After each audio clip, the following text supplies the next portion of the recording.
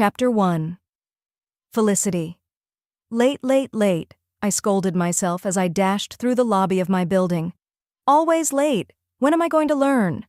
I was wearing a black pencil skirt, which prevented me from breaking into a full-tilt run, and the heels I'd borrowed from my roommate, Nina, were shaped to her feet, not mine, and I kept worrying they were going to fall off. I paused to glance in the giant gold mirror above the flower arrangement to make sure there was nothing in the teeth I'd forgotten to brush, making Carl the doorman laugh at me.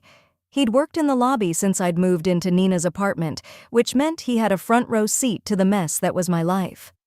"You look gorgeous, as usual, kid," he said, his Bronx accent bouncing off the walls. He slid out from behind the desk to beat me to the door. "Prettiest tenant in the building." I knew that was a lie, because the Central Park Tower was also the home of models, mistresses, and well-preserved ladies who lunch. It was a luxury building I had no business being in, all thanks to the rich aunt who'd left her apartment to Nina when she passed. "You flatter me, Carl. I feel like a total mess." I managed to grin back at him as I retucked the back of the fitted pink blouse into my skirt. Hopefully I can fake it because this is an interview with Veritique. I really want this job. And I really needed it, but I wasn't about to admit that out loud. My gig work as a marketing and PR strategist for small businesses was keeping my bills paid, but just barely. I didn't like looking at my bank account because the reality of how dire things were for me was always right there in black and white. Living like this, as a freelancer with my fingers perpetually crossed until the next gig materialized, was too stressful for me. I needed an income I could depend on, and hopefully one that would finally let me build up some savings for a change. Then, Nina and I could finally start thinking about how to make our dream of starting our own bookshop a reality. That's where this interview came in. It was my ticket to stability and, eventually, my next big step. "Well then, best of luck," Carl said as he reached for the door. He tipped his head at me wearing the tight smile I'd seen him use with the fancy folks in the building. I wondered why he'd switched to being formal when we were used to gossiping and cackling together, but then I saw movement near the elevator out of the corner of my eye. Someone was coming. Our casual friendship was probably considered outre by some of the snobs who lived here. For my part, I didn't give a damn what they thought of me, but I didn't want to get Carl in trouble, so I followed his lead. "Why, thank you, sir." I winked at him as I stepped out into the bright morning sunlight. "Give 'em hell," he whispered, making me laugh. I felt like luck was shining on me as I stepped out into the late winter sun because someone was just getting out of a cab right in front of my building. Perfect. I wasn't usually that lucky. My life was more about near misses and almosts. But I intended to change that, and this interview was the way to make it happen. "Taxi!" I screamed and waved my hand, even though the windows were closed and the driver engrossed in his phone. I fumbled with my purse, making sure I'd remembered to grab my wallet so I could actually pay for said taxi. I was so busy digging through the massive thing I barely noticed the dark form striding past me, until he knocked into me. "Excuse me," the deep voice said, somehow making it sound like I'd stepped in his way even though he'd drawn first blood. I stumbled a few steps. "Yeah, excuse you," I retorted, finding my footing and finally snagging my wallet. The sidewalk was huge. Why the heck was he invading my space? I realized why when he slid up to the cab. Oh, hell no. "Hey," I shouted, indignant that he was going to try to steal my taxi. "What do you think you're doing?" He paused with his hand on the handle. "What does it look like I'm doing?" The asshole didn't even bother to turn to face me, like I didn't warrant his full attention. The irritation practically dripped off of him, which made me even angrier. "It looks like you're trying to steal my cab," I retorted, fuming. "I was here first." He finally let go of the handle and turned around so we could have a proper face-off. I got my first good look at him, and I had to ignore every impulse to gasp in shock. Because the man was fucking gorgeous. I'd initially thought, as I stared angry daggers at his back, that maybe all he had going for him was his height, but now I could see how wrong I was. He was handsome in that haughty, don't you know who I am kind of way, like he was so good-looking that getting what he wanted was a way of life. Dark brown hair that managed to be styled but not fussy, a strong nose that was probably part of his generational wealth, passed down from father to son for ages, and a jawline any male model would kill for.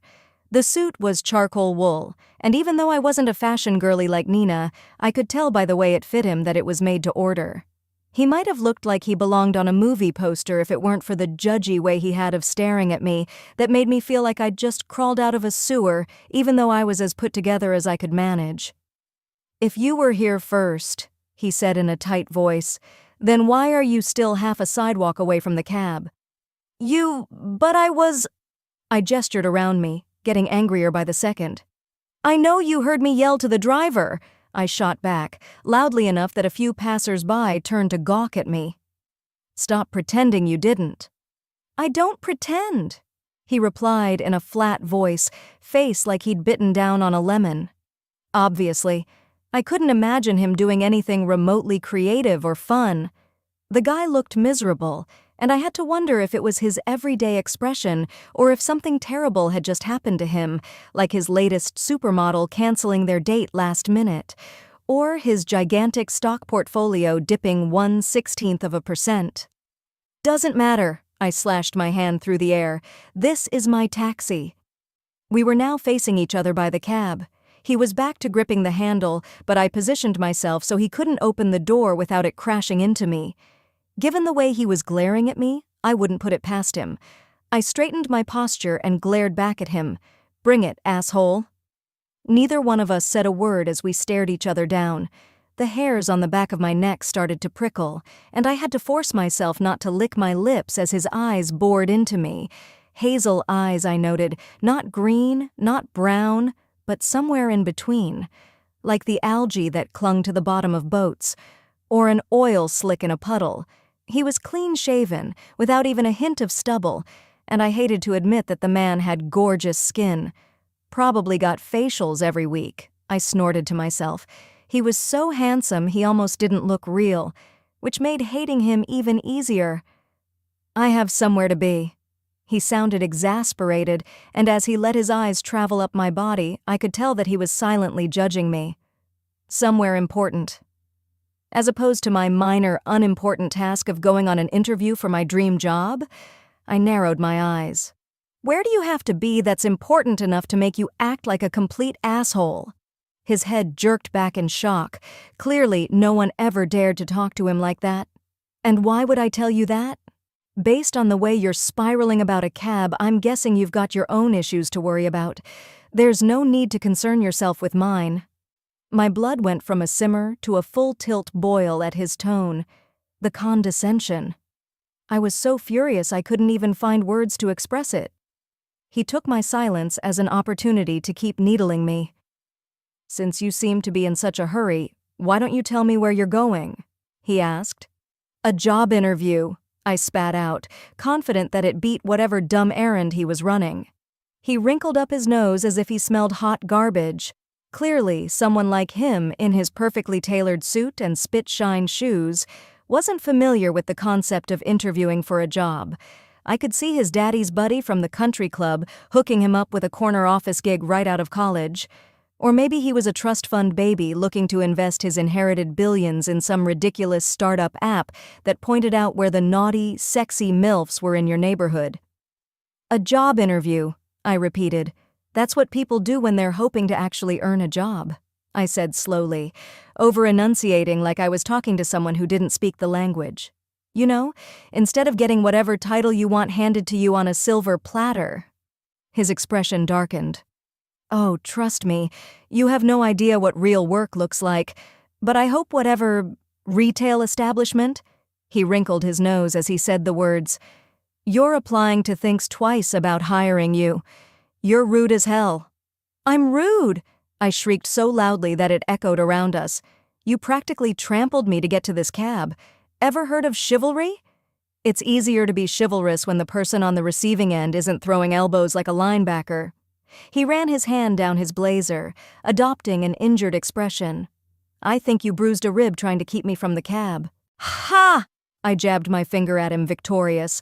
"So you did know I wanted the cab. That confirms it. You're a certified jackass." He leaned closer to me, smiling in a way that wasn't at all kind. "I never said I didn't know it, I just didn't think you deserved it." I made an outraged noise that was a mix between a shout and a growl, breathing like I'd just run a sprint. "You might want to close that pretty mouth of yours." He pointed to the bags piled up on the sidewalk by the corner for garbage collection day. "The flies are brutal already." If I didn't think he'd have me carted off to jail, I would have connected my curled fist against his perfect jaw. I wasn't violent by nature, but I also stood up for myself when I had to. "Okay, that's it. Get out of my way," I shouted as I stepped closer to him. "Hold on," he said, throwing his arm out in front of me but not actually touching me. "Let the driver decide." The guy bent over to rap on the window. "Sir?" The driver rolled it down with a world-weary look. He seemed right on the verge of giving up on both of us and heading over to Central Park to find a nice, unargumentative tourist to drive around. "Yeah?" "This woman." He said it as if he wanted to call me something else. "And I are having a dispute about who gets the cab." He pointed at me, and I wanted to bite off the tip of his finger for getting too close. "So which of us do you want as your fare? And before you decide, let me just say that I can pay triple your regular rate in cash." The driver slid his eyes to me. "Sorry, sweetheart. You're cute, but this guy wins. Just let me see the money first." When the asshole grinned at me in triumph, his entire expression transformed. Gone was the judgy furrow, replaced by the most incredible face I'd ever seen. I was about to stagger from the shock of being caught in his high-beam smile and crinkled up hazel eyes, even if it was because he was gloating. But then, the smile faded as he slapped his chest, then his ass, searching for his wallet. He said, repeating the slaps and pulling open his blazer and staring into it as if staring hard enough would suddenly make what he was looking for appear. "What's wrong?" I asked sweetly, smiling up at him. "Wallet missing?" "Hold on. Did you— Oh my God, are you accusing me of stealing your wallet?" I asked, incredulous. "Are you actually calling me a thief now?" The asshole went silent, and I could see him retracing his steps in his head as he stared off beyond me. Fuck! I left it behind. "Okay, you win this one, Fagin. The precious cab is yours." I froze when the unexpected name came out of his mouth. The leader of the pickpockets in Oliver Twist? Did the man read Dickens? Because he looked like Maxim magazine was more his speed. "Yeah, thanks for nothing," I said, but he'd already buried his nose in his phone as he walked away. "It was mine all along and you know it," I shouted after him. He turned on his heel to face me, struggling to find the right insult to hurl back at me. "Hey, you might want to close that pretty mouth of yours." I smiled at him as I got into the cab, taking my time and drawing my legs in slowly, then posing like a pin-up. "Remember, flies are attracted to garbage." I slammed the door and leaned back in the seat, choosing to focus on this tiny victory instead of the fact that I was now running even later for my interview. I gave the address of the Veritique headquarters to the driver, and as he pulled away from the curb, I finally felt like my luck was turning around. Chapter 2. Cameron. I couldn't quite gather my thoughts after the run-in with the gorgeous taxi thief. She was obnoxious, yes, and loud and demanding. But there was no ignoring the way she'd looked. Dark blonde hair pulled up in a messy chignon, a tight blouse and ass-hugging skirt that made her look like she was cosplaying a naughty secretary, and brown eyes so dark her pupils disappeared. The woman was hell in heels, and she kept invading my thoughts, despite how much planning and rearranging I now needed to do for the busy day ahead. The text from my friend Tyler this morning had me worried, hence my needing an ASAP cab. My driver Jimmy was already on his way to my place to pick me up at my usual time, but he was driving in from the Bronx and wouldn't be here for a while yet. Meanwhile, I had to get over to Tyler's place to see him before work. I wasn't in the mood to make the trek back up to my penthouse given our historic building's ridiculously slow elevators. So I reached out to my house manager, Daniel, to make the necessary arrangements for a temporary driver. He texted back immediately without asking for details, but that was the beauty of our working relationship. 10 years of supporting me meant Daniel could read my mind. Invaluable in business situations when every minute lost meant money down the drain. And even more important in this scenario, when Tyler's demons might be getting the best of him. I scrolled to my last text exchange with Tyler, the one that had spooked me into running out the door without my wallet. The latest garbled message was apologizing because he couldn't come over to walk Boris due to rough night prior. Of course, Daniel could step in to find someone to walk my beloved giant schnauzer, but that wasn't the point. I'd tasked my oldest friend in the world with dog walking because I could pay him well. And more importantly, because it made him accountable for something other than himself. It got him out of bed and into the world, where he was forced to interact with people, because Boris loved everyone and always wanted to make new friends. Tyler and Boris had become something of a fixture around town, to the point where people knew both of their names and assumed the lovable black dog was his. Without the daily dog walks, I worried Tyler would spiral into depression over the state of his life. Sudden stardom, non-stop adulation, then an equally fast descent into obscurity when his sophomore album tanked. No matter how much he loved music, playing to groups of 10 people in a dank basement bar couldn't hold a candle to his memories of selling out stadiums. The drugs had become part of his lifestyle during the height of his fame. And now, I didn't know if he used them to remember the glory days or to help him forget them. Either way, he'd been leaning harder and harder on that crutch lately. Around me, he stuck to booze. But who the hell knew what he used when I wasn't around? And even the alcohol had been getting out of hand, which was probably the explanation for said rough night. I could only imagine the trouble he'd gotten into. A black town car slid up beside me, and the driver jumped out. "Mr. O'Connor." He nodded as he opened the door for me. "Hi, Robert," I said. I hadn't seen the gray-haired man in months, but I never forgot a face. One of the few lessons I took from my father. I tallied up my many stressors on the drive to Tyler's dingy apartment. My friend's mental state, our company's current PR nightmare, the marketing campaign to counter it. I'd always had a lot on my plate as CEO, but lately the pressure was getting to be too much. I sighed, closed my eyes, and leaned back against the headrest.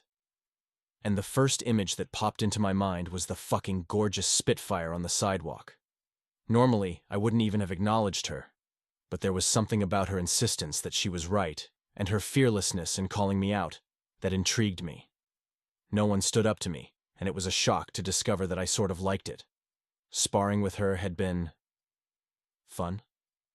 "Would you like me to wait outside Mr. Boyd's building?" Robert asked as he parked. I hadn't even realized we'd arrived. "Yes, thank you," I said as I slid out of the car. "I won't be too long, then I need to head to the office." New York was just starting to wake up after a long winter, but you wouldn't know it from the state of Tyler's Washington Heights neighborhood. The area was run down, bleak, and gray in every season, and depressing as hell. I'd offered to put him up in a rental closer to me, but his pride wouldn't allow it. I jogged up the narrow stairs to his place above a fast food restaurant, ignoring the pervasive hot grease smell and hoping it didn't permeate my clothing. How did he live here? I rapped on his door, only to discover it was open. "Tyler!" I peeked in, just in case he had company. My friend still managed to score his share of beautiful women, both groupies who remembered him from his glory days, as well as new fans who couldn't resist his smoldering charm. "Yeah?" I followed the sound of the groan through the dim, messy apartment and discovered him face down on the couch, surrounded by beer bottles and an empty pizza box. I sat down in a chair across from him. "Dude, what are you doing?" I asked. "What does it look like I'm doing?" "Sleeping," he slurred, not even bothering to open his eyes. "It's like 6 in the morning. I should be asking you what you're doing. I already told you I can't walk Boris today."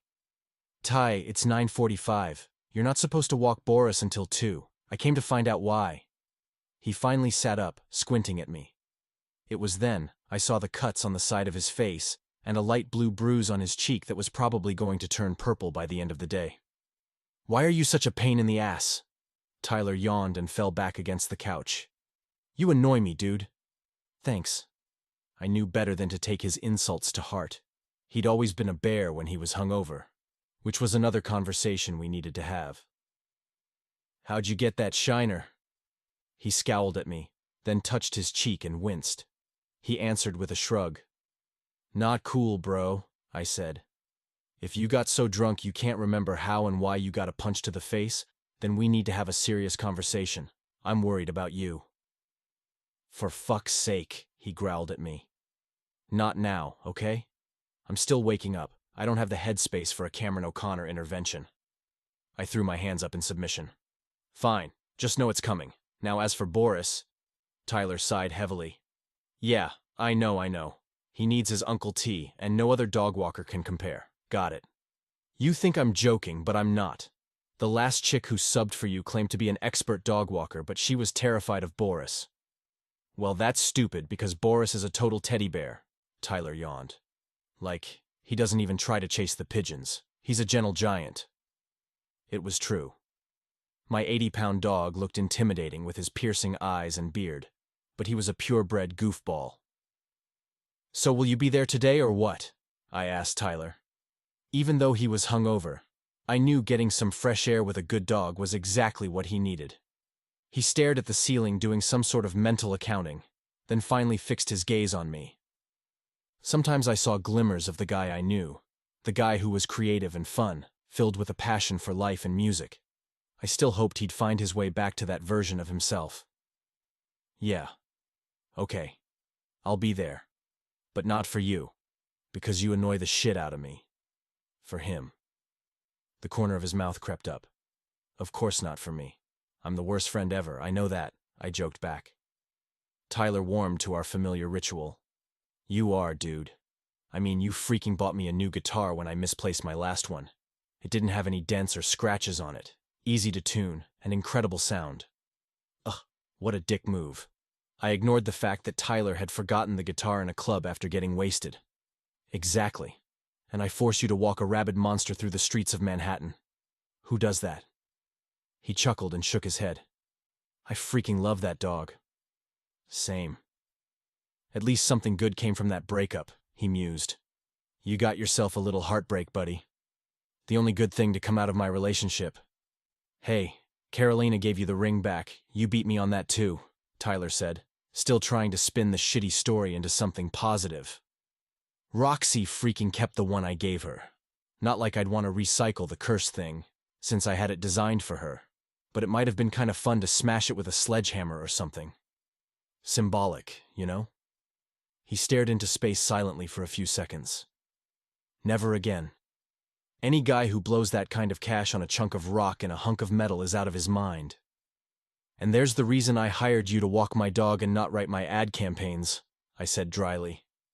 Tyler blinked, and then his mind clicked back online. Oh yeah, how's that engagement ring campaign thingy going? I could tell he was fighting hard against his hangover. I was touched by his concern. But that was Tyler, the rock star with a heart of gold. Or former rock star, which seemed to be the core of his issues. I sighed loudly. The campaign is scattered, messy. No one knows their head from their ass, and I'm doing everything in my power not to lose my shit on the entire team. Veritique was still trying to dig out from an avalanche of bad press. We weren't the only jewelry company highlighted in that big exposé about subpar working conditions in South African diamond mines. But all the other companies had the good sense to take some face-saving actions. My dad was never one to apologize, though, and he sure as hell wasn't one to allow public pressure to make him do anything, even to save his own skin. Which was why he'd gotten ousted as CEO, leaving me in the hot seat to try to make things right and get our reputation out of the toilet. So far, it had been an uphill battle. We were taking a beating every damn day. You'll figure it out. You always do. You're a winner, Cam. His face shifted into a frown. Wish some of that luck would finally rub off on me. Reflected glory, you know. Tyler looked around and found an unopened bottle of Miller Lite next to the couch. He propped the top of it on the edge of his pockmarked coffee table, then brought his fist down on it, sending the cap flying. Dude, seriously? Now? I hated that I sounded like a parent, but I wasn't about to let it slide. What? It's hair of the dog. He tilted it up and gulped down half the bottle. I'll be fine. Ty. He threw his hand out at me. Stop. You're in my house, so just stop. I refrained from saying anything else as he downed the rest of the beer. I hated seeing my friend like this. He was backsliding, Big time. I reached for the only thread available. "Please don't walk Boris while you're drunk, okay?" I said in a quiet voice. "He's a powerful dog. He could pull you down or run off. I need you to be able to look after him. And yourself," I added silently. "I love that dog," he shot back at me, defensive as hell. "I would never put him at risk, and I'm pissed you even suggested it. Jesus, you're turning into an old woman. You know that? Nag, nag, nag. It's getting tiresome, bro." He leaned forward to scan the floor, and I figured out he was looking for another beer. It didn't matter how busy I was. I needed to break through whatever darkness that had a hold on my friend. "Breakfast, you and me, now." Tyler's eyes widened in surprise. "Do you really have time for that? I'd have thought you'd be too busy." I felt a little ashamed that he was right. I hadn't been making enough time for my friend. I stood up. "Never too busy for you, bro. Let's go. Greasy eggs and hash browns, stat." He nodded and got up slowly, wobbling once he was standing. "I could go for that. But not one of your fancy restaurants, okay? I don't think they'd let me in." I scanned him. The ripped black t-shirt, holey jeans, and beat-up face would definitely raise eyebrows at Balthazar, but no one would outright forbid us entry. Given who I was, I could get away with just about anything. But he was right. This was a day for diner food. My work could wait. We headed downstairs, and Tyler turned to me suddenly. "Before I forget, are you coming to my gig at the Sty?" The West Village bar was indeed similar to a pigsty, but right now, it was the only type of venue he could book. "Of course. Maybe if I'm there I can run front and keep you from getting another black eye." I flashed a wait signal to Roger idling in the car as we started down the sidewalk, and he nodded back to me. Tyler punched my arm. "Oh man, remember that bar fight we got into after our gig at that house party? You hit that guy over the head with a chair." I grimaced at the memory. Our friendship had started off in a high school garage band, The Torture. I'd dreamed of being a drummer and badgered my parents into buying me a fancy drum kit and lessons from top-tier musicians. When I'd seen the post about a local guy needing a drummer, I'd jumped on it. When we finally met, I didn't care that Tyler was from the other side of the tracks. I just cared that he could play guitar like no one I'd ever heard. As for him, all he knew about me in the early days was that I was a moderately talented drummer who liked partying as much as he did. He'd never mentioned how I always picked up the tab, or how I seemed to have unlimited funds for anything we needed, like posters and t-shirts. I liked being a normal kid with him. Our band was a brief escape from the demands of being an O'Connor. "My fighting days are over," I said. "And yours should be too." He shot me a look, and I knew it was time to shut up and enjoy being together, and forget about the endless list of work shit I needed to deal with.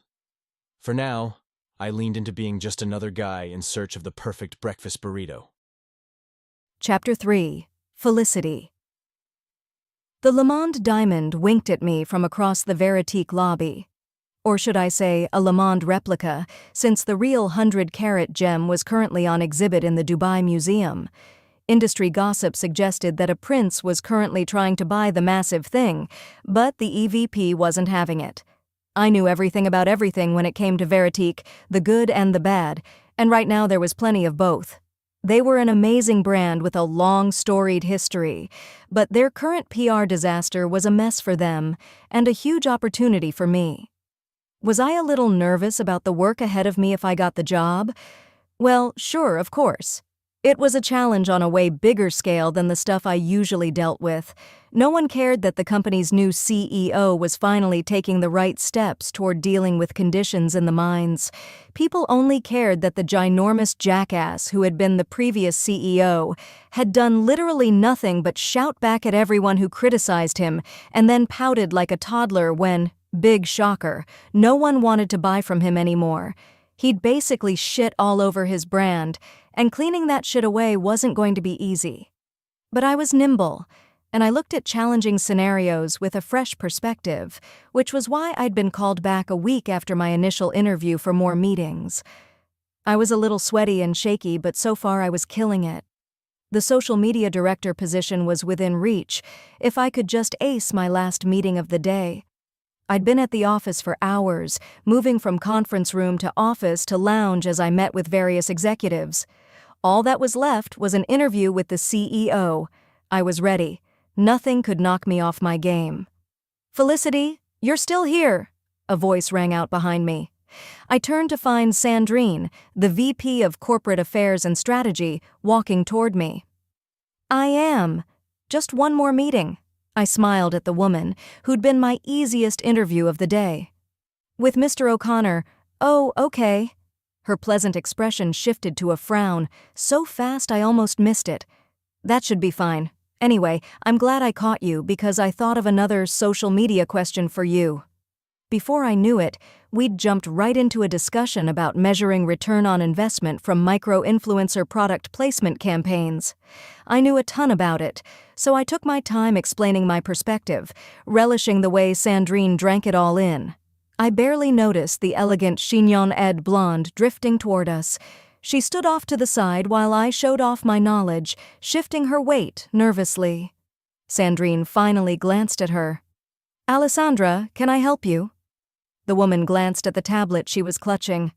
"Yes, I'm so sorry to interrupt, but Felicity was due to begin her interview with Mr. O'Connor 5 minutes ago." Sandrine frowned again, and I felt a nervous clench in my stomach. Why were they both so on edge about the CEO? "Of course." Sandrine turned to me and gave me an apologetic smile. "Let me walk with you to let him know I'm the reason you're running behind. He can be a stickler about timing, and I should take the blame, not you." Shit. I knew I should have done more research on the CEO, but with him still pretty new to the job, I'd figured there wouldn't be much out there, so I'd focused my prep work on other things. Plus, his photo was the only one missing from the executive page, which clued me in that things were still shifting into place at the company. Was lateness a big pet peeve of his, big enough to keep him from hiring me? Punctuality was tough for me. It was a trait I'd willingly offer up during an interview when asked to talk about my weaknesses. Admitting to being late occasionally was usually considered a minor sin, but apparently not when it came to the big man. Noted. At least in this case, I'd have Sandrine to speak for me. We chatted as we made our way down the long hall to the executive suites until her phone interrupted us. She glanced down at the number. "Oh no, I completely forgot about this conference call. I need to run." She grimaced. "But please, tell him it's my fault. I'm sure he'll understand. Good luck." My heart sank as we ended up in front of double doors with a handle so big it required Alessandra to bend at the waist and wrench it open with all her might. My ally was gone. "Mr. O'Connor, Felicity Rhodes is here." She backed out of the room quickly, right as the leather chair in front of the windows swiveled around. It took me a second to square the fact that the drop-dead gorgeous man frowning at me, who held my future in his hands, was the exact same one I'd called a complete asshole a week prior, right before I'd come to Veritique for my first round of interviews. My heart dropped to my heels. "You're late!" he barked at me as he stood up, raising an eyebrow and tilting his head as he added, in a voice dripping with sarcasm, "Couldn't find a cab?" So that was how it was going to be. Right then, dream job, right out the window. Should have known my luck hadn't changed after all.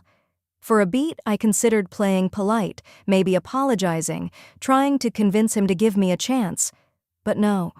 The cold look in his eyes told me this wasn't a man who gave second chances. He'd made up his mind about me from the moment we'd met. Apologizing would be a waste of my time, and of the little bit of pride I still had left. Screw politeness. This interview was blown anyway. I might as well just say what I felt. Shockingly, I didn't have to wrestle any spoiled baby men to get one today. Lucky me, I snapped. And I'll have you know I was early to my first meeting this morning at 9. With Mr. Cook, I paused. He told me that if he had his way, he'd hire me yesterday. He laughed at me. Good thing Roger doesn't have the final say. I'm the only one who knows the real... He paused to glance at his laptop. "Felicity Rhodes." He said my name like it tasted foul on his tongue.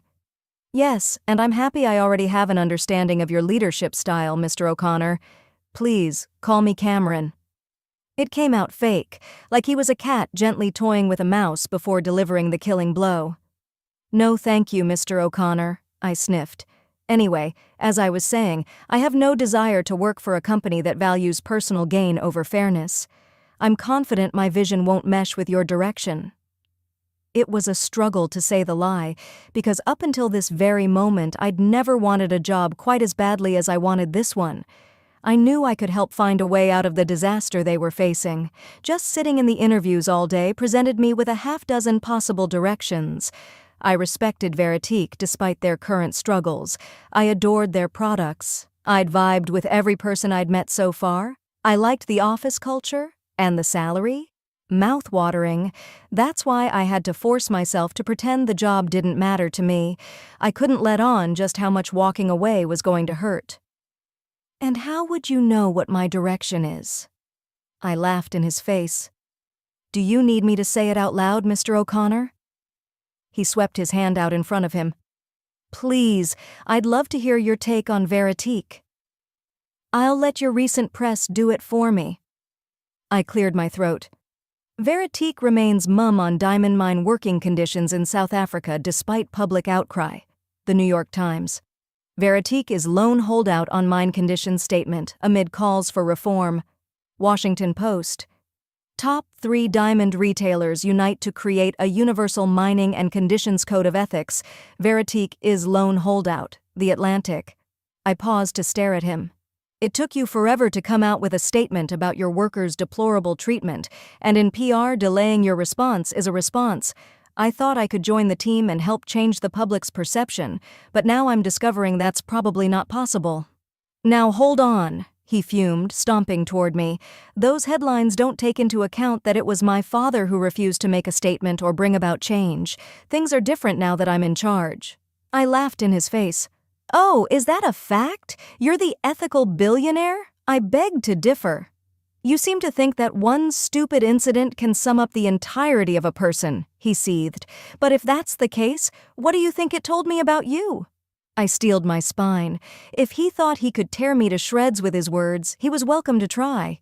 He wouldn't be the first. I can see you're dying to tell me, so why don't you? I shot back. Oh, you want to hear it? Can't wait. My skin prickled under the weight of his gaze. The air in the room was charged with static, and my pulse was racing. He watched me with an intensity I could only write off as pure loathing. I didn't enjoy fighting with the man, but I also didn't not enjoy it, although enjoy was the wrong word. I felt alive as we bickered, like I had to think fast on my feet to keep up with him. Nothing was sexier to me than an intelligent man, although I wasn't about to admit I found him sexy, even though I did. I don't see how that would be worth my time. I think we're done here, Miss Rhodes. I nearly stomped my foot like a child because he'd beat me to the punchline. I wanted to be the one to end the interview, and admittedly I'd been a little curious as to what he really thought of me, but there was no way I was going to let him see my disappointment. You took the words right out of my mouth, I lied. So we agree on something, he shot back. A first for us. I took a few steps toward the door. Normally, I'd say thank you for your time, but I know firsthand that manners aren't important to you. His jaw was working overtime. You are out of here, I finished for him, backing out of the room and closing the door behind me. I'd gotten the last word, which made me happy until I realized I'd just argued my way out of the best job in the world. But then, if it meant working with that man, it couldn't be that great, could it? Maybe I'd dodged a bullet. At least this way, I'd never have to lay eyes on him again. Is the beer helping? Nina asked, leaning close to shout in my ear above the noise of an old Grateful Dead song.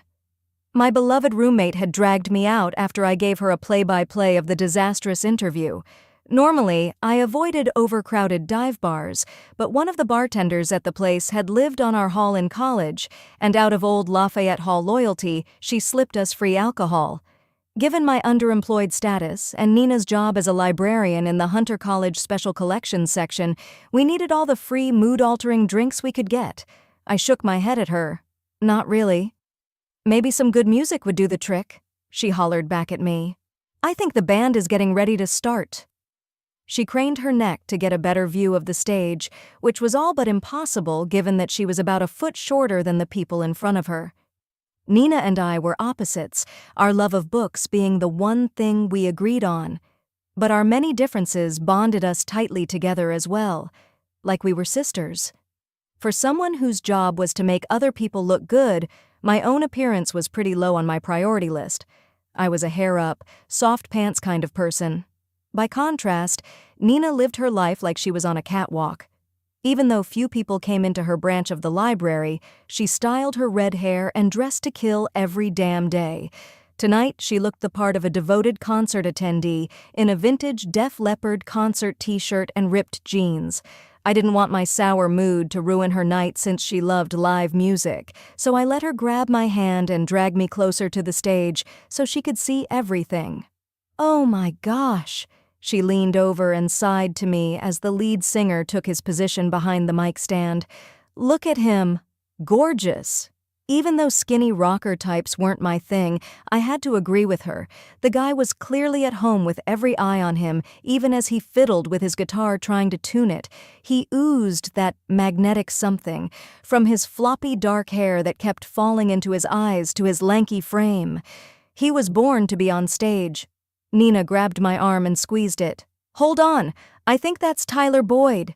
The name didn't ring a bell. I shook my head at her. She rolled her eyes. "Carved on My Heart? You don't remember that song, It Was Everywhere, or Bad Decision?" Nina pumped her fist in the air as she sang, "You're the best bad decision that I ever made." I squinted at her. "Maybe? I need to beef up your music education. You're hopeless," she laughed, glancing back at the guy who paused a half-second on her as he scanned the room. As much as I wanted to go home and fall into bed for the next week or so, I sucked it up so Nina could enjoy the night. The music was good, and I tried to lose myself in it, but I couldn't quite shake off my day enough to really let go. Nina, on the other hand, never stopped dancing. "I need to hit the bathroom," I shouted in her ear.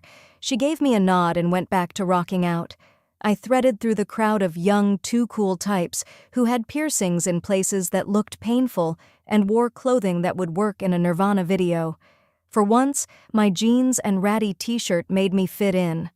I tried to keep my head down on my way back to Nina to avoid eye contact with any of the hungry-looking guys, but my eyes were drawn to check out a figure just on the edge of the room, maybe because he looked so out of place in the crowd of people vibing to the music. The guy was standing ramrod straight, eyes locked onto the stage with such laser intensity that he had to be the band's manager or something.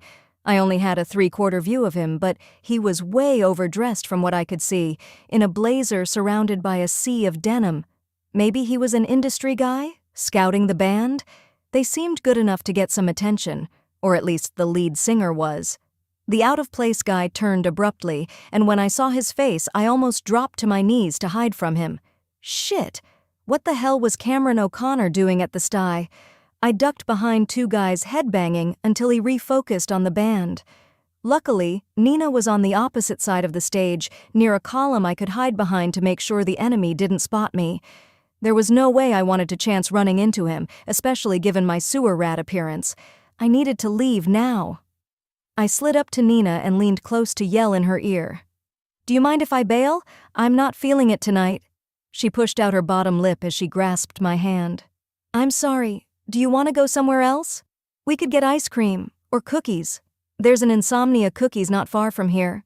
"No way am I cheating on my Levain bakery," I replied with a smile. "Just because you've been seduced to the dark side by their hours." The bakery was famous for being open until 3 a.m., which meant it was right up Nina's night owl alley.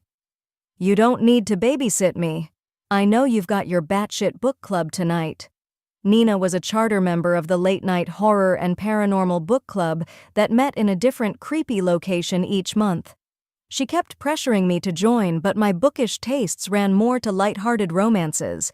She insisted she didn't mind skipping it if I wanted company, but I assured her I'd be fine and headed for the door. I slunk out of the place with my head down, so there was no way the cab-stealing dickhead would see me. After a long subway ride home, complete with breakdancing panhandlers and more loud music, I could barely keep my eyes open. But did I take the direct route from the station to our building? No, of course not, because I was still avoiding the indie bookstore on the way that had quickly gone from my favorite spot in the city to my arch nemesis thanks to a window display that was a slap to my face every time I saw it. They didn't do it on purpose, of course, and it wasn't like I could say anything to Maggie, the owner, because talking about the problem would draw more attention to it, and that was the last thing I wanted. Instead, I opted for one of my favorite coping techniques: avoidance. I walked an extra 3 blocks so I wouldn't have to pass by the thing that was making my life more miserable than losing out on the job of a lifetime. Chapter 4. Cameron. My ears were still ringing from the show as I strode into my building. "Evening, Mr. O'Connor," Carl said with a head tip as he opened the door for me. "Carl, when are you going to stop calling me Mr.?" I groused at him, only half serious. "Do I have to start docking your pay or something?" His face went white. "Oh, no, Cameron, you don't have to do that." I came to a stop in front of him. I hated that Carl was still nervous around me, despite the fact that he'd been opening the door for me every day since I bought the building 2 years prior. "Of course I wouldn't. I'm kidding. It's just that the former owner—" "Randall Fitzgerald," I said, trying not to frown at the memory of my father's old golfing buddy. The two men were cut from the same cloth, and it had been particularly satisfying to take the special building out of his portfolio. Fitzgerald had dozens of properties he ignored. I wasn't that sort of owner. Carl nodded. "Yes, Mr. Fitzgerald. He insisted we never use his first name. I just figured you'd want—" "Trust me, I'm not like him," I replied quickly. "Okay, Cameron. I'll do my best, from now on." I clapped him on the shoulder, then headed for the elevators, wondering if the hearing in my left ear was going to come back eventually. I loved watching Tyler perform, but I preferred his unplugged solo sets, and not just for the sake of my hearing. The guys he'd hooked up with for tonight's gig were decent musicians, but they didn't gel as a true band. As usual, Tyler outshined them all. He was still too damaged to admit he was in a different league from anyone else in the bar circuit, which was part of his problem. Until he believed in himself again, he'd just keep treading water and feeling bad about it. And worse, drinking away his sorrows. The reminder of Tyler's struggles, the asshole tendencies of my father and his friends, the Veritique crisis, and my throbbing head all made for the perfect storm of a trash mood. I was worn to the bone. Of course, my phone sounded off with a Google alert right as I got on the elevator, as if I needed one more thing to deal with. I'd set them for any reporting about Veritique, and seeing as it was after midnight, it could only be bad news. What now? "Oh my God. Are you stalking me tonight?" a voice rang out from behind me. First, the sty, and now in my own home? I turned around to see her, the annoyingly gorgeous woman I couldn't seem to avoid, whether on my sidewalk or in my office. And how did she know I was coming from the sty? "Excuse me, Miss Rhodes. You're in my building. You're the one who seems to keep popping up everywhere I go." I scanned her slowly as the door closed behind me, pausing on her Converse sneakers. She was dressed for a bodega run, but she still looked fucking breathtaking. I was close enough to her that I could see a spray of freckles across the bridge of her nose, so stupidly adorable that they looked painted on. And her mouth. Frowning, of course, frowning, but pouty, kissable. The sweetness of her face was contradicted by her thin t-shirt and holey jeans, which promised a lush body beneath. "What?" she demanded. "Why are you staring at me like that?" I wanted to kick myself for being so obvious about checking her out. I cleared my throat and grabbed for something to say to cover up for my lapse. "It's not like someone who dresses like that could afford this place. So why are you following me? Changed your mind and decided you want to beg me for the job, What?" Her eyes went wide with fury. "Now hold on a minute. I live here." A loud thumping noise interrupted what was probably going to be another tirade, and the elevator jerked to a stop. I closed my eyes and let my head fall back against the wall. "Shit. Shit," she echoed, sounding more nervous than angry with just the single word. Central Park Tower was a flagship structure with a rich history, But in New York, that also meant old building problems. It didn't matter how expensive the place was. An old elevator meant unpredictability. Brian, the building manager, had the Otis elevator techs on speed dial. "We need to report," Felicity began. "Already done," I said as I pushed send on the text. "I just messaged the building manager." "Oh, let me guess. You're one of those, let me speak to the manager types, right? Lots of complaining until everything is exactly the way you like it. That tracks." I had to force myself to not grind my teeth. "I own the building. I'm on top of building maintenance issues to ensure my tenants remain happy. Even the ones who don't deserve to be here." Felicity sputtered at me, unable to form words. Good. Maybe she'd finally stop insulting me. She started pacing from one end of the elevator to the other with her arms crossed tightly over her chest. "I don't like this." "You think I do, Fagin?" I countered. The chimes on my phone kicked up until they started sounding like a snoozed alarm clock. "Better text your clingy girlfriend back," Felicity taunted. I gave her a withering stare, trying to ignore the fact that her face looked pale. Was she nervous being alone with me in close quarters?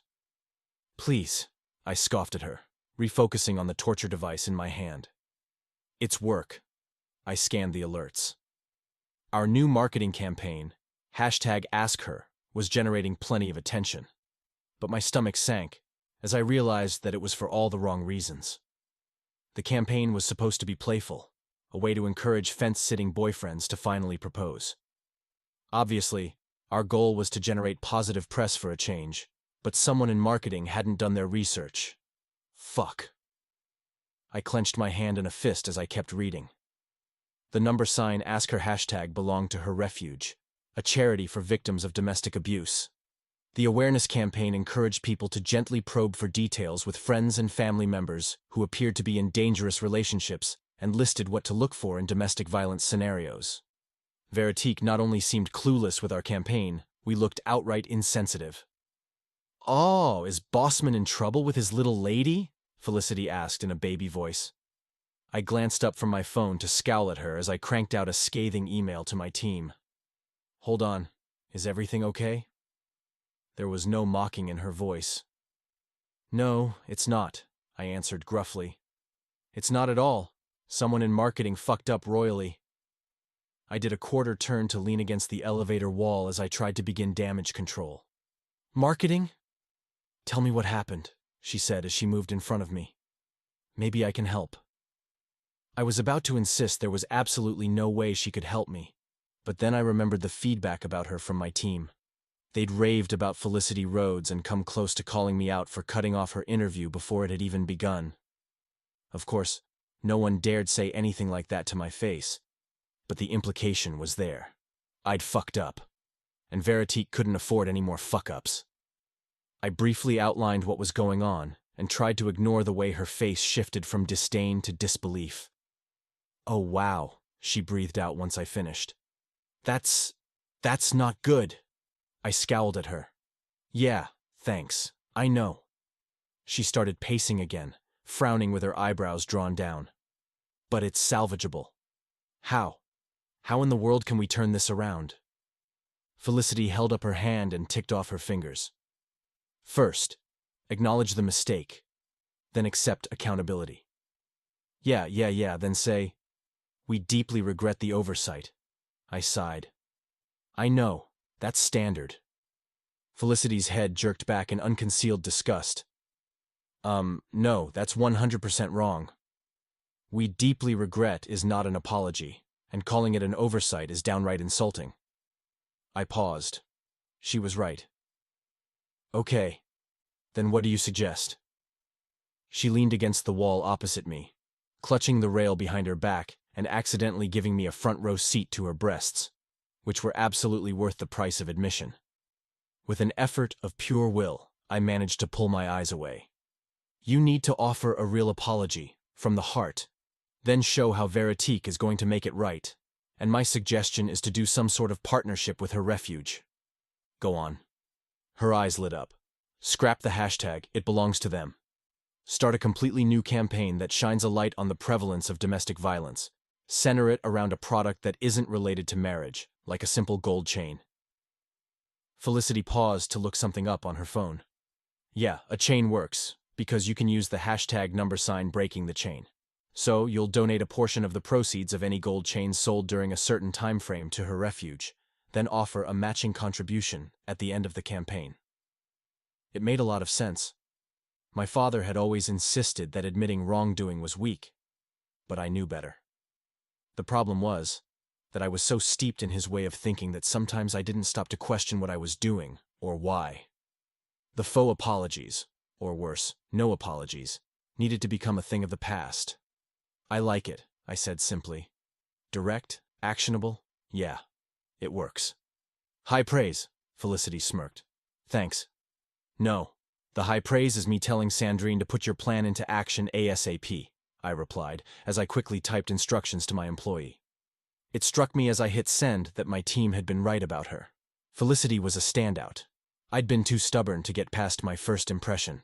Maybe I was more like my father than I was willing to admit. And if so, that was something that needed to change. The old my way or the highway perspective had gotten us in the crisis we were currently facing, thanks to my father. It was up to me to get us back out. Consider my help a freebie. Her eyebrow arched up. Which is all you'll ever get from me. I don't accept freebies, I replied as the idea quickly took shape. I didn't want to second-guess myself, so I kept talking. Which is why I want you to reconsider working for Veritique. She'd gone back to the relentless pacing, but my offer made her stop in her tracks. Excuse me? You're good, Felicity. You came up with a make-right plan within seconds, and crisis management wasn't even on your resume. She snorted out a laugh. Oh, you mean you actually read it? I'm shocked. I did, before I knew it was you, I admitted. Yeah, but I am me, and we already know that you and I, she gestured between us, do not work. So, thank you for the offer, but it's a no, Mr. O'Connor. That wouldn't do at all. People didn't say no to me. Did you talk compensation with Andre Thibault during your interviews? Yeah, shocker, she laughed at me. Your HR rep did mention the compensation package. Crazy, right? And I'm still saying no. I ignored the sarcasm in her voice. When I made up my mind, I didn't stop until I won. And this scenario in particular was one in which I was determined to come out on top. I coughed. Wrong word choice, given the way I watched her ass every time she started pacing. I'll double it. Her pink lips dropped open, which seemed to be her go-to expression when she was struck speechless. I sort of liked that I could do that to her. She stuttered. Say yes, I shrugged, confident I'd won her over. It's as simple as that. No. It was my turn for my mouth to fall open in shock. Excuse me? No? No, she said in a firmer voice. Are you not hearing me, Miss Rhodes? I'm taking an already generous package and offering to double it. Are you so flush you can walk away from an offer of that size? Because that really would surprise me. I gestured up and down her body. She stomped her foot, her face bright red. And that's exactly why my answer is no. She fumed at me. You're insufferable. And rude. Do you really think more money will make it easier for me to deal with you? A lot more money, I reminded her. Whatever, she shouted back at me. It doesn't matter, my answer is still no. I'll triple the initial offer. The air in the elevator went still while Felicity slowly turned to me. You can't be serious, she said in a soft voice. Try me. But, she mouthed some quick calculations to herself. No way, that would be enough for... Enough for what? I asked, taking note of the tiny smile she was trying to hide. Nothing, she said quickly, arranging her face back into the tense, annoyed expression I was used to. She returned to pacing. Why are you always in motion? I demanded.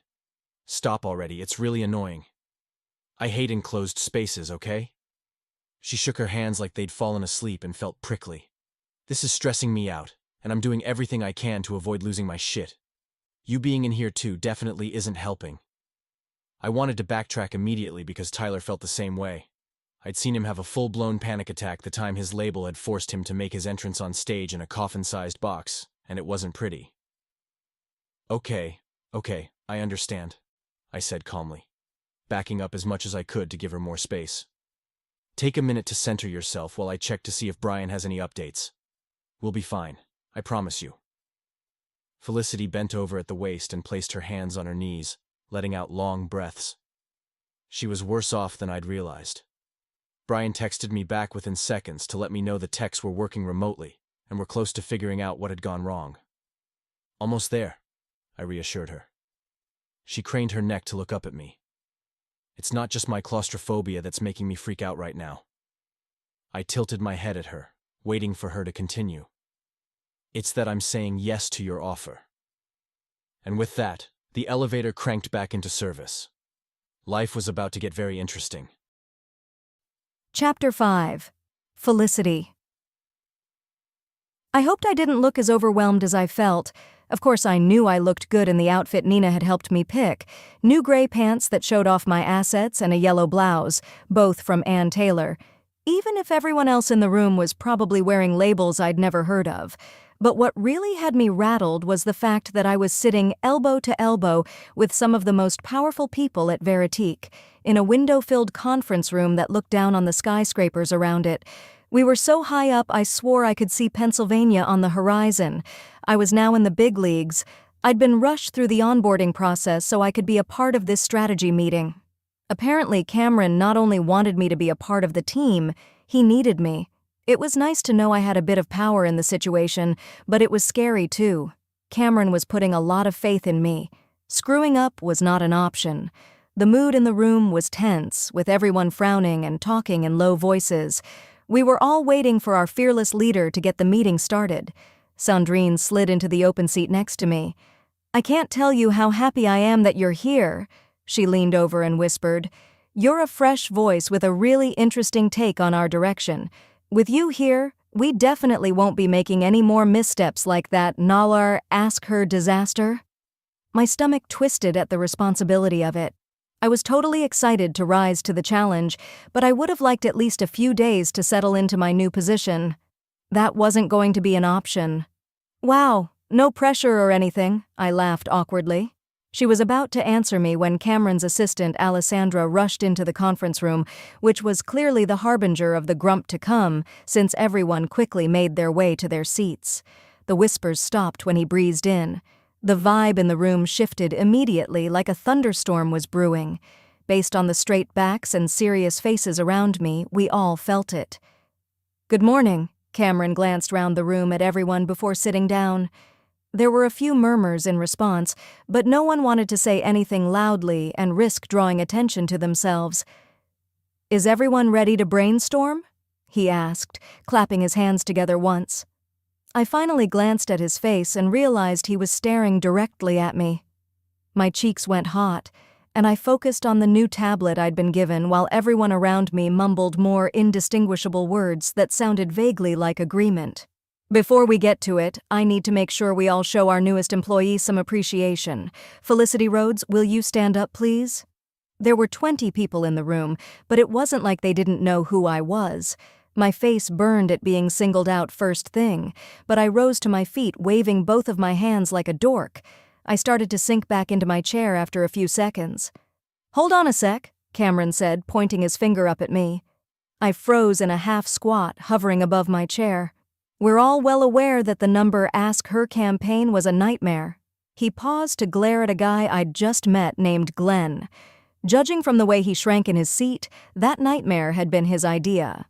"I want to make sure everyone knows it was Felicity who came to our rescue by suggesting the number Break the Chain campaign in cooperation with the Her Refuge organization. We took some early hits because of the mistake, but Sandrine's nearly immediate apology video, coupled with the announcement of the partnership, really turned things around. So let's take a moment to thank Felicity for thinking on her feet even before she officially joined the team." The round of applause felt genuine, and now my cheeks burned for a totally different reason. I'd hoped we'd at least discuss how my campaign was going during the meeting, but I was totally unprepared for being singled out for praise, especially by him. Maybe my new boss wasn't so bad after all? If I could look past how freaking judgmental he was and the superiority complex that practically oozed out of him, and how distractingly hot he was.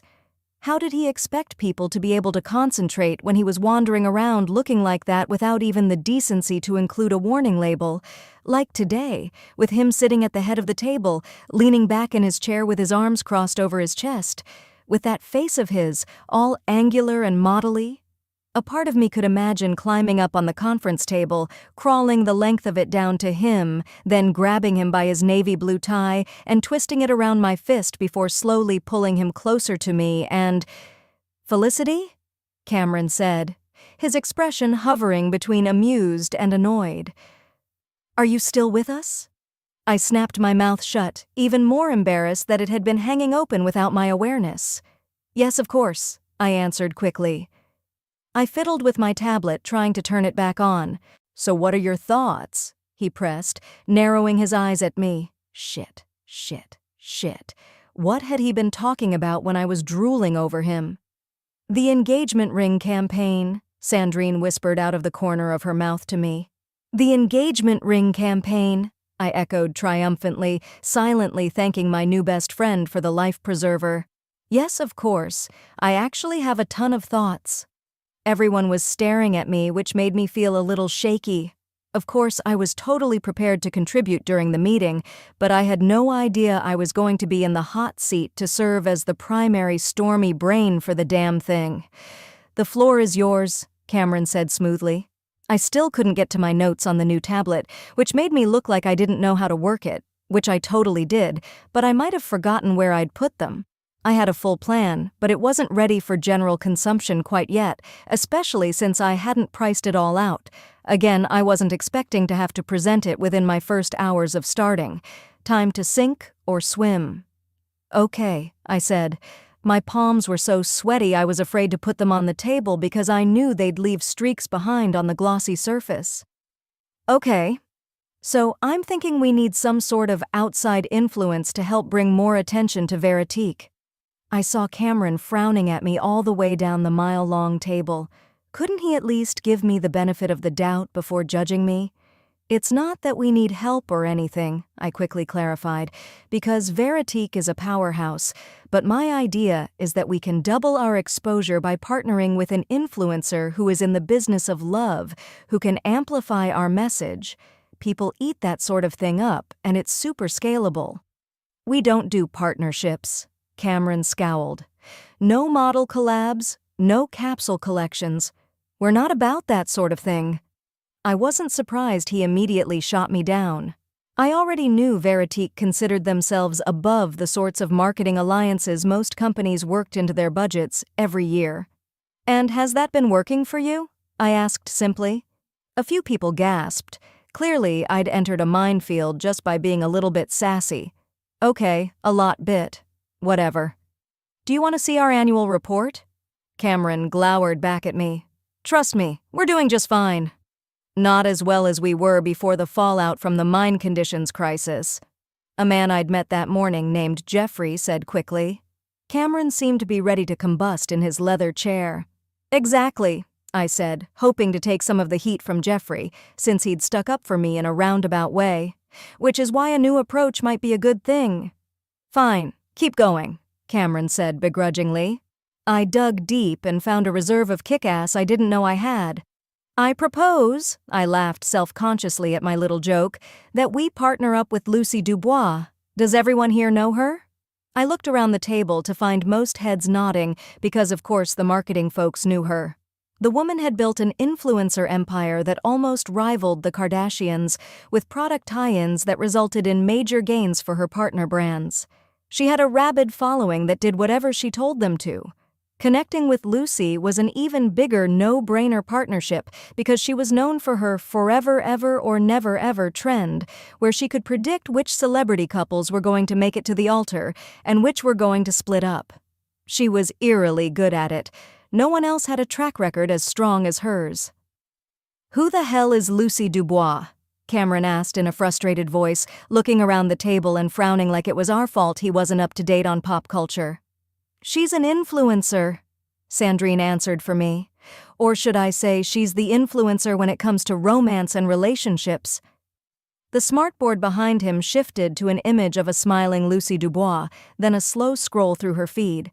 Cameron turned to it and frowned at the screen. It's all Hollywood stuff. Hollywood romance stuff, I corrected, which works perfectly for us. So far, none of her brand deals have explicitly tapped into that part of her influence. It's mainly been makeup and clothing lines that she uses and wears. But if we connect with her and get her to pair her wedding bell predictions with our rings, tons of eyeballs, and probably a ton of copycat purchases, people want to act like celebrities, so if they can have a celeb-adjacent ring, brilliant. I love it, Sandrine said. Spell it out, Cameron barked, staring only at me. Give me a concrete example of what you mean. This I could do. Okay, so right now Lucy is predicting that Joe, the lead singer from Calculated Mischief, and Jen R. from That Baking Show are going to get engaged within the next 3 months.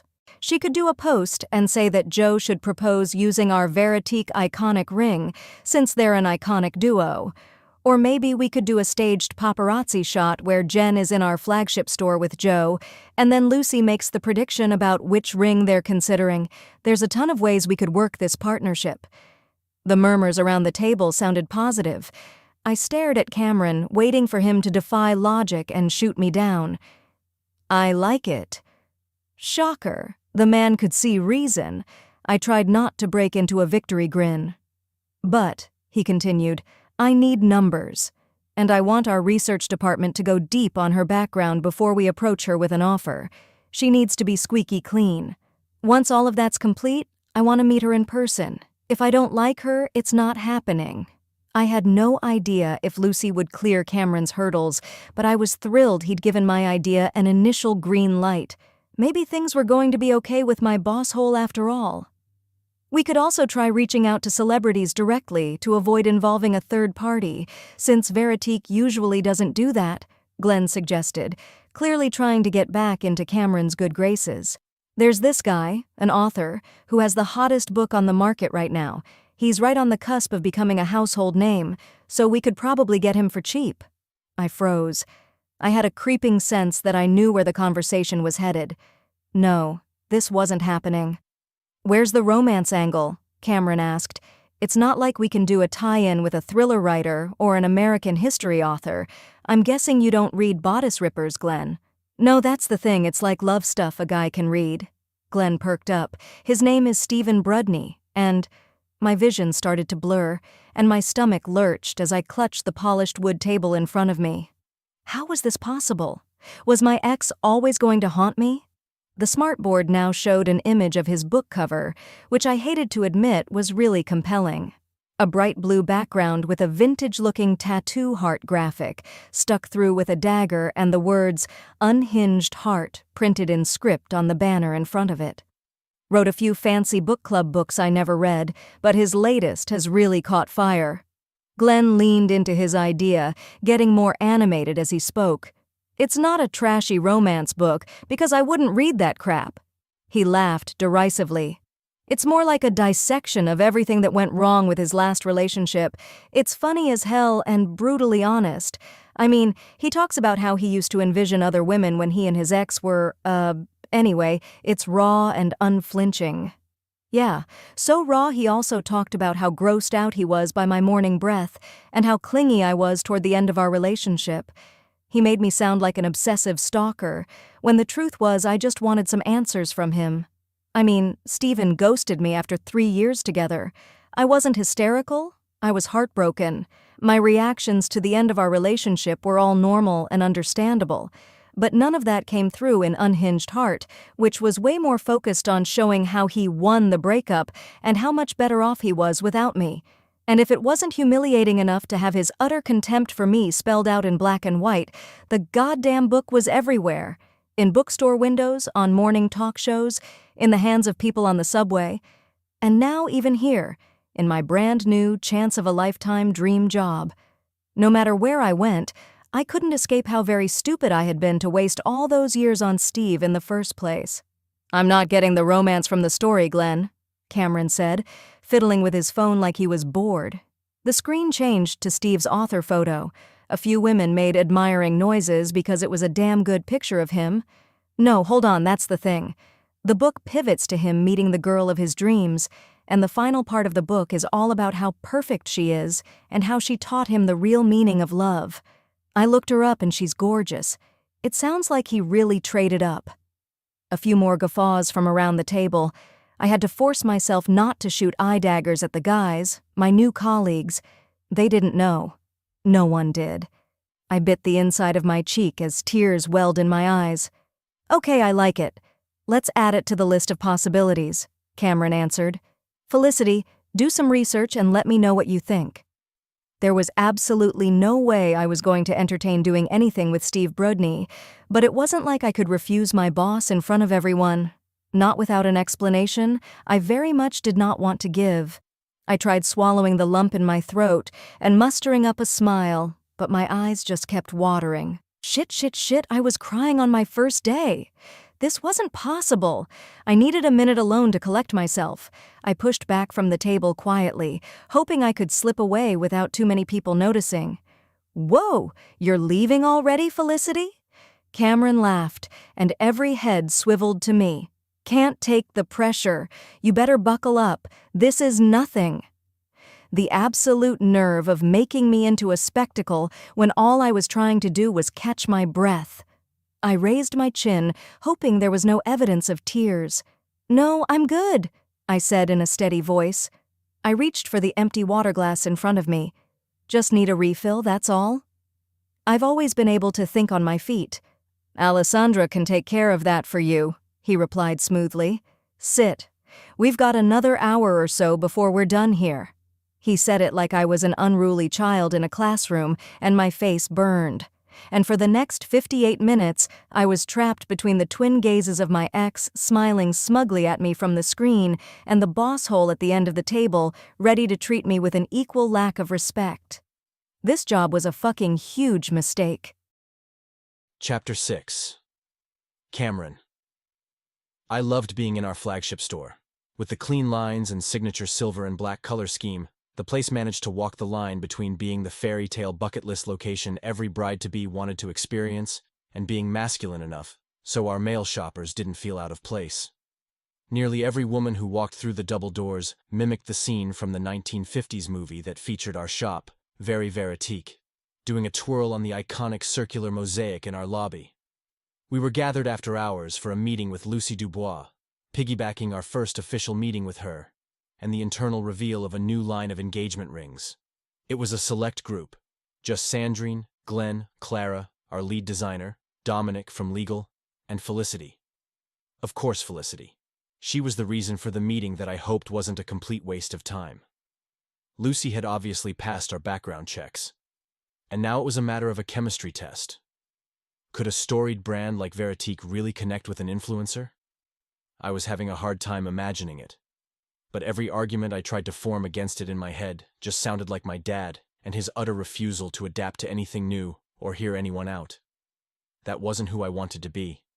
I needed to at least try to be open to this new direction. Lucy and Felicity seemed to be hitting it off, chatting away in a distant corner of the shop. It gave me the chance to scrutinize the woman who'd been nothing but a nuisance since her first day with us. No, that was a lie. Felicity was already doing a phenomenal job. It was more a matter of our oil and water personalities that put me on edge. Everyone else on the team adored her, and the feeling seemed to be mutual. So why was I always on the receiving end of a glare? Like now, I was merely taking note of what she was wearing. A bright blue dress that showed off an hourglass figure. And she shot me a narrowed-eyed stare that made me feel like I'd been caught leering at her. Of course, the possibility existed that I was leering, because the woman was a fucking goddess. It wasn't like she dressed to show off her body. Everything she wore was more than appropriate for our somewhat buttoned-up office culture. But even the little slits in her skirts that showed off the back of her knees were enough to make me think of what she had going on a little higher up. I laughed at myself. I could bed any gorgeous woman I wanted, yet here I was, getting hard at the thought of a knee thanks to the new hire. "Why don't we get started?" I said loudly, my voice echoing around the grand space. Everyone moved toward the display where our most senior retail associate, Bernard, was waiting with a black velvet pillow. Felicity wound up standing right beside me, but she managed to avoid meeting my eyes. It was as if she couldn't stand the sight of me. "Welcome, everyone," Sandrine said. We're so excited to be spending time with Lucy Dubois tonight." Everyone clapped and the influencer beamed at us, miming clapping movements back at the group. She had that practiced way of holding herself, like she was poised to be photographed at any moment and was always ready to present her best angle. She was attractive in that Instagram model sort of way, with overdrawn dark eyebrows and lips that had seen their fair share of needles. Standing next to a natural beauty like Felicity, my first thought was that the woman looked slightly alien, but then I berated myself for being too judgmental. For our purposes, her looks were inconsequential. What we needed was her reach, and she had plenty of that. Lucy was a pro at her job, and if everything went according to plan, the partnership was going to be a home run. We wanted to start off today's meeting with an introduction of our latest engagement ring line, so Lucy can get those creative juices flowing, Sandrine continued, directing a smile at the influencer. "I am beyond about this opportunity," Lucy exclaimed. "Like, pinch me moments galore." Okay, the woman's enthusiasm was charming. I hoped it would translate to positive press for us. "Clara, why don't you step up and begin our tour?" Sandrine said. Our lead designer was the quintessential creative with a severe black bob, matching wide-rim black glasses, and some sort of black avant-garde dress and cape combination I couldn't figure out. Nor was I going to ask, because she would tell me, at length. She wasn't always the easiest personality to handle, but she was the best in the business. Of course. "Tonight, we begin with the Eternum," Clara intoned, her German accent making her sound somber. She plucked the ring from the black velvet pad in front of Bernard and held it in the air. "A pear-cut, 5-carat diamond with 50 chevron-shaped facets in it, set on a pavé-studded band. This is a statement ring that demands attention." "Oh, it's glorious!" Lucy squealed, clapping. "But I need to see it on someone. Not me, because these paws haven't had a manicure in a week." She turned to Felicity. "Look at your perfect hands. Put it on for us." Felicity blanched, glancing at me out of the corner of her eye. "Oh no, I couldn't. Let's have Sandrine." "What's your ring size, Felicity?" Bernard asked with a knowing smile. "A 6, perhaps?" She paused, staring at the ring like she was afraid of it. "I have no idea, actually. All of our rings are presented in a size 6 in store, and I know for a fact that Sandrine is a 7, but I think the Eternum will fit you." Felicity picked up the ring like it was a bomb about to go off. She glanced at me, then slid it on her finger. "Wow, it's stunning," she sighed, turning her hand back and forth and then holding it up next to her face. "Perfect fit," Bernard said proudly, "like your Cinderella." Lucy already had her phone out, recording the casual try-on. "You should see how it sparkles on video. I don't even need a filter," she exclaimed. "Oh, my followers are going to love this content." I glanced at Dominic and gave him a pointed look. Lucy." Dominic adjusted his glasses. "You can't post anything yet, since we still need to work out the contracts. And this is just an internal reveal. We're not ready to go public with this line yet," Sandrine added. Right, Lucy said, still recording. "Of course I won't post a thing yet, but it'll help me with my brainstorming later." Felicity was staring at the ring on her finger. It looked beautiful. I'd approved the design after all, but it wasn't right for her. The Eternum was a big, flashy piece, better suited for a woman who felt like she had something to say to the world, at top volume, a status seeker. I didn't know Felicity well, but that didn't seem like her. "What do you think of it?" I asked her. She was close enough to me that I got a hint of peach in the air around her. Of course she smelled sweet. "It's something else," she replied, still fixated on the ring. "I think it's a couple years' worth of rent on my finger. And it's heavy." She shook her hand back and forth gently. "I feel like I'm wearing a kettlebell." "Are you telling me you're too weak to carry 8 carats? I chuckled at her. "You're in trouble. Just wait until you see the brilliant. You won't be able to pick your arm up off the counter." I took her hand in mine because I wanted a closer look at the ring's facets, not realizing I was taking her hand in mine in front of a room full of people until I heard Lucy awe about it. At that point, letting go and backing away would have been more awkward than continuing, so I brazened through. Felicity jumped like I'd electrocuted her, but relaxed when she realized I was giving the ring professional scrutiny, and nothing more. "What do you think, Romeo?" she asked in a lighter tone than I'd heard her use with me. "Am I a worthy Juliet?" She did a little curtsy. "Number, I don't know if it works on you," I said honestly. She snatched her hand back, looking wounded. "And why not? It's not a good match. Somehow the ring looks like costume jewelry on you." "Excuse me?" Her eyebrows shot up. "You're saying I make it look cheap?" "That's not at all what I'm saying," I grumbled at her, taking her hand in mine again. I studied the ring on her finger, even though she was trying to squirm out of my grip. Pale skin, almost translucent, and silky soft. The ring was a giant, shiny speed bump on her delicate finger. I looked into her eyes. "There's no question the Eternum is an outstanding piece of jewelry, but it's not your ring. The right ring complements a woman. It doesn't try to upstage her. The ring best suited for you will be a reflection of pure, natural beauty. The truth is, someone like you could wear a piece of twine around their finger and still make it look like $1,000,000. They were statements of fact that I'd say to any shopper. But saying them to Felicity while holding her hand had a different vibe in a way I couldn't quite explain. Her mouth went into that pretty little O shape, and I swore I heard a literal squeak come from Lucy. I glanced over and saw that she was filming us. "Remember, you can't," I began. I know, Lucy laughed at me. "No posting. I just want to capture these moments because it's a total swoon fest." As soon as I realized what she meant, I let go of Felicity's hand abruptly. Sure, it might look like there was something brewing between us because we were two attractive, red-blooded humans with needs. But how could Lucy miss the undercurrent of wary tension between us? It radiated off of Felicity, although her hand had relaxed into mine in a way that felt almost familiar. No, there was no way. I had to have imagined it.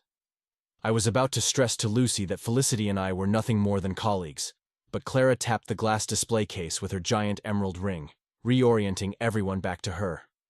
"If I may continue," she said in a serious voice. Clara didn't like foolishness, but it wasn't like I did either. Bernard placed another ring on the black velvet pad in front of him, and Clara picked it up and held it in front of her. "The Novo," she said solemnly. "Featuring 2 round, brilliant diamonds precisely set to frame a 3rd-round center stone. At just 3 carats total, it's smaller than the rest of our new collection. But our Novo stones have an unparalleled clarity that sets them apart." Clara held it out to Felicity, and she gamely tried it on. "Me likey!" Lucy sang out when Felicity held up her hand. Everyone oohed and ahed over the ring, but there was only one I wanted to see, because I knew it would be perfect for someone like Felicity. "Bernard, please get me the Eternity," I said in a low voice. He pulled out the ring and slid it to me on the pad, right as Felicity was taking off the Novo. I held up the Eternity and cleared my throat so everyone turned to me. "Clara, if you don't mind, I'll describe this one." Clara bowed her head to me like I was her king, and I was reminded of her flair for the dramatic. "The Eternity is a 6-carat cushion-cut center diamond with perfectly aligned internal facets, set on an inlaid platinum with 4 high prongs. The slender band of micro-pavé set diamonds gives this ring a sparkle, quite unlike anything we've ever offered. It's a stunning ring that unites modern sensibilities with the soul of a romantic." I turned to Felicity. Every eye was on us, including Lucy's unblinking phone. "May I?" I asked, holding the ring toward her. It was at that moment Dominic, glued to his phone as usual, opted to take a step toward me but tripped instead, careening against my back. The jostle sent the ring flying from my hands, and I immediately dropped to the floor to snag it. I wound up on my knees in front of Felicity as I grabbed it. She had her hands clutched over her mouth because she knew tens of thousands of dollars worth of diamonds had just clattered across the marble. "Oh my gosh, please don't move, you two. This is gold." Lucy's desperate voice rang out. "I'm taking a gazillion photos. Now put it on her." Felicity giggled at the influencer's insistence, which got a smile out of me in spite of myself. How ridiculous was it that we looked like I was doing a real proposal? "What Lucy wants, Lucy gets," Felicity said. She flipped her hand out to me, and I slipped the ring on her finger as quickly as I could, then stood up. I was about to make a joke about what had happened, but I glanced at Felicity and discovered her staring at the ring with round eyes. "Oh," she breathed as she examined it. "It's absolutely perfect." "It's my favorite," I admitted. I gently grasped her fingertips to pull her hand closer, so I could examine how the ring looked on her. It was no surprise that it was perfectly at home on her finger, like it was made for her. "Okay, you guys, call me crazy, but I have the best idea," Lucy said as she skittered over to us. "Celebrity couples are totally my thing, but what if for this campaign we brought things a little closer to home?" Sandrine drifted over to listen. "And how would you do that?" I asked, a sinking feeling settling in my stomach as her gaze danced from me to Felicity over and over. "I'm so freaking brilliant for coming up with this," she squealed. "You two are ridiculously adorable together, so we could follow your love story, from the design table, to the ring selection, to the proposal, to the wedding rings. Your romance could be so perfectly integrated into what I normally do. You're obviously not celebrities, but given what you do for a living, you guys would totally get a pass. And you're both gorgeous, so—" She scrolled through her phone and showed the photo of me on my knees in front of Felicity. "You look incredible in pictures." Felicity and I leaned closer to look at the image, and in that moment we did indeed look like two people utterly besotted with one another, which just went to prove that photos lie. Felicity wasn't caught up in a romance. She was smiling at me because I had to crawl around on the floor to find the ring. "We're not a couple," Felicity said quickly. "We barely tolerate one another." I tried to hide my frown. I was now tolerating her just fine. Did she not feel the same? Whatever. I didn't need her to like me. I just needed her to do her job. Exactly. It's a working relationship, nothing more. "What?" Lucy shrieked. "No way, that's unbelievable! You two have crazy chemistry! You totally fooled me!" She paused for a moment, and a smile cracked her face. "And maybe that's what we could do. If you could make me believe you're the real deal without even trying, then I'm sure you could fool the world." "Oh, now hold on," Felicity said quickly. "That was for like 3 minutes. There's no way we could do that long term." Did the woman actually shudder at the thought of it? "It's not a bad idea," Sandrine offered hesitantly. "There are so many ways to commodify a fake relationship. We could totally control the arc of your love story. And I'd make it seamless for you," Lucy added.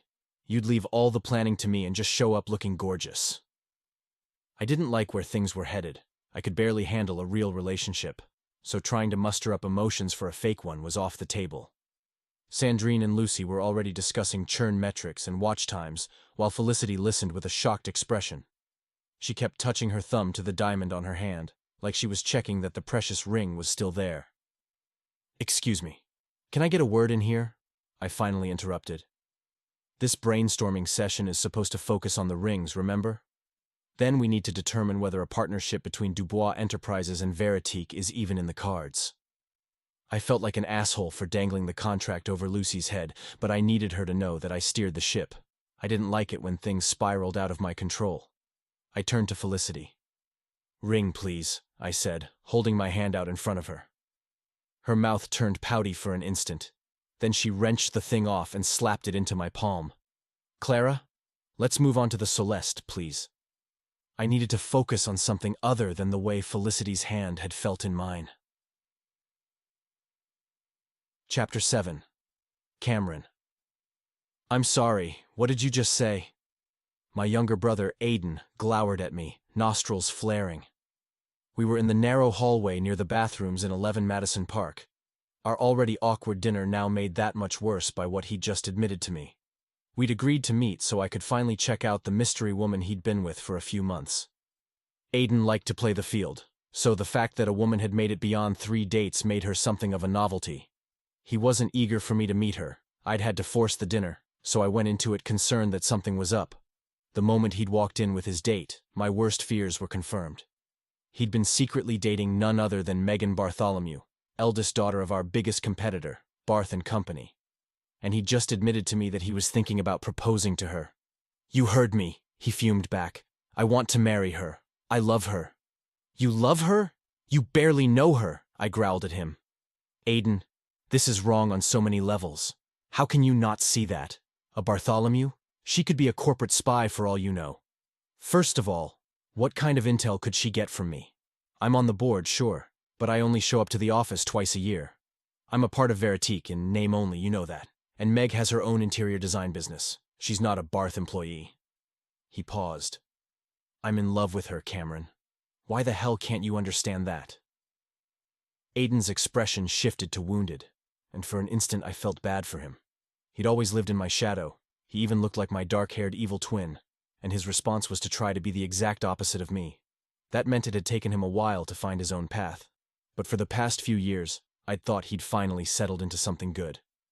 Well, good for him, that is. He was an art dealer who loved hanging with the creative types I just couldn't understand. But whatever. As long as he was happy, I'd support him. In most things, that is. Not in this. I sighed and tried to dig up some grace for him about the predicament. But I only felt fury over the mistake he was about to make. Listen. I know firsthand that rushing into things always ends in disaster, I said, struggling to keep my voice even. Why can't you learn from my mistakes? Just because you had shitty luck in the romance department doesn't mean I will, Aiden shot back at me. I was hoping you'd be supportive, but since I'm not reading from your script, you obviously don't approve. Typical. A woman squeezed between us on her way to the restroom, so Aiden and I paced away from each other. A tension headache was forming in the back of my neck. All I'm saying is, take your time, I replied quietly, even though it was a lie. I didn't want him doing anything with Megan Bartholomew. Don't rush into things, especially with her. My hope was that slowing the relationship might help him realize getting married was a terrible idea. And if I had my way, I'd be beside him as he worked through it, pointing out all the landmines in front of him until he saw I was right. Look, there's nothing you can say or do that'll make me change my mind. Meg is an incredible woman, and if you'd give her a chance, you'd see it too. But no, you had to stare her down like she was a trespasser at our table. She's the literal enemy of our family business, I hissed, pointing back toward the dining room. Don't you remember how Barth and Coward tried to get traction on that hashtag that made it sound like we like committing human rights violations? Huh? Cam, again, she doesn't work for the company. Aiden slapped his hand in his palm and enunciated like he was talking to a child, and I wanted to haul off and punch him for it. And that was ages ago, when Dad was still in charge. We scowled at one another in silence. Are you coming back to the table or not? Aiden asked. I pictured myself sitting down across from that woman and couldn't envision even pretending to enjoy myself. I shook my head. Sorry, Aiden. I'm not going to pretend I'm on board with this. You're making a mistake. I don't support this relationship. I braced for a blow-up, but my brother shocked me instead. Fine, he replied in a measured voice. But I'm going to prove you wrong. We're going to prove you wrong. I wanted to laugh in his face. I couldn't believe that after witnessing me going through my own personal relationship hell, he still believed it couldn't happen to him. Fine, you do that, I said. I'm going to excuse myself, and you two can have a wonderful dinner without me. I'll even pick up the check. I strode back to the table and said goodbye to a resigned Megan Bartholomew, then walked out into the night air. I needed to clear my head, so I told Jimmy to take off and headed home on foot. I hoped by the time I got there, I'd be in a better mood. I realized I was speed-walking when my tie started strangling me. I loosened it and forced myself to slow down. I couldn't stop grappling with how powerless I felt with the Aiden situation. How could he not see he was making a life-changing mistake that could impact not only him, but our business as well? Was my failed attempt at forever not enough to prove to him that jumping into marriage was an insane idea? I didn't even bother looking up as I navigated the crowded sidewalk, which was fine until it wasn't. I collided with someone striding out of Trader Joe's, knocking into her so forcefully that the grocery bag toppled out of her arms, spilling tangerines down the block. I'm sorry, that was my... Yeah, it was your fault, Romeo. I finally looked at who I'd run into and sighed deeply. Fagin. Of course it's you. Just what I need tonight. Felicity scrunched her face, clearly taking that as an insult. I started collecting tangerines so I didn't have to look at her because, damn it, she was stunning even with the messy ponytail and no makeup. Where were you stomping off to? She asked as I handed her the final piece of runaway fruit. She juggled the 3 bags she was trying to carry. Wherever it is, I pity the people on the other end. Not tonight, Fagin, I sighed, rubbing my eyes. I'm going home, okay? Been a rough couple of hours. She took me in for a moment. I must have looked as bad as I felt, because her tone was a little gentler when she spoke again. Well, I'm sorry to hear that. I'm going home too. Why don't you walk with me and tell me all about it? Getting it off your chest might help. It was a surprisingly kind offer coming from someone who normally acted like she couldn't stand me. I wasn't in the mood to talk about my family problems with my employee, but now that she knew we were both going in the same direction, I was stuck with her. Fine, I sighed. Hand me one of your bags. I'll help you. Felicity paused. You, chivalrous? Now that's a shocking twist from the cab thief I thought I knew. You have no idea what I'm really like, I groused at her as she gave me a bag filled with what felt like bowling balls. Fair point, she said as we set off. Now talk. Tell me what happened. For a moment, I considered spilling the mess with my brother and that woman, but I realized it would be better to keep the professional boundaries in place. There was something about Felicity Rhodes that destabilized me, and I wasn't used to the sensation. It was almost like I needed a reason to keep my distance from her. She was beautiful. That much was obvious, but she was also fearless and smart, and not afraid to speak her mind, even to me. She kept me on my toes, something few people were capable of. It would be too easy for a woman like that to mess with my head, and I couldn't let that happen. Wow, it must be bad if you're actually keeping your mouth shut. I whipped around to respond and saw a little smile turning up the corners of her mouth. I'm kidding. You don't have to say a word. We can just walk in silence, like you're my personal assistant helping me cart my groceries home. I snorted. Sure, that works. We walked another block and Felicity stopped abruptly. She looked down a side street nervously. I need to go this way. I frowned at her. We're literally a block away from the building. Why would you go that way? It's 3 blocks longer. Did you forget where you live? She shifted her weight a few times, glancing in both directions. There's a little park down there that I love. Hanwell Park? Do you know it? It has a bunch of places to sit and enjoy nature, and it's really charming. Yeah, of course I know the park, I interrupted. But it's dark and cold now. Why the hell do you want to go there at night with all of your groceries? It's one of my favorite places in the city, and never mind. It's fine. You're an enigma, Fagin, I said, as we picked up the pace again. I don't get you. The feeling is mutual, she fired back at me. We passed by the indie bookshop I always wished I had the time to visit. I glanced at the window display, and when I saw the book featured in it, it was my turn to stop in my tracks. Hey, that's the book Glenn was talking about at the brainstorming meeting. By the size of the poster in the window and stacks of hardcover books piled around it, it was clear that Glenn knew what he was talking about. Unhinged Heart looked like a blockbuster. Have you read it? I glanced at Felicity. Her body was angled so that she was staring straight ahead, like the bookshop was a monster she couldn't bear to acknowledge. Are you okay? I asked. What's going on with you? She sniffled and shook her head, still not looking at the window. This was dipping past odd and into worrying. What could possibly have her so rattled? Whatever it was, I didn't like the way it made her hunch in on herself like she was hurt or scared. You're acting strange. Talk to me, Fagin. Let's walk, she said, jutting her chin forward. I don't like standing here. We continued with Felicity staring ahead, and me staring at her. She finally glanced at me and made an exasperated noise. Fine, I'll tell you, she said. Felicity took a deep breath. Stephen Broodney is my ex. Unhinged Heart is about me.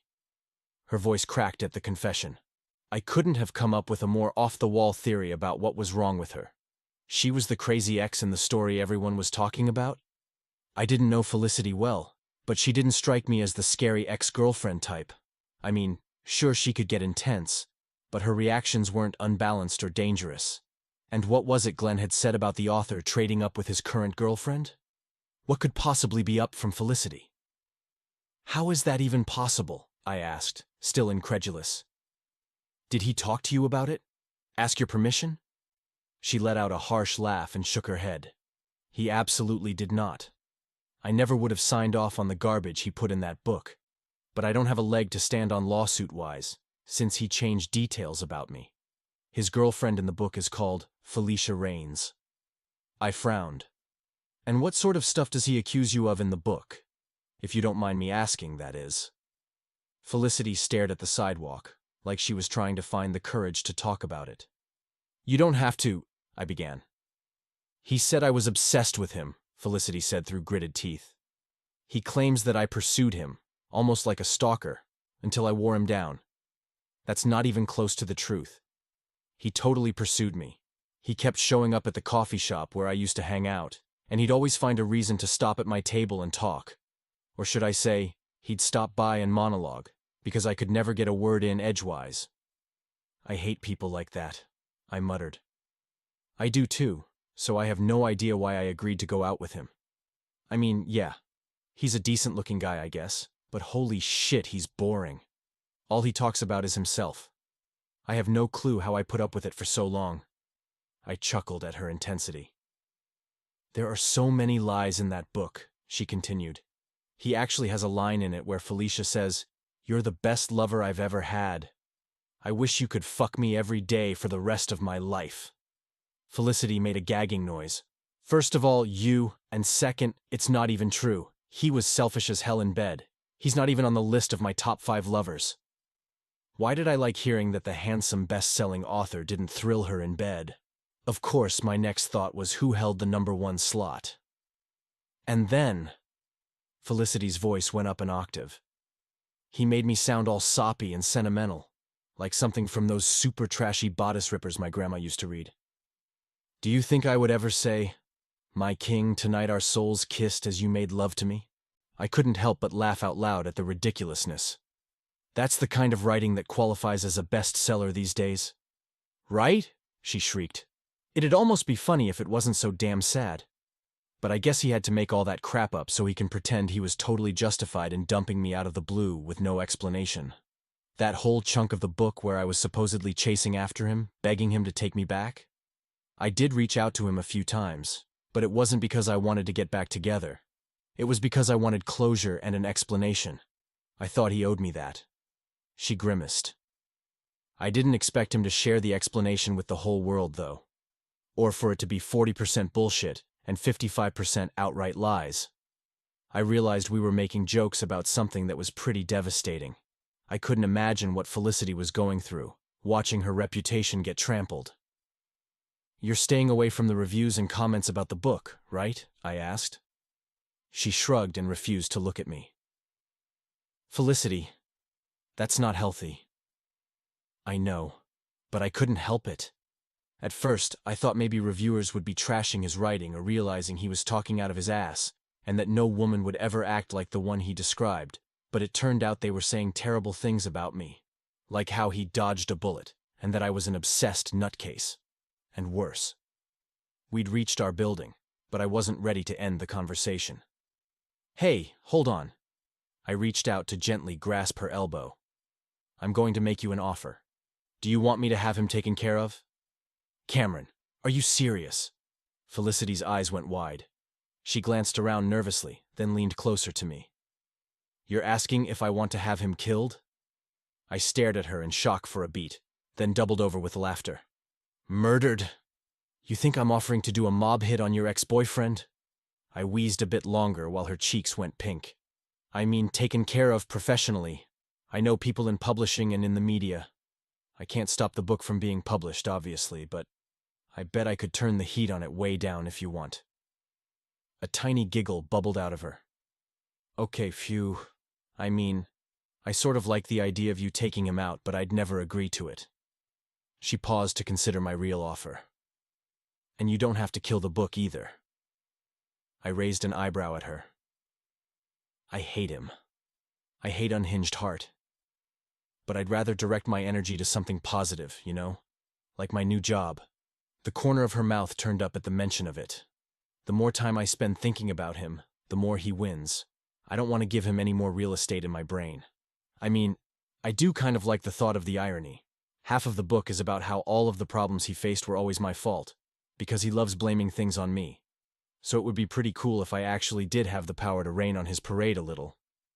But then would that mean he was right about me? She shrugged. I think the best way forward is to never, ever speak of him again. So Felicity Rhodes wanted to take the high road. Yet another surprise from the person who kept me in a constant state of puzzlement. If that's what you want, that's what we'll do, I reassured her. Strike Stephen Broodney from the records. I juggled the grocery bag so I could hold the door open for her and saw who was waiting for us in the lobby. Felicity, I said quickly. You better brace for impact. Chapter 8. Felicity. I swiveled my head to try to figure out what Cameron meant and saw a giant black blob sprinting across the lobby toward us. "Oh my God, are we getting attacked by a dog?" I asked in a panic. "Sort of, but in a good way," Cameron laughed. He placed my grocery bag on the ground and crouched down to absorb the hit from the oversized dog. What I thought was going to be a scary takedown turned into a goofy hello from a dog who looked like he didn't understand how to move his body.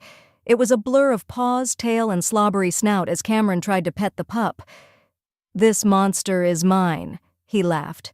"Meet Boris." In an instant, the dog discovered there was another human to greet, so he dashed to me and started the same playful spinning and jumping. Whoa, hold on, mister," I said, trying to set my grocery bags down so I could pet him. "Sorry, guys," a voice echoed down to us. Boris turned, then dashed toward the man running across the lobby but changed his mind at the last minute and juked right to go say hello to Carl the doorman. "Looks like somebody needs a dog trainer." Carl smiled as he petted Boris. The other guy finally collected the leash and walked over to us, with Boris finally under control. "Well, that was my workout for the day. Remind me to keep a tighter grip on the leash," he said with a sigh when he reached us. "He was literally running circles around the lobby. He's fast." "And strong," Cameron agreed, leaning down to give his dog a kiss on the head. He straightened and glanced between us.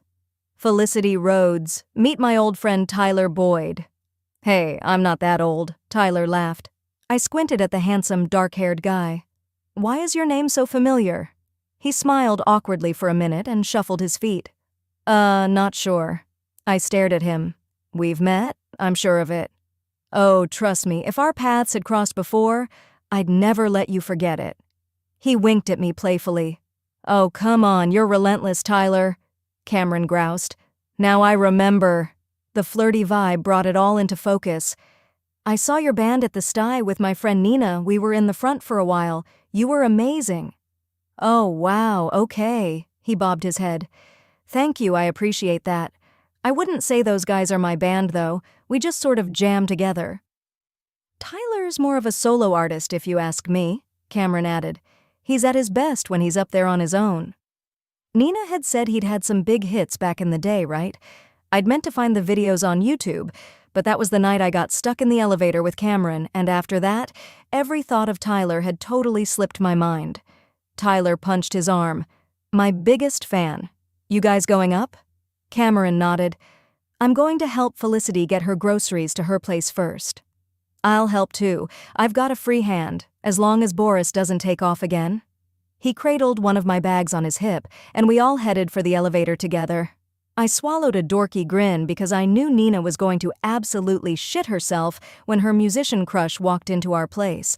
I hoped she was still dressed from work, because she'd looked especially devastating when she left this morning. I wanted to warn her, but there wasn't enough time. "I'm right over here," I said when the elevator door opened, leading the way down the hall. I knocked as I unlocked the door. "Nina, are you decent? We have company." "Who's with you?" "Jenny?" she asked, referring to the girl across the hall who sometimes joined us for margarita nights. "Jen, if that's you, you should know I'm better than decent," her voice echoed out. "My bra is off, my sweats are on, I'm downing my second glass of wine and life is good." She came out of her room, saw the group of us, and froze. "Hi," I waved cheerily. I pointed at Cameron and Tyler. "Company!" "With a dog," Nina squeaked out. holding her wineglass out in front of her. Hi. She glanced back at the guys and froze again. Oh my God, you're Tyler Boyd! In my apartment, what the hell is going on? I'm here with my buddy Cam and this beast, he answered. I guess I carried a watermelon. He shifted the bag in his arms. Hold on, did you just quote Dirty Dancing? Nina asked incredulously. Guilty, he chuckled. I heard you were at my last show, thanks for coming. Tyler upped the wattage of his smile and Nina nearly swooned. I remember you. That red hair is something else. Really? You actually saw me? He beamed at her. How could I miss you? You sang nearly every word of every song. I almost handed you the mic. Oh my gosh, I could never! She cracked up at the thought. I can't even do karaoke. Well, maybe I need to find that out firsthand, Tyler said. I'll be the judge of your voice. Stop! She gushed flirtatiously, flipping her hand at him. I'm the worst. Boris pulled away to say hello to Nina, then explore our apartment. Tyler barely noticed. Which song from the set did you like the best? He asked. I hope you didn't hear me go off key during that night. You did? You sounded perfect to me. I really liked A Toast to Us, but you changed the chorus, and that caught me off guard, Nina said, walking closer to Tyler. I liked what you did with it, but I was super curious why you sang totally new lines. Tell me everything. Tyler smiled sheepishly and began explaining how the changes in his life made him want to switch up the lyrics, acting like there was no one else in the room but Nina. I finally caught Cameron's eye and nodded toward the kitchen. Can you help me unpack? I could use some extra hands.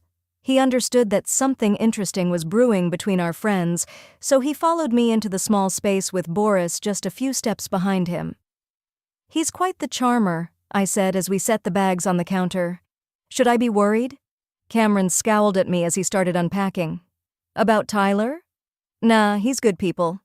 But he's like a rock star, I said, pointing out the obvious as I pulled the tangerines from the bag. They're not exactly known for stability. I love Nina like a sister, so if Tyler is a mess, please tell me. I'm serious.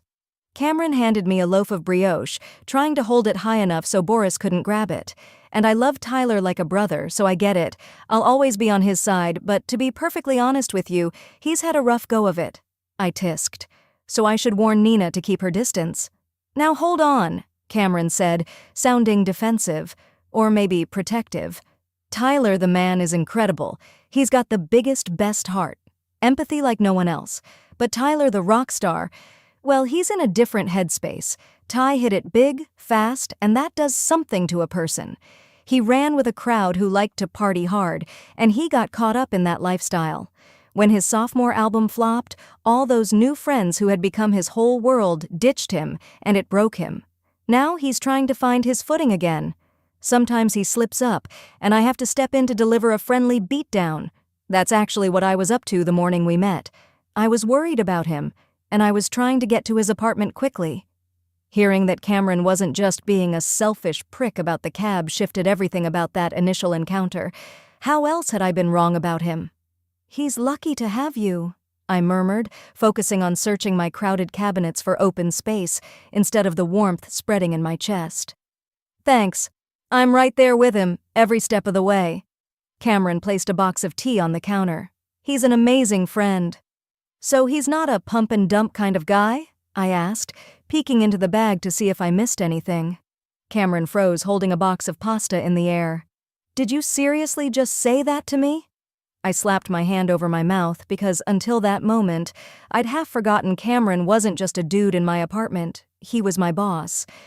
Sorry, I'm just looking out for Nina, I said, my shoulders up by my ears.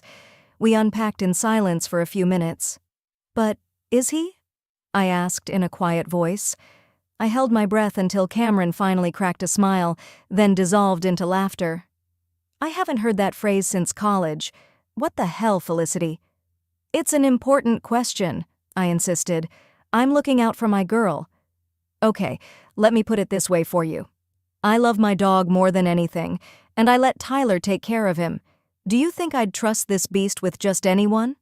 He dropped to one knee to pet Boris, and the dog danced in place.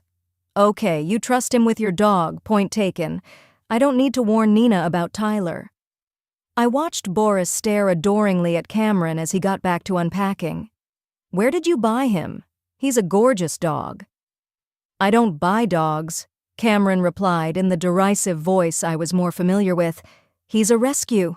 I ignored his tone. No way. Why would he need to be rescued? He's basically a perfect giant schnauzer. Yeah, he is. He's exactly what the breed standard describes. But a dog is more than just a set of physical characteristics, and unfortunately, not everyone realizes that. Cameron frowned. He was originally purchased as a puppy out on Long Island by a family who didn't know anything about what a working dog needs. He grew out of the adorable puppy phase and demanded more attention, but the family didn't have any interest in providing it. He turned destructive, and their solution was to move him from the house to the garage. No, that's awful. Cameron nodded. Yeah, it is, but it gets worse. He started chewing holes in the walls and barking all day and night. The family thought it might be a better idea to leave him in the yard, but he's smart as hell, so he figured out how to scale the fence. He took off and got hit by a car. A good Samaritan brought him to the vet, and when they called the family to tell them what happened, they said he was too much trouble and never came to pick him up. It was my turn to drop to my knees to pet the sweet dog. Boris, you poor baby. He wiggled and licked my face like he was trying to reassure me he was fine now. Adopted by a billionaire? I'd say he was better than fine. I looked up at Cameron. How did he make his way to you? I could feel him watching me pet Boris, which made me self-conscious. Was I doing it wrong? When I glanced up at him, he was smiling at us with so much warmth in his expression that it made my heart stutter. I quickly refocused on the dog. My assistant Daniel was visiting his parents out on Long Island and ended up taking their cat to the same vet where Boris wound up. He heard the whole story and immediately thought of me. I'm a sucker for a hard luck story, so of course I adopted him. It was hard for me to imagine Cameron being a sucker for anything but fat sales reports. Could it be possible that he was actually a softie deep down? I set up a little fund for the clinic for other animals in the same situation, Cameron continued. Turns out people dump their pets at the veterinarian all the time if the cost of treatment is too much, or the animal is old or just unwanted. It's heartbreaking, but now there's a cushion to make sure those animals get treatment and wind up in a safe place. I chuckled at the thought of his little fund. I'm sure Cameron had provided enough financial support to create an extra wing for unwanted animals. I gave in to Boris's demands for more pets and sat down on my kitchen floor. The dog plopped onto my lap and rolled onto his side, so I had full access to his belly. He really likes you, Cameron mused. Please, I saw how he was in the lobby. He likes everyone. No, this is different. He's sort of obsessed with you. For the briefest moment, I wished Cameron was talking about himself, but reason took over. Why would a billionaire have any interest in someone like me? And besides, the kind-hearted dog owner stuff was just a tiny facet of the person I knew as a complete bosshole. But which part was the true Cameron O'Connor? I need to get him home, or else he's going to start helping himself to your groceries. He knows when it's dinner time. I laughed as Boris went from a full recline in my lap to upright alert at the mention of dinner. Told you, Cameron chuckled. Anyway, thanks for taking my mind off the bullshit I'm facing. Tension briefly flashed across his face. I owe you thanks for being my grocery Sherpa. I stood up and paused, and for being an ear about the unhinged heart stuff. I thought we weren't ever going to talk about that again. Right, of course. I pretended to cross it out in the air in front of me, striking it from the records. Exactly, he said agreeably. We stared at one another in silence for a few seconds, like neither one wanted to move out of the bubble we'd created in my tiny kitchen. Boris broke the spell for us, running to the doorway, then turning back to bark at Cameron. See what I mean? Dinner? He said, following his dog out. Tyler and Nina were still engrossed in conversation in our family room, so much so that they didn't even notice when we appeared. Boris and I are heading upstairs, Cameron said. I kept forgetting my boss lived in my building. I sort of liked the idea and hated it at the same time. Right, me too, Tyler said quickly. Nina finally woke up from the spell he'd cast on her, blinking like she was adjusting to bright light. "It was so great talking with you. Thanks for the advice." "Advice?" Cameron frowned as he glanced between the pair. "Are you an aspiring songwriter?" She laughed. "No, not even close. Tyler told me about a fantasy series he's reading, and now I want to read it too." "We could start a texting book club to discuss it," he said, sounding adorably excited.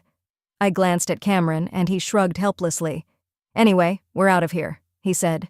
"See you Monday, Fagin." Why did it feel flirty? The minute the door shut behind them, Nina squealed silently and jumped up and down, clapping her hands. Did that really just happen? Tyler Boyd was in our apartment?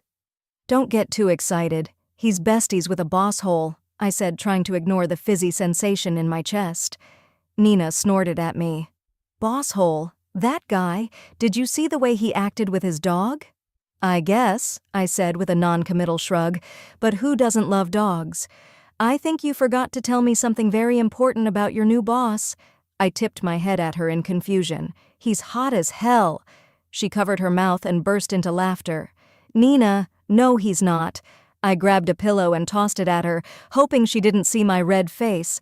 "Oh, but he is. You're just too stubborn to admit it, and methinks he might have a little thing for you." My heartbeat quickened, but I tried to ignore it. "Methinks?" I laughed at her. "Okay, Shakespeare, maybe I need to get you out of the stacks." "Whatever," she said as she tossed the pillow back where it belonged. "I'm just telling you what I observed." "Maybe it was pure hatred you picked up on, because we've had a bumpy getting acquainted stage." Well, as the bard says, the course of true love never did run smooth. "True love," I sputtered, mustering up a laugh. "Please." But a teeny tiny part of me wondered if a guy like Cameron could ever fall for a girl like me. I choked on the thought. Yeah, right. We'd be lucky if we got to tolerating each other. Chapter 9. Cameron. "No," I groaned, rolling over in bed to check why my phone was blowing up. "It's early!" Once again, my Veritique alerts were going off. But I couldn't think of a single thing that could be causing problems. We'd had a blissfully stable few weeks, and while I couldn't completely credit Felicity for the positive change, it sure felt like she had something to do with it. I squinted at my phone. What the hell is number ringing in the romance? It wasn't a hashtag I was familiar with. Not that I had a hand in every single thing the media department was doing, but still. They at least included me in emails when something was going to launch. I scrolled until I found a link and clicked through it. "Oh, fuck," I said, when it took me to Lucy's Instagram account, and I saw a still of me and Felicity from the night we had our meeting in the Veritique showroom. What kind of bullshit drama did she cook up? Signing Lucy was a no-brainer, but I still wasn't completely comfortable with how much freedom we'd given her, within certain parameters, to post what she thought would be the most effective, without having to get sign-off on it from me first. When we'd put together the contract, she'd argued she knew best what her followers would respond to. I couldn't exactly argue with that. But that didn't mean I was always thrilled with how she got her results. I know I'm going to hate this. Boris decided I could use some support and jumped up beside me in bed. He refused to sleep next to me, opting instead to sleep close by in his own luxury dog bed. I pushed play and discovered that Lucy had zoomed in on us bickering about why the Eternum ring wasn't right for Felicity, and ended the clip with me describing how the perfect ring would complement her. What I hadn't realized in the moment was the way Felicity looked at me as I described the symbiotic relationship between ring and wearer. Her eyes were locked on me, and her expression shifted from anger to awe as I spoke. Lucy had added little floaty hearts around us toward the end of the clip. Okay, not terrible. I couldn't actually see the ring in the clip, so she hadn't blown our reveal, and I stood by everything I had said, so the message in the video was solid. But why was everyone reposting the clip and tagging Veritique along with hashtag #ringingintheromance and hashtag Camlicity? It was good content, but didn't seem viral to me. Then I read her caption. "How swoony are these two? The Veritique CEO and his marketing associate have been hiding a romance from us. So when's he gonna put a ring on it?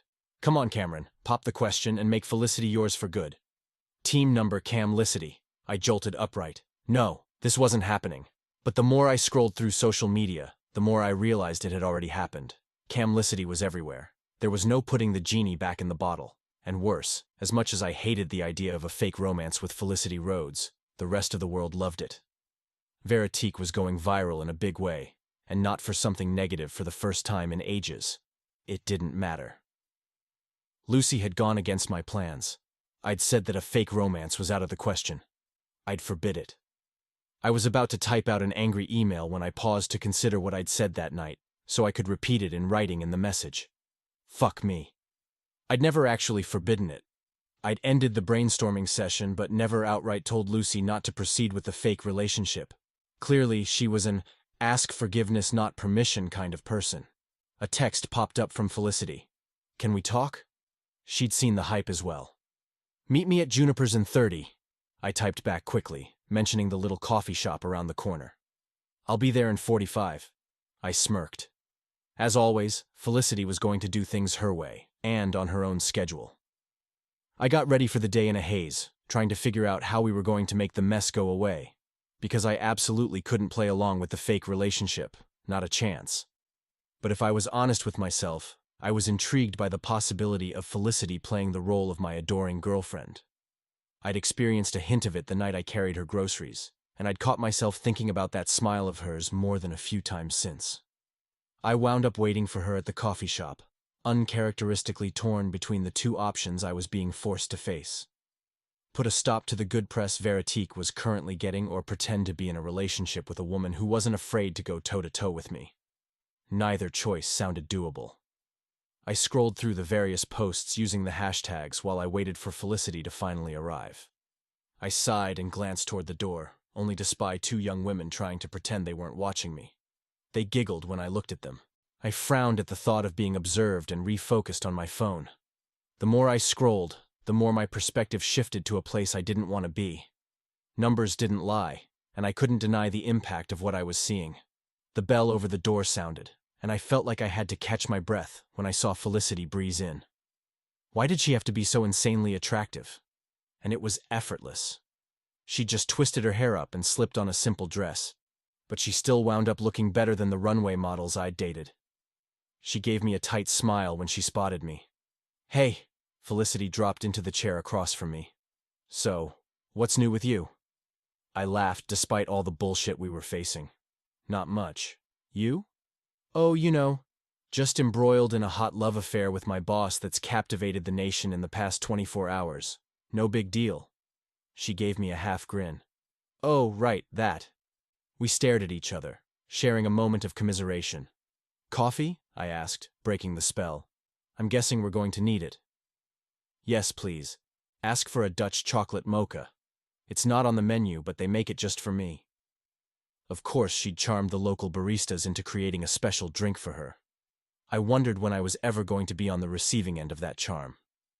Coffee in hand, I headed back for our table, trying to ignore the fact that I felt like people were watching me the entire time. It wasn't like my life was exactly low profile. I'd made the society pages my fair share of times, especially whenever I was dating anyone particularly famous. But the stares had never felt this concentrated before. Was this going to be my new reality? Felicity took a sip and closed her eyes. My favorite part of the day. I took a few seconds to admire her. Damn it, why did she have to be so fucking gorgeous? Anyway, she continued. It's not happening, right? We're going to clear things up ASAP, because I've got Lucy on speed dial and I can make this all— Hold on now, I interrupted her. Not so fast. Have you had a chance to go deep on the coverage? She frowned at me. I took a peek, but I haven't checked the metrics or anything. I didn't feel like it was necessary since we both agree the idea is ridiculous. There are good reasons why we blew it off the first time she brought it up to us. Yeah, it's lowest common denominator marketing. I would never have signed off on this sort of bullshit if the idea had been run past me before it went online. But the fact is, Lucy followed her gut. I paused. And it's working. Felicity gave me a blank stare. So? So, I began cautiously. I think we should go with it. Her mouth dropped open. You're speechless for a change? I joked. She bristled. No, Cameron, I'm not. I have plenty to say, so strap in. She glanced around the room and leaned closer to me. My response, in a word, is abso-fucking-lutely not. Pardon my French. I threw back my head and laughed at her. Am I that bad? There's no way you can envision faking being attracted to me? Well, She stammered for a few seconds, realizing she was insulting her boss. Number, you're not that bad. But it could never work. I leaned closer to her. And why not? And when you answer me, please keep in mind that the peanut gallery is watching us. She screwed up her face in confusion, and I flicked my eyes toward the table with the junior paparazzi, who were doing a terrible job hiding the fact that they were recording us. Felicity pretended to look in her purse and glanced in their direction. Are you kidding me? She complained, hiding her displeasure with a neutral expression. That's my point. The story is out of our hands now. It's a living, breathing thing I think we should harness and control. The other option is to suffer the consequences of coming clean. I fiddled with my phone. Can you imagine how bad it's going to look if we publish some sort of retraction? And on the heels of the domestic violence stuff? She shook her head, and a few tendrils spilled down onto her cheeks. There has to be a way to contain this. We can still spin a retraction that'll work for us. Okay, Miss Marketing Expert, how? Lay it out for me, and if it's doable, I'll agree to it. Felicity sat up straighter and cleared her throat, like she was ready to brainstorm. I think we could start by, she drummed her nails on the table. If we take the approach that we were, exactly, I said, after letting her stew in silence for a few minutes. We're painted into a corner. Her shoulders slumped, and I tried not to feel insulted that she was so resistant to pretending to like me. I can make it worth your while. Felicity met my eyes. Oh yeah? How? Well, first, I intend to make it clear to Lucy that we'll both have to sign off on anything that goes wide. No more gotcha stuff. You'd get final approval on the photos and text used. And I'll provide professional hair and makeup anytime you want. She bristled. Are you suggesting I need help with that? I let out a long, frustrated sigh. Felicity, no, not at all. You're basically flawless. I stopped talking abruptly, angry at myself for letting my subconscious take control of my mouth. What I meant was, since it's the company's fault for sticking you in the spotlight, the pressure would be off you to have to worry about all the little details that go with that. I'd take care of everything, so you wouldn't have to worry about what you wore last time, or if your manicure looks right. That's nice, but that's the sort of thing that would come standard in this scenario. She shrugged. I'm still not seeing how this makes it worth my while. I threw down my winning hand. I'll pay you triple the going influencer rate per appearance. She froze. I don't think you understand what that means, she said slowly. Do you know what they get paid? I have a rough idea, sure. Veritique hadn't dealt much with influencers before, but I had plenty of friends running other companies, and I knew how much they'd had to pay for that sort of thing. Felicity glanced around the room and leaned across the table. Would we have to kiss? She sounded horrified. I moved closer to her, placing my elbows on the table. If we're getting fake engaged, then yes, we would, probably often. My pulse hitched at the thought of it. Hold hands? I felt the corner of my mouth turn up. Do you want to outline all of the physical stuff before you agree to it? Well, yeah, I do, she replied, sounding adorably stressed about potential kiss quotas. We need to keep this romantic relationship professional, you know? Maybe we should get an intimacy coordinator, like they do on movie sets, or even draw up a contract. Felicity, I know better than anyone that contracts are important. But you have my word that I'll abide by anything we agree to here. It's not like I'm thrilled about all of this. She rifled through her bag as I spoke, then tossed a small notebook and pen on the table between us. We'll write it down and sign off, okay? I shook my head at her, frustrated and charmed at the same time. Fine. Let's start with the big stuff. Kissing is allowed, but only when cameras are present. She raised an eyebrow at me, her pen hovering above the page. Of course, I said quickly, hoping the image in my head of taking her into my arms would blur. And no tongue. Definitely, no tongue. I wasn't able to block a brief flash of pressing my lips to hers, and our tongues ignoring the rules. I felt a familiar stirring below my belt. She continued scribbling. Holding hands is okay, both on camera, and when we suspect people are watching. Like now? I asked. Her eyes darted to the girls. Yes, like now. She licked her lips nervously. I reached my hand across the table and threaded my fingers through hers. The girls let out an excited yip. Is this okay? I asked in a low voice. Felicity tightened her grip and let her thumb caress my hand. Damn, she was a surprisingly good actress. She adjusted her expression, softening her eyes. It is. She scribbled a messy note with her free hand.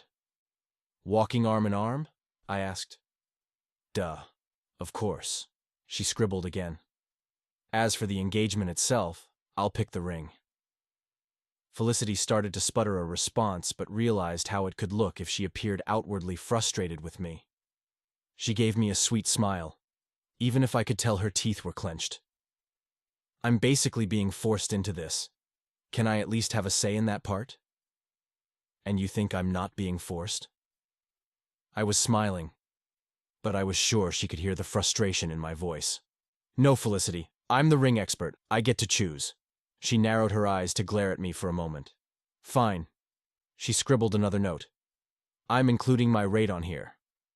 Perfect. I think that about sums it up, I said, glancing at my phone again. I need to get going. Felicity let go of my hand and ripped the paper from the notebook. She slid it toward me. Sign. I tipped my head at her, smiling deviously. Manners, my darling.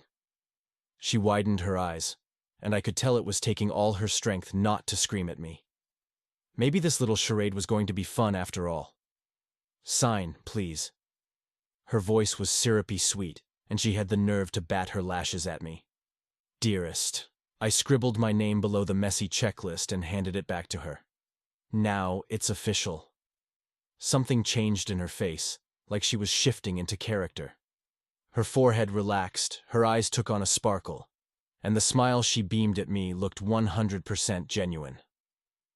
You're going to learn very quickly how important appearances are in the social media world, she said in a soft voice. You think you know what it takes, but you have no idea. So follow my lead. Following wasn't my style. I was about to protest when she stood up quickly, laughing like I'd said something hilarious. She looked in her bag and walked toward me, deliberately catching herself on the leg of my chair and falling directly into my lap. Oh my goodness, I'm so clumsy, she laughed, letting her hand snake behind my neck to play with my hair. This felt way too real, and it wasn't even 9 o'clock. Ha-ha, I managed, sounding wooden. Yes, you are, sweetie. She gave me a quick kiss on the cheek and hopped up. We need to get to work, honey. You made us late this morning, you naughty boy, she pretended to pout. Fuck. This was going to be way harder than I'd anticipated. Yup, let's go. Felicity linked her arm through mine as we headed for the door. Hi, excuse me? We turned to find the 2 girls standing behind us, phones at the ready. Hi there, Felicity said warmly. Are you Camlicity? The shorter one asked. Felicity let out a peal of laughter that echoed around the coffee shop. You caught us. Yes, we are. Would it be okay if we took a picture? The other girl asked tentatively. Well, I began. You've been recording us the whole time, so I'm surprised you even bothered to ask. Cam! Felicity squeezed my arm and gave me a look. She turned to the girls. Of course you can. She repositioned us, so we were in front of the door without anyone visible behind us, and dropped her head to my shoulder. The girls snapped a few photos, thanked us, and scurried away. We walked out into the early spring sunshine, and she slipped away once we were around the corner from the coffee shop, glaring at me. You have a lot to learn, mister, and we're taking the next 30 minutes to go through a primer. Hanwell Park, now. She stomped down the sidewalk. This public fake romance thing was going to be way more challenging than I'd realized. Chapter 10. Felicity. Ooh, your boyfriend beat us here. Nina bumped her shoulder into mine as we walked into Frankie's Tavern, the latest dive bar where Tyler was performing. Meeting Cameron at the bar for Tyler's gig was a perfect way to soft-launch our public couplehood after our accidental date at the coffee shop a few days prior.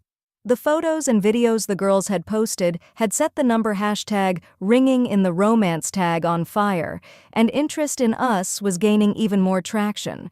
That said, I couldn't imagine a rundown bar being a hangout spot for romance fangirls. I'd dressed with care just in case anyone noticed us, but I also had backup plans for other places where we could be caught together if there ended up not being any content from tonight. Nina and I wound our way through the crowd to the table, and I tried to ignore the butterflies in my chest as we got closer, because Cameron was bringing the smolder tonight. He'd opted to skip his usual uniform of a suit and tie, and was in a simple black t-shirt and jeans, although the way the shirt fit him was anything but simple. I was treated to biceps and forearms that made me wonder if he spent all his free time at the gym. His eyes lit up when he spotted us, and he jumped to his feet. For a second, his excitement at seeing me almost felt real. "Hey, hi, sweetheart," he said in a strained voice, glancing around to see if anyone was watching. I laughed softly. The man needed to learn how to lean into pretending to like me. Clearly, it was a stretch for him. "Hey, babe," I said, going up on my tiptoes to give him a quick kiss on the cheek. It was the second time I'd been in close contact with Cameron, a no-big-deal peck that was the equivalent of what I'd give my grandfather, yet it still rocked me to my core. He had this aura around him, a warmth almost, that made me want to nuzzle closer to him. And the way he smelled? Incredible.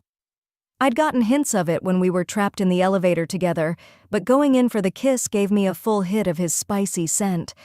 And unlike those guys who bathed in cologne, he wore just enough to make you want to lean in closer. I wished I could park my nose against his neck and breathe him in for a couple of hours. Purely for research, of course. "You just missed Tyler," he said as we sat down. "Did he seem nervous?" Nina asked. He texted me and said he was feeling a little shaky about tonight. The two had been texting nonstop since meeting, which made me equal parts happy and worried. I wanted to trust Cameron that Tyler was a good guy, but good friend didn't always equal good boyfriend. Frankly, it was hard for me to imagine how he could be a good boyfriend for Nina given his lifestyle. How could a guy who plays gigs in the middle of the night be right for a bookworm who liked staying in? Cameron shook his head. No, he wasn't nervous. He's in a good headspace right now. He's all wrapped up trying to perfect a new song. That's why he's not out here hanging with us. Nina perked up even more. New song?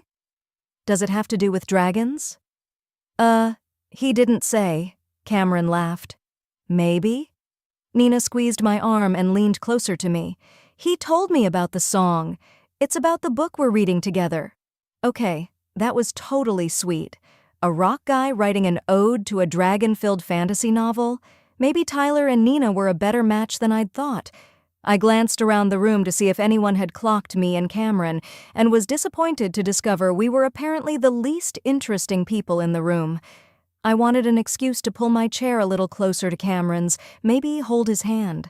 I might have felt resistant to it when we were outlining our fake relationship, but now that it was a go, I was ready to sell it. Plus, I needed to model the right sort of social media behavior for him, since it didn't seem like it was easy for him. Loving glances, big smiles, stolen kisses, the sort of stuff that would make people want to follow our story. And maybe, just maybe, we'd both learn to enjoy it a little.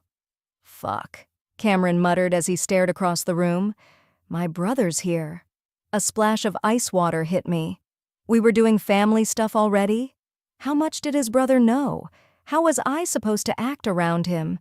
We hadn't talked about involving loved ones during the contract negotiation at the coffee shop. Obviously, I'd told Nina the truth, but I had no idea what kind of relationship Cameron had with his brother. Was he someone we could trust with a secret? You don't like your brother? I asked in a quiet voice. I love my brother, Cameron shot back with a glower I hoped wasn't meant for me. It's his girlfriend I can do without. I didn't invite her. Nina and I watched the good-looking, dark-haired guy stride toward us. I craned my neck to try to spot the awful girlfriend in question. He's in a sling? What the hell did he do to himself? Cameron muttered angrily. The pair slid into the empty chairs at our table, and I got a good look at them. His brother had the same strong jawline and piercing eyes as Cameron, but he seemed more easygoing and quick to smile.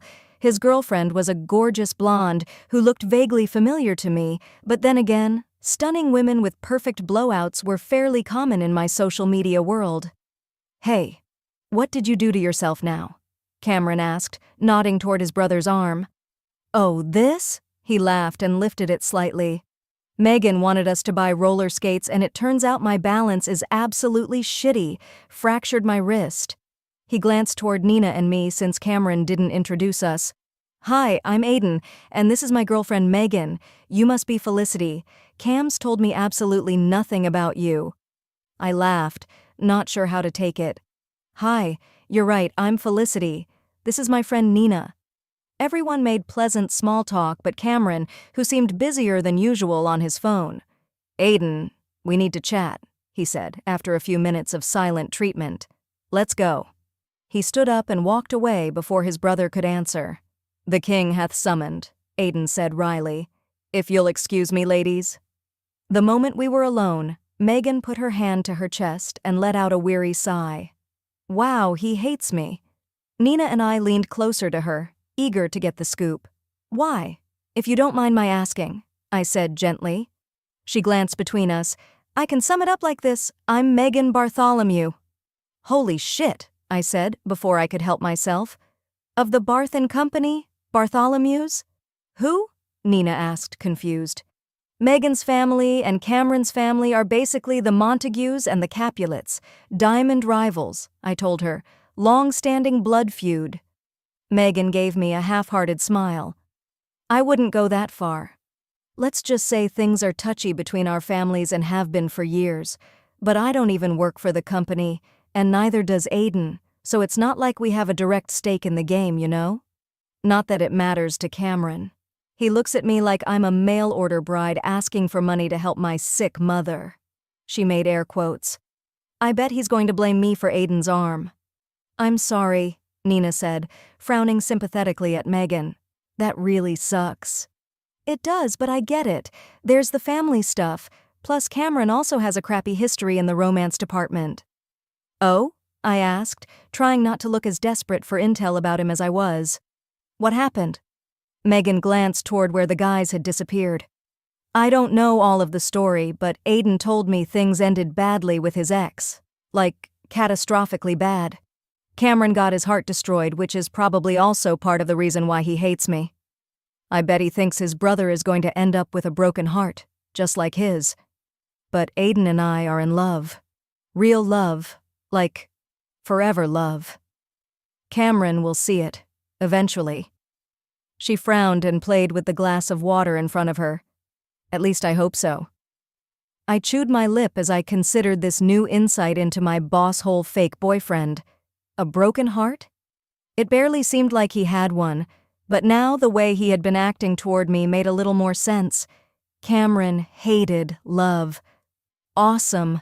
Nina craned her neck to look over our heads, then clapped her hands together. "There he is! Tyler's just walked on stage. I'm so excited." "Looks like love is in the air tonight," Megan mused as she watched Nina. She leaned toward me, probably to ask about me and Cameron, right as Tyler greeted the crowd. The accompanying mic screech made everyone grab their ears. "Oof," Nina said. "Not a great start to the set." Cameron stormed back to his seat with an angry Aiden trailing behind him, and I think we all felt lucky that we could focus on the music instead of the tension in the air while Tyler played his solo set. Tyler was in his element alone on the stage with just his guitar. He played songs everyone sang along to, as well as one that mentioned a winged beast and a timeless love. I glanced at Nina to find her mesmerized by him. Watching him seduce the room left me even more worried for her. As expected, Aiden and Megan said their goodbyes shortly after Tyler finished up. Cameron relaxed a little once they were gone, and even more so once Tyler joined us at the table. "Well?" Tyler asked as we applauded him. "How was it?" A waitress interrupted us before we could go into a full-fledged gush, and Tyler ordered celebratory tequila shots for the table, as well as a whiskey for himself. "You were incredible," Nina said, staring at Tyler like she still couldn't believe he was in her orbit. And I loved the new song. You mentioned Astaroth the dragon. He smiled broadly at her. It wasn't the easiest word to rhyme, but caught did the trick. Do we all agree that Tyler needs to do more solo gigs from now on? Cameron asked, looking around the table at us. He's always good, but he's great when he's on his own. Hold on, a voice rang out from nearby. Are you trying to steal jobs from Ty's bandmates? A skinny, scruffy-looking guy with tired eyes and a tank top pulled a chair up to our table and sat down. What? Tyler exclaimed, staring at him with wide eyes. Jerry Jones is in the house. Come here, brother. He jumped up and pulled him into a back-slapping hug. I glanced over at Cameron to find him frowning at the stranger. I didn't blame him. There was something about the guy that came off as a little sinister. Jerry is a legendary guitarist, Tyler explained as they sat down. We played together during my West Coast tour a million years ago. Yeah, been way too long, Jerry nodded at Tyler. And speaking of those good times, I know of someone who's very interested in hanging with you again. Mr. Brown is in town tonight. Tyler raised an eyebrow. Is he here? Sure is. Come on, let's go have a chat with him. Tyler's eyes landed on Nina for a beat, and it seemed like he was wrestling with the decision to go see his other friend. I didn't blame him, since the two of them were hitting it off. Hey, I'ma go say howdy to an old buddy, but I'll be right back. Don't go anywhere. He pointed finger guns at us as he backed away. Do you know who he's talking about? Nina asked Cameron as she watched Tyler disappear into the crowd. He shrugged. Tyler's world is huge. He knows everyone. Probably some old blues guitarist. Cameron was a little distracted, like he was still grappling with the conversation with his brother. Sure, his default attitude was usually pretty grumpy, but even being with Tyler wasn't helping to lighten him up. You okay? I asked softly. His mouth went tight. Yeah, my brother just... He shook his head. He doesn't get it. He's so blinded by love and he has no idea that it's going to bite him in the ass. Maybe it won't, I offered. I briefly considered doing some cheerleading for Megan but opted to keep my mouth shut. Cameron and I seemed to be on an even keel, and I didn't want to risk pissing him off. I didn't think anyone was photographing us at the moment, but I couldn't be sure. Tyler and Jerry strolled back to the table, laughing with each other. I wondered if the shot he took, combined with the whiskey he threw back, were hitting him because he wobbled as he sat down with us. Hey, Nina said brightly. How was your friend? Tyler tilted his head back and gave her a slow smile. Really good. Really, really good. Jerry burst into laughter and covered his mouth with his hand. You've missed our friend Mr. Brown, huh? Guess I did, bro. Tyler laughed along with him. I could have sworn I saw Cameron flinch at him calling Jerry bro. We used to have so much fun together, Jerry said. Oh man, do you remember that time you, me, and Roxanne went into that liquor store and had to steal that bottle of tequila because we all forgot our money? And the dude caught us.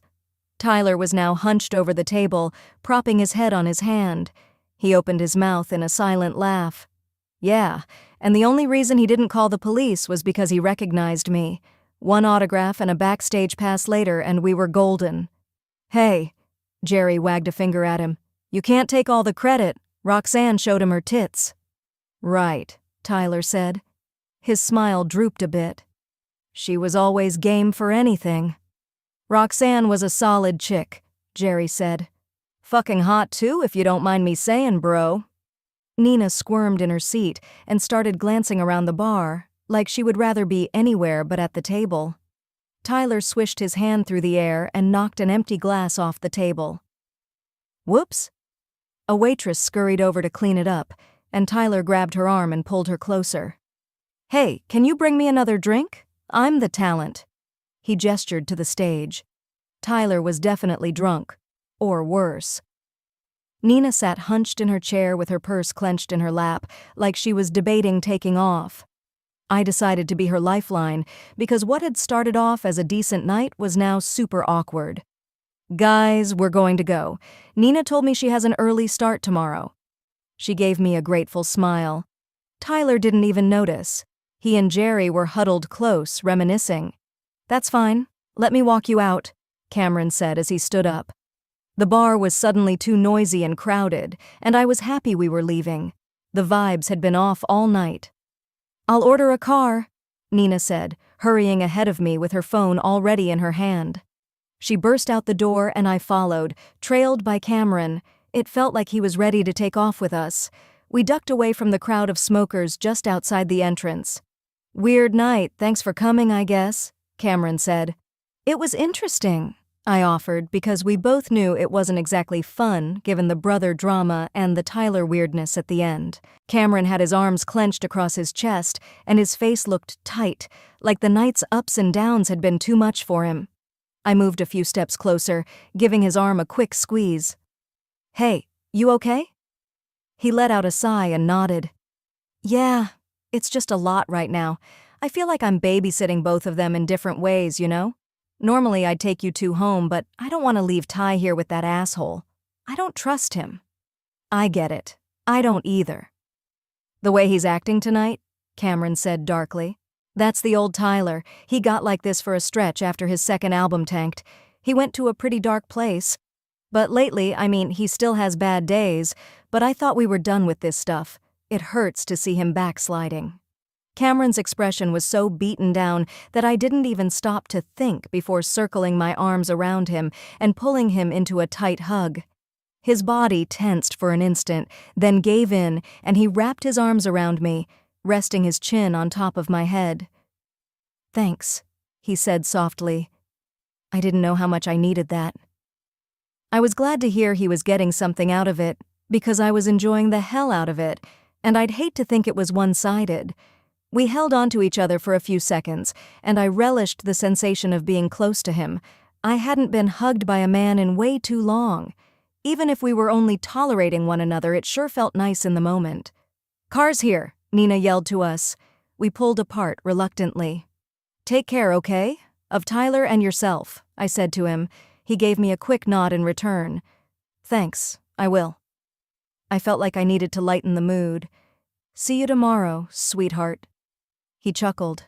"Right, honey." We lingered a few seconds longer, the air between us sparking to life, until the driver honked. I ran off, wondering how someone who had seemed so truly awful could shift into someone pretty okay in the blink of an eye. Chapter 11. Cameron Felicity breezed into my office without even knocking, holding her phone in the air and looking outraged. I know. I've already seen it," I sighed, leaning back in my chair.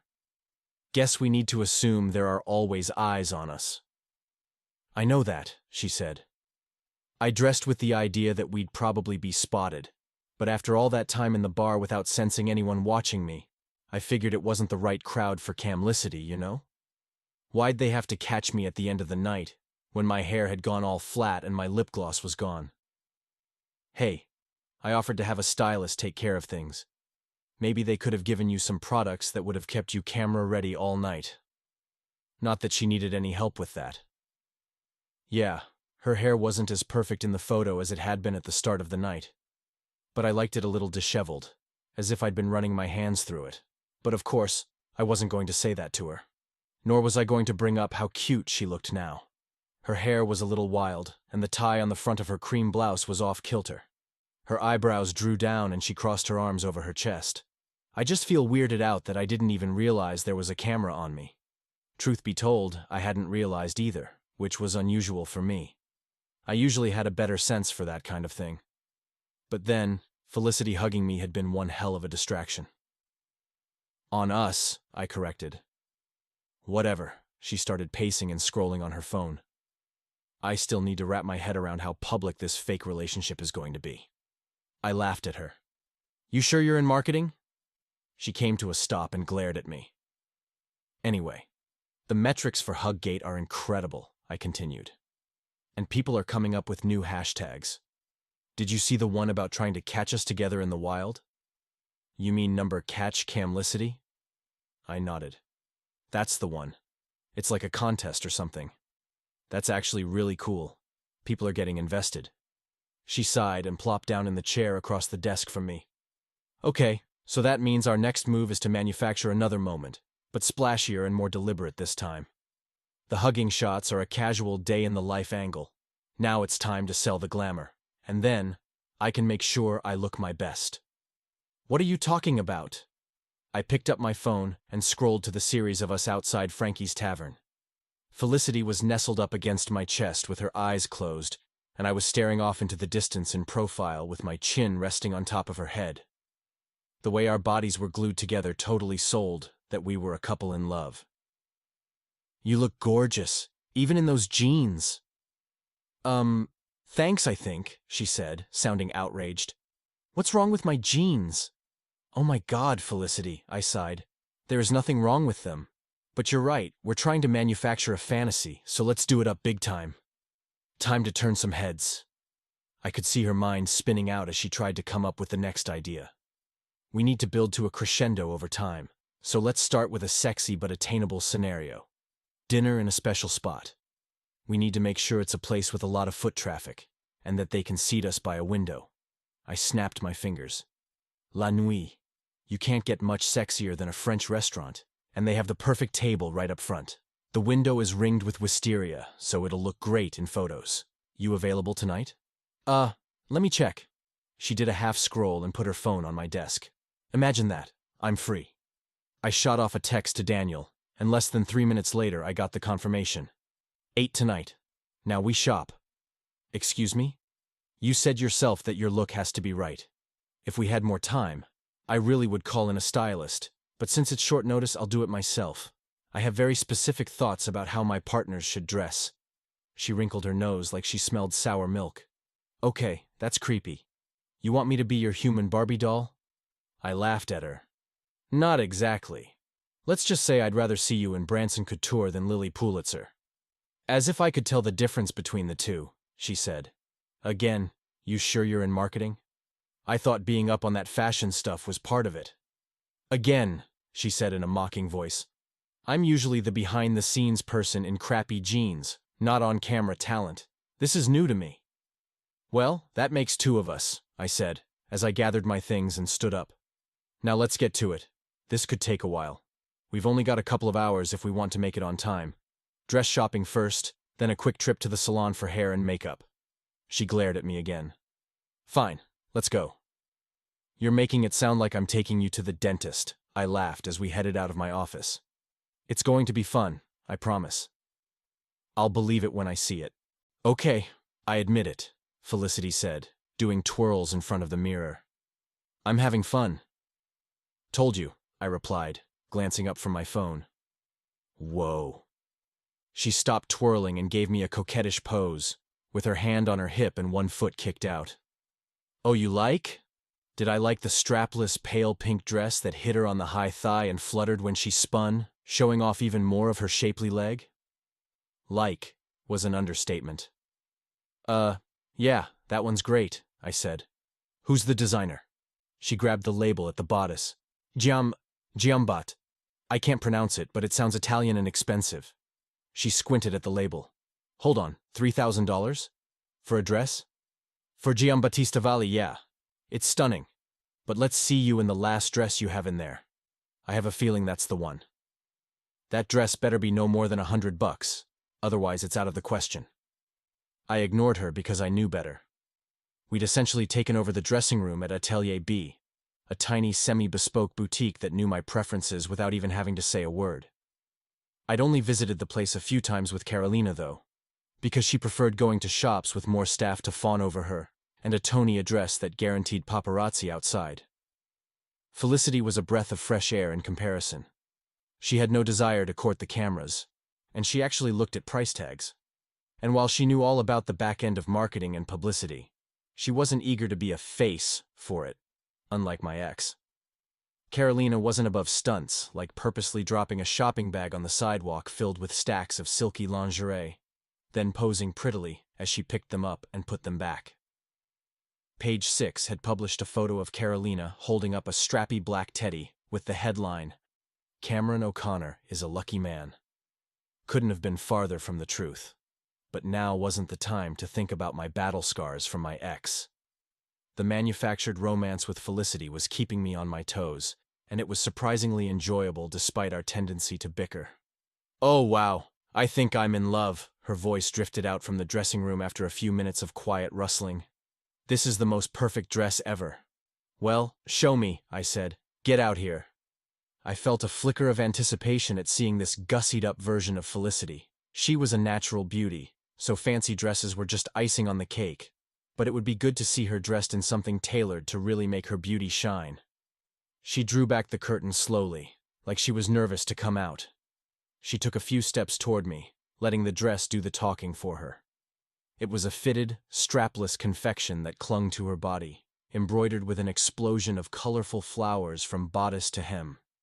Elegant, playful, but still incredibly sexy. I tried not to stare at the swell of her breasts peeking from the top. It was exactly right for attracting attention without seeming like she was trying too hard. Perfect, I agreed quickly. It's going to photograph great in the window tonight. She frowned at me in the mirror as she smoothed the skirt. That's it? What do you mean? I asked, perplexed by the question. You said the dress is going to photograph great, but what about me? Her gaze jumped between her reflection and mine. Is it just the dress, or do I add something to the equation? My first thought was that she was fishing for compliments, but she looked genuinely uncertain. It continued to amaze me that Felicity didn't understand the depth of her own beauty. Yes, the dress was a work of art, but it was Felicity that elevated it. I jumped to my feet and strode to her, then took her by shoulders and turned her to face me. It was a struggle to ignore the way her soft skin felt beneath my palms. How can you believe you are anything other than flawless? I asked. You could wear an extra-large white Hanes t-shirt and ponytail and still be the most beautiful woman in the room. She flicked her eyes to the floor, obviously embarrassed by my compliments. Stop. I won't. I'm being honest. It's not my opinion. It's a fact. Felicity glanced up at me and we stared into each other's eyes, trying to sort out this new level of intimacy we were facing. Thank you for saying that, she murmured. I'm not used to making a fuss about clothing and stuff. Remember, I'm usually hiding in the garage working on the engine, not actually driving the car. I smiled at her clumsy metaphor. Well, it's high time you put the top down and go for a joyride. She laughed and took a step away from me, holding her hands across her chest. Top down? What are you suggesting, Mr. O'Connor? Don't even go there, Fagin, I warned with a smile. That's not in our contract. I'm glad you remember, she wagged a finger at me. Topless dining was definitely not part of the equation. As much as I wanted to keep joking with her, I knew we needed to keep it professional. After all, she'd been clear in our contract, and I wasn't about to make her uncomfortable before we'd even begun. Why don't you take the dress off? Excuse me? She took a bigger step back from me, pretending to be horrified by the suggestion. So I can pay for it, I laughed. We need to get moving. Hold on. I want to check the price first, she said, twisting around to try to find the tag. I spotted it dangling in the middle of her back, so I pulled it off before she could grab it and start complaining. It's taken care of, I said, as I walked out of the dressing room. They have heels ready for you as well. Don't say a word. I glanced back at her right as she snapped her mouth closed. Fine. I gave her a wink. Good girl. So you can listen. Oh my God. Her indignant voice echoed from behind me as I strode to the register. Did you just praise me like a dog? I chuckled and kept walking. A short while later, the dress was in a hanging bag, and Jimmy was ferrying us to a salon whose owner had helped Veritique with a few advertising campaigns. The resulting promotion had been so incredible for her that she'd promised me an open door if I ever needed last-minute help. Felicity eyed the place suspiciously as we walked to the front door. Are they going to spackle and shellac me? Well, if we're staying with your car analogy, I'd say it's closer to buffing and waxing. She froze on the sidewalk. No, Cameron, come on. That's so not me. I don't feel comfortable caked in a ton of makeup. Do you think I want to be seen with someone who looks like a mob wife? I asked her. I promise you, Andrea is an artist. You'll love the way you look. If you don't, you can wash it off and have her start over. I paused. She'll hate you for it, but she'll do whatever you want until you're happy. She sighed and followed me in. This is so weird for me. Just go with it. Pretend to enjoy it, okay? I knew it would only take a few minutes in the staff's capable hands before she relaxed. I found my gaze bouncing between my phone and Felicity as they got to work, because something about her always seemed to draw my eye. And it was clear that it wasn't just me she affected. She charmed everyone she came in contact with. I knew from my team's feedback that Felicity had an easygoing, cheerful vibe, but I enjoyed seeing her in action. Sure, she had no desire to be in the chair with someone doing her hair and someone else working on her manicure, but she smiled and chatted away like she was having the best day of her life. I knew firsthand that she had no trouble standing up for herself if she thought someone was being rude to her. But when her hackles weren't raised, she really cared about treating everyone with warmth and kindness. It was quite a departure from most of the women I dated in the past. They whisked her away to another part of the salon, so I was finally able to focus on the work piling up. It was way too easy to get lost in Felicity world. I needed to keep my eyes on the numbers to make sure the legacy I'd inherited remained at number 1. Thanks to Lucy's "You're ringing in the romance shenanigans," the buzz around Veritique was all positive for a change. I took a quick break to navigate to Felicity's social media pages and noticed that she'd already hinted we were going to be out and about tonight. The woman was savvy as hell. Our partnership, both the professional as well as the manufactured personal side, was already paying dividends. I got lost in work, taking a few calls and sending a dozen emails as I waited for Felicity. When I finally checked the time, I realized we needed to get moving if we expected to make it to the restaurant on time. "Hey, Mr. O'Connor," a voice came from behind me. "What do you think of your scruffy little pickpocket now?" I turned to find Felicity absolutely transformed. She was back in the dress with her hair smoothed and shiny on her shoulders. I stared at her, awestruck. She walked closer to me, her smile widening. "You were right again." I shut my mouth and trusted the process, and I love the way I look. It's like me, but with more sparkle. Check it out. Felicity closed her eyes and leaned toward me so I could see the pinkish shimmer on her lids. I wanted to drink her in, to tilt her chin this way and that so I could admire every facet of her beauty. I swallowed hard. Sitting across from her all night and keeping my hands to myself was going to be a challenge. Given our charade, I'd be fully in my rights to take her hand in mine, to give her cheek a gentle caress. And hell, once the cameras showed up, I was contractually bound to lean in for a kiss. Or two. "You're not saying anything. You don't like it?" Felicity sounded worried, and she spun around to look at herself in a large mirror in the lobby. "Is the blush too much? Or the lashes?"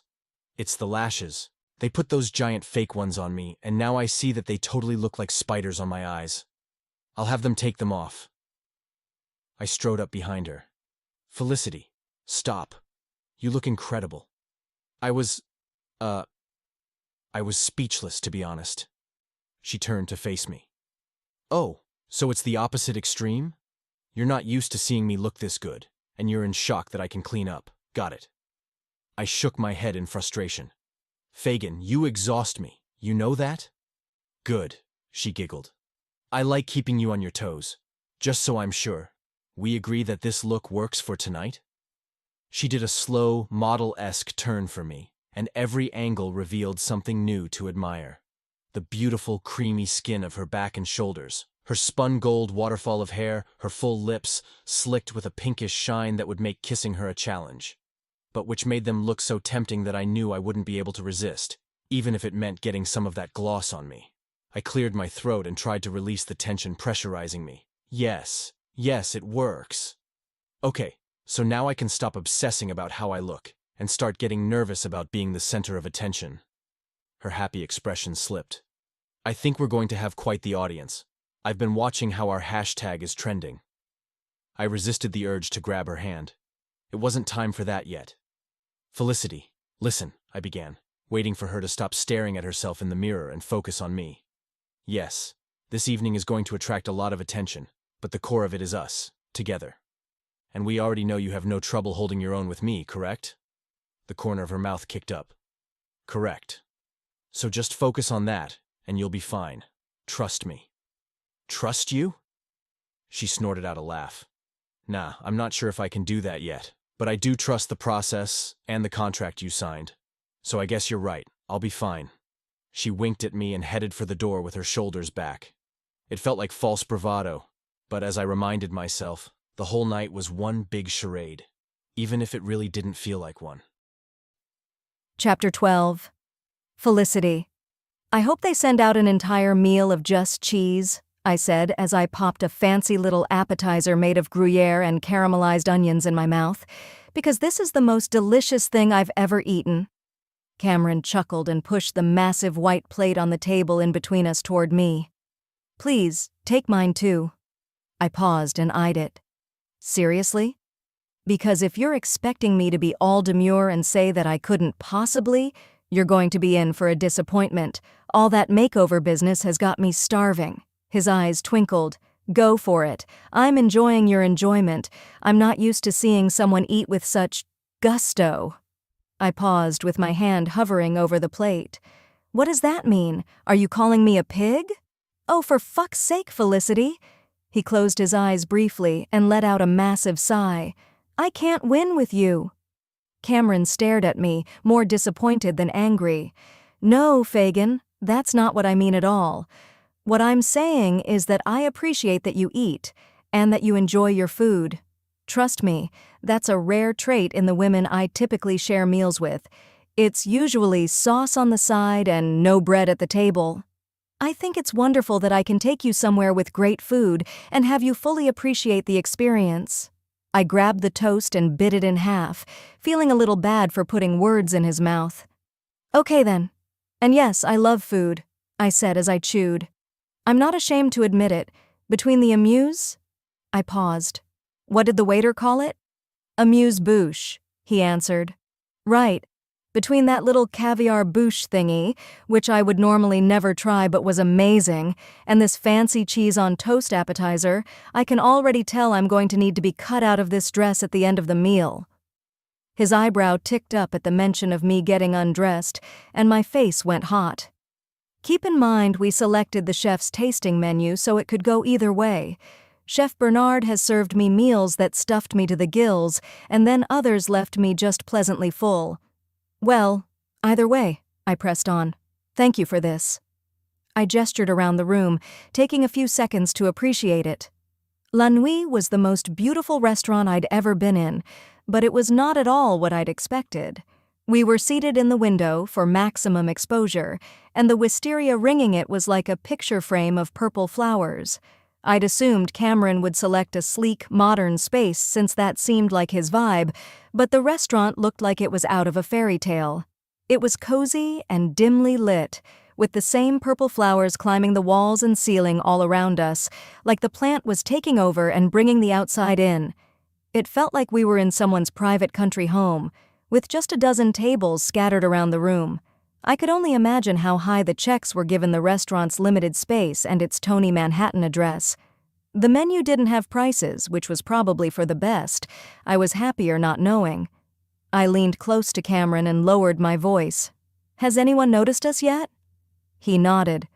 I'm sure, but people in here will be very casual about it. No staring or anything. We probably won't even pick up on it. He scanned the room quickly. I see a trophy wife in the far corner who seems to be interested in us. I flicked my eyes toward the table in question and smiled at Cameron. Did you ever consider she might be wishing she was me? That guy she's with looks to be about 100 years old. I can tell the difference between a flirty stare and a curious one. I guarantee she's in on the Camlicity hunt. Nerves swirled up inside of me, making my hands shake a little. That was the whole reason why we were here, but it still made me a little uneasy to think of it as a hunt, reminding me that we were being stalked like prey. Why did I agree to this? Hey, Cameron said in an authoritative voice. Focus on me, remember? On us. Then you'll be fine. We both know this is already working. I took a deep breath and nodded. He was right. For some reason, when I directed all of my attention to him, I felt fine. Now, let's talk about something fun. Why don't you tell me about how you and Nina met? Oh, Nina, I smiled. She's the best. I really enjoyed getting to spend more time with her at the bar the other night, although the circumstances could have been better. Cameron's expression darkened for a moment, probably remembering the twin nightmares of his brother's relationship situation and Tyler's drunkenness. We've been friends forever, basically, I said quickly, hoping to keep him from overthinking. We grew up near each other and started off just casual neighborhood buddies, riding bikes and stuff, but I fumbled for words because I didn't want to get into the details about why we became closer. We really started bonding when we were about 10. We began hanging out more and more until we became inseparable. Turns out we had a lot in common. We both loved reading. The old stuff like Nancy Drew and Anne of Green Gables, and new stuff too. We'd grab our books and climb up into the treehouse in her backyard and read for hours. And we'd talk about everything. Our dreams, which boys we liked, who we wanted to be someday. My heart surged at the sweetness of the memories. We grew up together, We were roommates in college, and I guess we figured life was better together. At this point, she's my sister. There's no one in my life who has been there for me like she has. That's really special. You two are lucky to have each other. We are, I agreed. Those dreams for the future we used to talk about? We're still holding on to one of them. Oh yeah? What's that? Cameron asked. We plan to open an independent bookstore together. I was a little nervous telling Cameron, not only because he was my boss and hearing about my plans for the shop could make him doubt my commitment to my current job, but also because he was a businessman and might laugh at our plans. Retail shopping was a dicey venture. Both Nina and I knew that, but there was something inside of both of us that kept pushing forward, like we had to go for it. Our business plan was finished. All we needed to do was gather the finances to make it happen. Hence the job with Cameron, which these days was paying better than ever. I was reminded that as lovely as our dinner was turning out, I was still officially on the clock with Veritique. Enough about me, I said, as Cameron poured us second glasses of wine. Tell me about you and Tyler. How did you become friends? His lips tilted up. I answered an ad. Oh, so you're a mail-order bride, I said with a knowing nod. That tracks. He laughed at me. Please, Tyler was forming a band. I was a newbie drummer and I thought I was better than I actually was. Well, that's cool. Cameron O'Connor, rock star. I swept my hand through the air like I was envisioning his name in lights. What did you call your band? He gave me a half smile. The Torture, which in the beginning was pretty accurate. God help the neighbors who had to listen to us practice. Obviously Ty was always gifted, but the bassist Brett and I were desperation hires. He shook his head, smiling. Our first gig was at a school dance at a neighboring middle school, which was bad enough, but I got nervous because it was my first time playing for anyone other than my parents. What happened? I asked, taking a sip of wine. He rolled his eyes at the memory. I forgot everything, every bit of every song. Tyler picked up on it pretty quickly, so he kept turning around and mouthing what I was supposed to be playing. It's a testament to what a great musician he was, even at that age. I limped through the set feeling humiliated, but once it was over, those kids acted like they'd just seen a Rolling Stones show. They asked us for autographs. Maybe you missed your calling, I teased. It's not too late to hang up the Veritique stuff and join up with Tyler, Cameron grabbed his wine glass and took a long draw. Oh, no way! I could never live that lifestyle. His eyes went haunted for a moment. Plus, even though I definitely became a better musician, I was nowhere near as good as Ty. The best I could have done as a professional musician would have been a job as part of an ensemble on a low-budget harbor cruise. Well, that's oddly specific. Let's just say I know my limitations. The waiter appeared at our table with our next course. May I present scallop carpaccio with purple radishes directly from Provence, layered with a lemon confit and topped with nasturtium. He gave us a little bow and walked away. I stared at the plate in front of me with my eyes wide. I don't know what any of this is, but the orange flowers are pretty. That's the nasturtium. Try it, Cameron urged. The flower? I scowled at him. Are you trying to make me look bad? I can just hear them in the kitchen laughing at me. Oh, look at the dummy eating the decoration. Cameron locked his eyes on mine, picked up the flower, and ripped it in half with his teeth, then chewed it without breaking eye contact. Edible. And delicious. I threw my head back, laughing at his serious face. Okay, maybe you're not making fun of me after all. His expression softened. You need to start trusting me, Felicity. I'm not trying to sabotage you. We're a team, remember? My stomach went tingly at the sincerity in his voice. We are. Cameron took a bite of the scallops. Oh, you're going to love this. If you don't, hand me that plate immediately. Wow, I sighed after I tasted it. This is beyond. Since it was an ultra-fancy restaurant, the entire dish was just a few bites I polished off way too quickly. It was delicious, but I was starting to doubt my initial assumption that I'd be too full at the end of the meal. Well, that was lovely, I sighed, sitting back in my chair. So there's one more course before dessert? Cameron burst out laughing. My dear, that was course 2 of 8. Buckle up, we're going to be here for a while. The thought of a long evening still to go filled me with inexplicable happiness. Sure, I was working, but I was also having way too much fun with Cameron. Hey, look at me, he said without preamble. I did as I was told and felt weird when he leaned closer to scrutinize my face. What? Cameron reached across the table and grasped my chin gently, which sent a flutter down my spine. You have a dot of lemon confit on your cheek. It was at that moment I noticed something in my peripheral vision, outside and just beyond the window. I didn't turn to glance out because I knew exactly what it was, or whom. Don't look, but we have an audience. Outside, I said, smiling sweetly at Cameron, who was still clasping my chin. Make this count, okay? His expression shifted to a bemused grin, like he couldn't believe how adorable I was with food on my face. He brought his napkin up to my cheek and wiped it gently while I cast my eyes down, smiling sweetly to telegraph that I was so grateful my knight in shining armor was taking care of me. There you go, my dear, he said, drinking me in so convincingly even I believed it was real. Oh wait, hold on. I missed a spot. Cameron leaned across the table and cupped my face gently, then angled it so that he could plant a soft kiss on my cheek, right where he'd just wiped it. He paused with his lips pressed against me, and for a moment, time stopped. He pulled away slowly to gaze into my eyes. I could tell he was asking permission to engage in the kissing clause from our contract, so I gave him an imperceptible nod. I leaned closer to meet him halfway, holding my breath. Cheek kisses were one thing, but lip-to-lip contact was going to shift our partnership to the next level. Cameron brushed his mouth against mine, and the sweet sensation immediately made me forget that a few people were gathered outside on the sidewalk, watching the fairy tale unfold. All I could focus on was how incredible it felt to share this moment with him.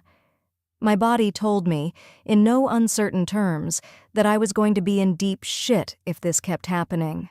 Cameron moved away reluctantly and sat back down. Well, that was, nice. Yes, it was, I agreed, like we were talking about the weather and not the fact that we'd just opened up a portal to who knows what. Do you think they got the shot? He asked. As much as I wanted to glance outside to see how many people had gathered, I forced myself not to.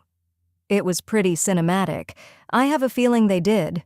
The waiter reappeared with yet another course filled with things I couldn't pronounce, and I settled into the new rhythm that was the full dining experience with Cameron O'Connor. By the time we rolled up to our building after our meal, I was full, tipsy, and happy. Based on the way Cameron was acting, I wasn't the only one. We joked about the elevator getting stuck on the way up to my apartment, and I realized how far we'd come since that fateful ride just a few weeks prior.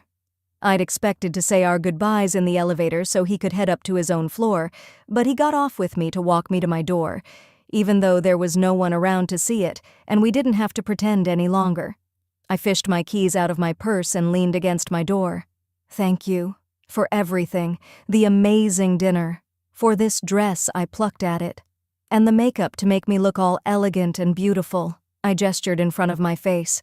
Now, hold on, I take no credit for how beautiful you look tonight. That's all you. I hugged myself. Was this really happening? Was Cameron actually flirting with me, with no witnesses present? Turns out fake dating you isn't too bad. I had a wonderful time, I said, suddenly shy. He leaned against the door, just a foot away from me. His eyes traveled around my face, pausing on my mouth. "You don't even know," he murmured, moving to me and taking me in his arms. He paused a moment to give me the chance to back away, but there was no way I was going to miss the opportunity to kiss him, fully and for real. And when we did, my knees nearly gave out. All the pent-up tension from the sweet kisses at the restaurant funneled into a kiss that lit my body on fire. I felt a little animalistic as our bodies connected, like I couldn't get enough of him. He pulled me close, then closer still, and I loved that he seemed as into the kiss as I was. His mouth was a mixture of soft and strong, signaling that he was ready to go as far as I'd let him. But what the actual hell were we doing? We'd agreed to a professional fake relationship, with a contract and everything, yet here we were, making out with no one else around to see it. Just for us. Just because we wanted to. Even though it felt magical, I knew we had to stop.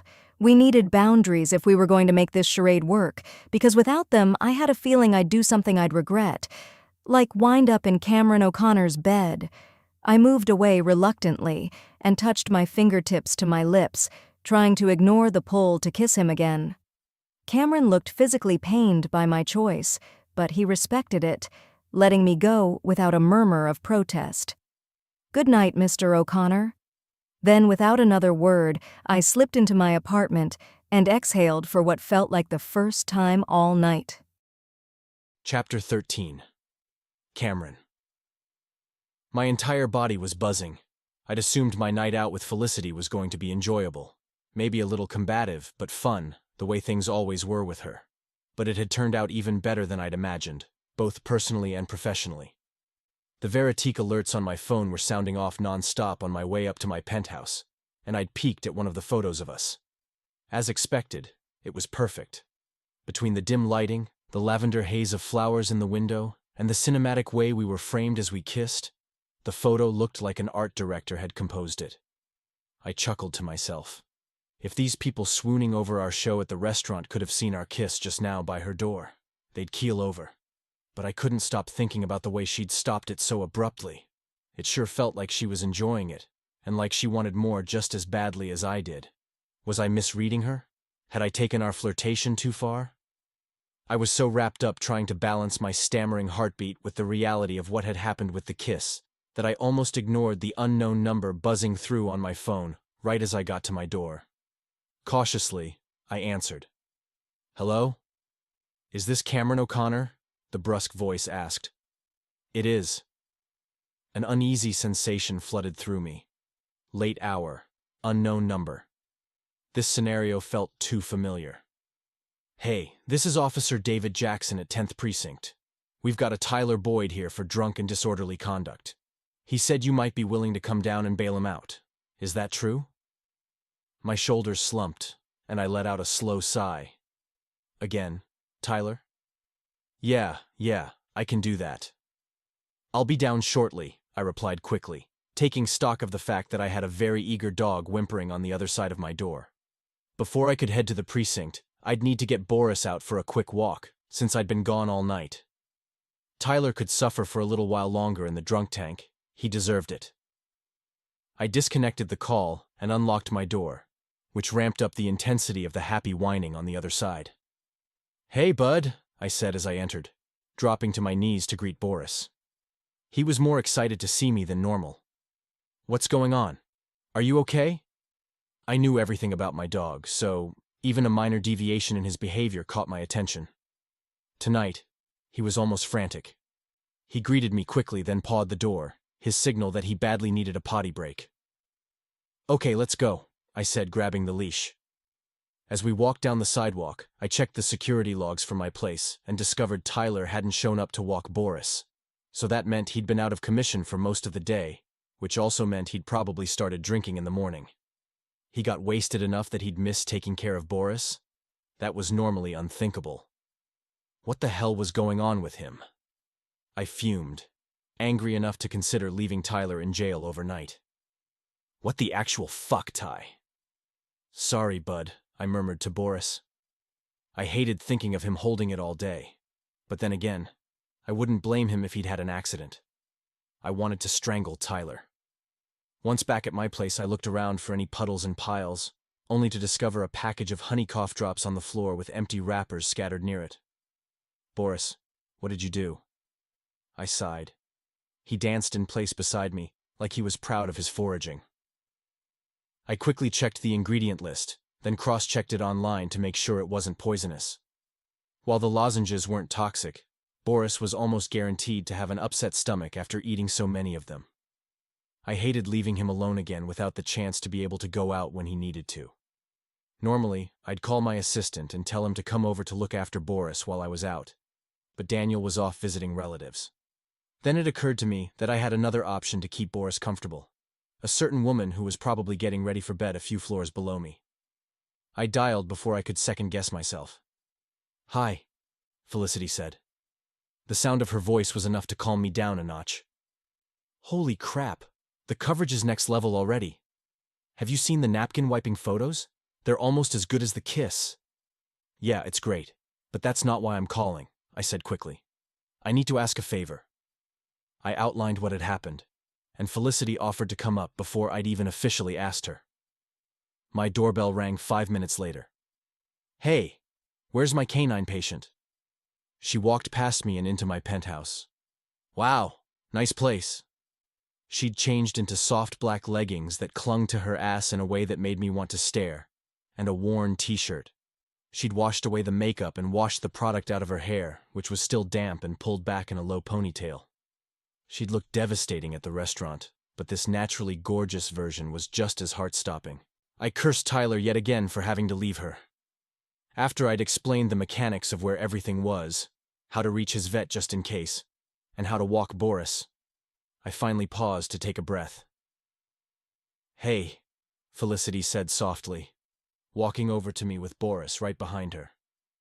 "I've got this. We're a team, remember? Boris is going to be fine, I swear. Go get Tyler and I'll take care of everything here." "I know you will," I said gratefully as I got ready to leave. "I owe you." "Ooh, I like the sound of that," she teased. "I need to give it some thought before I cash in."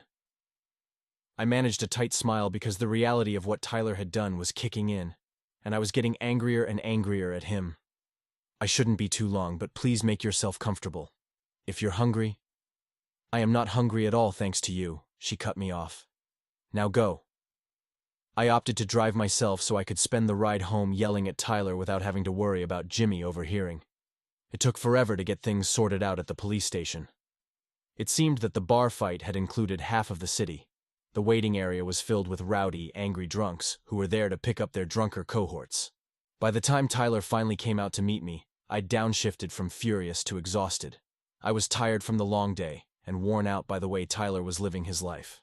Something had to change. Tyler looked pale and bruised as he walked through the overcrowded, bright waiting area to me. He gave me a sheepish smile, and for a moment I saw a flash of the talented young kid who'd always been there to help me out during a gig. "Hey," he said. "I'm sorry, bro. Don't call me that right now, okay?"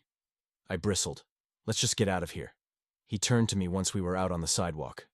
"I hate to ask you this, but is there any chance I can grab a bite? I haven't eaten since you got wasted?"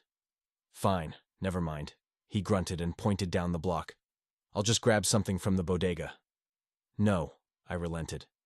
"I passed a diner around the corner. Let's have a proper meal." We walked there in silence, and my emotions ran from sympathy to anger and back again, over and over. I knew that lecturing an addict didn't do any good. It had to be his choice to change. But that didn't make it any less frustrating to watch him spiral further and further down the drain. A tired-looking waitress seated us in a corner booth, and we were silent as Tyler scanned the menu. I didn't want anything, not even coffee. I glanced at my phone. 2 a.m. I should be in bed. We both should. "Okay," Tyler sighed after he placed his order and handed the menu to the waitress. "I'm ready. Start preaching." "Are you fucking kidding me?" I asked angrily. "You're going to come at me with that kind of attitude? After you blow off my dog all day and I bail you out of jail? Nice, Tyler. Really nice." "What? I'm serious. Talk some sense into me," I growled. "Like it'll do any good. We've been here before. Too many fucking times if you ask me." He bowed his head. "Yeah, I know." So why are we back? I demanded. I know you've been struggling for a while, but things have gotten worse lately, and I just don't get why. You're booking gigs again. People are loving your music. Why isn't that enough? He stared at the table, and for a minute, I thought he wasn't going to answer. But finally he said, "It would have been my anniversary last month, you know, if we'd stayed together." I let out a sigh. So, this is about Roxanne? He shrugged, still avoiding eye contact. I leaned across the table. Tyler, I don't know how many different ways I can say this to you. Roxanne was no good for you. She brought out the worst in you. The relationship wasn't healthy. But I loved her, he fired back. It was so good when we were together, like I was on the top of the world. Yeah, I wanted to say, because you were, which was the whole reason why she was there. As soon as you stopped being successful and being with you stopped being fun and exciting, she bailed. But how could I say that? He'd lost so much. Of course he missed it. I just wished he'd stop obsessing over that one particular she-devil part of his past. Missing her wasn't going to fix anything, and it sure as hell wasn't going to help him move on. I exhaled slowly, because we'd been through all of this before. Well, I can't give you the top of the world, but in about 5 minutes you'll have enough diner food to choke a horse. For today, that'll have to do. He crumpled into the corner of the booth. It does just fine, he said softly. You always come through for me. Sometimes I think you're all I have. You're my brother, do you know that? The pitiful way he said it was a knife to my heart. Yeah, I know. The waitress delivered an armload of plates. Eggs, bacon, hash browns, pancakes, sausage links, scrapple. There was so much that I wasn't sure he'd be able to finish all of it. I felt like I needed to shift the conversation to something positive, since beating him up wasn't going to work. You still talking to Nina? She seems really nice. Tyler shoveled bacon in his mouth. Yeah, he grunted. That's just it. She's nice. I don't exactly deserve that kind of person. I'd corrupt her. Ruin her with my shittiness. Stop, I chastised. She could be good for you. Give you a reason to move past the shittiness. I didn't want to push him into a relationship, but I sure liked the idea of the kindly librarian being a positive influence for him, because being the sole bright spot in his life was a big load for me to carry, especially when I had my own demons to wrestle. She's pretty special, he finally admitted. And how about her friend Felicity and you? I definitely saw sparks at my last gig. I wanted to point out he'd gotten high as a kite that night and had probably seen unicorns and centaurs too. But I kept my mouth shut on the subject. Oh, her? Everything you saw that night was manufactured, like I told you before. Part of a marketing thing we're doing for work, remember? He stopped chewing to frown at me, holding a sausage link like a cigarette. You sure about that? Because I know you, and that flirting didn't look fake at all. I grabbed my phone, which buzzed with a new wave of alerts. More photos of me with Felicity, this time leaving the restaurant. We were holding hands, and she was gazing up at me like she was mesmerized. Tyler was right. It looked real as hell. I'm not in the market for a relationship, I countered. You of all people should know that. I'm not about to go through that sort of damage again. I didn't even have to mention Carolina's name. Tyler got to work on the eggs, if you say so. But I ain't blind, brother. We sat in silence as I considered it. The very person we were talking about was currently in my penthouse, in cuddly and soft loungewear, taking care of my dog. Yeah, that felt sort of real. Finish up, I said abruptly. I'm tired. The drive home turned into a negotiation, as I wasn't in the mood to trek to Tyler's place. He felt bad about putting me out by staying over at my place, but we both knew that between my multiple spare rooms and housekeeper, it was no inconvenience. By the time we got home, it was after 3, so I held my finger to my mouth as we walked into my apartment. Why do we have to be quiet? He whispered as we crept down the hall. Who's here? Boris hadn't greeted us at the door, which clued me in to the fact that Felicity was probably asleep with my dog nearby, protecting her. We crept into the great room that overlooked the city to find it dim save a small light on the bookshelf. And there was Felicity, curled up in a tiny ball on my sectional, with Boris asleep at her hip. They looked so peaceful that I didn't want to wake them. "Yup," Tyler whispered to me as his eyes bounced from Felicity to me. "Totally manufactured." He made an exaggerated okay gesture at me and winked. Felicity startled and sat up. "Wha?" She inhaled deeply and looked around the room in confusion. Boris jumped off the couch and ran over to dance in front of us. "You're back." "Hey there." She smiled sleepily, and all I could think of was waking up next to her. I cursed my overactive imagination. "We are. Everything go okay with the big guy?" I asked as I petted Boris. "Hey folks, I'm out," Tyler said, flashing a peace sign. "Long day. I'll let you two chat." He left the room quickly. By this time, Felicity had stood up and stretched, her shirt lifted up, giving me a peek at her stomach. I shifted, because just that quick glance was enough to get me going. Boris was great. She yawned and padded toward me, barefoot and adorably sleepy. I took him out a bunch of times, but all he did was mark every tree and signpost.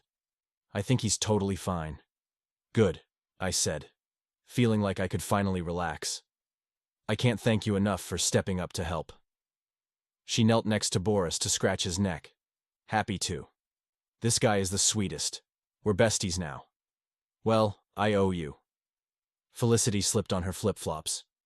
"Oh, I know you do. And don't you forget it." She smiled wickedly and blew me a kiss, then walked down the hallway with an exaggerated strut I knew was just for my benefit. Felicity Rhodes was going to be the death of me, and damn it, I liked it. Chapter 14. Cameron. I woke up to the sound of someone rummaging around in my kitchen, and for a moment my mind drifted to the possibility that it might be Felicity. Maybe she hadn't left, and she'd spent the night on my couch. Tension grew between my legs, remembering the way her ass looked in those leggings, and I let my hand wander down to cup myself through my boxer briefs. The crash of breaking glass made Boris jump up from his dog bed and bark. "Tyler," I grumbled as I hauled myself out of bed and slipped on a t-shirt and sweats.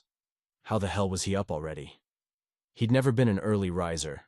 Then again, I'd slept through my alarm, so the unpleasant wake-up call was a good thing. I was already too late to get in my early morning workout if I wanted to get to the office on time, and being late wasn't an option. I had a busy day ahead of me.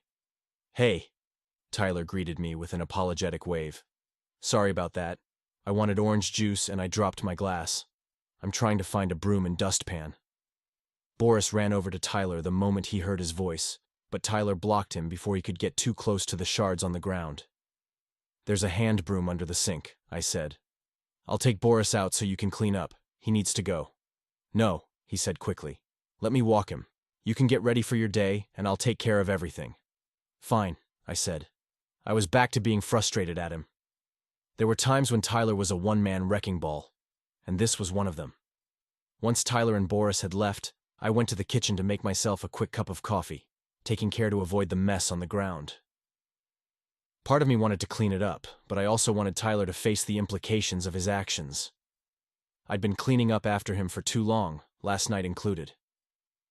When I opened the refrigerator, I noticed the bottle of beluga vodka I kept in the door moved to a different spot. Was he trying to make himself a screwdriver?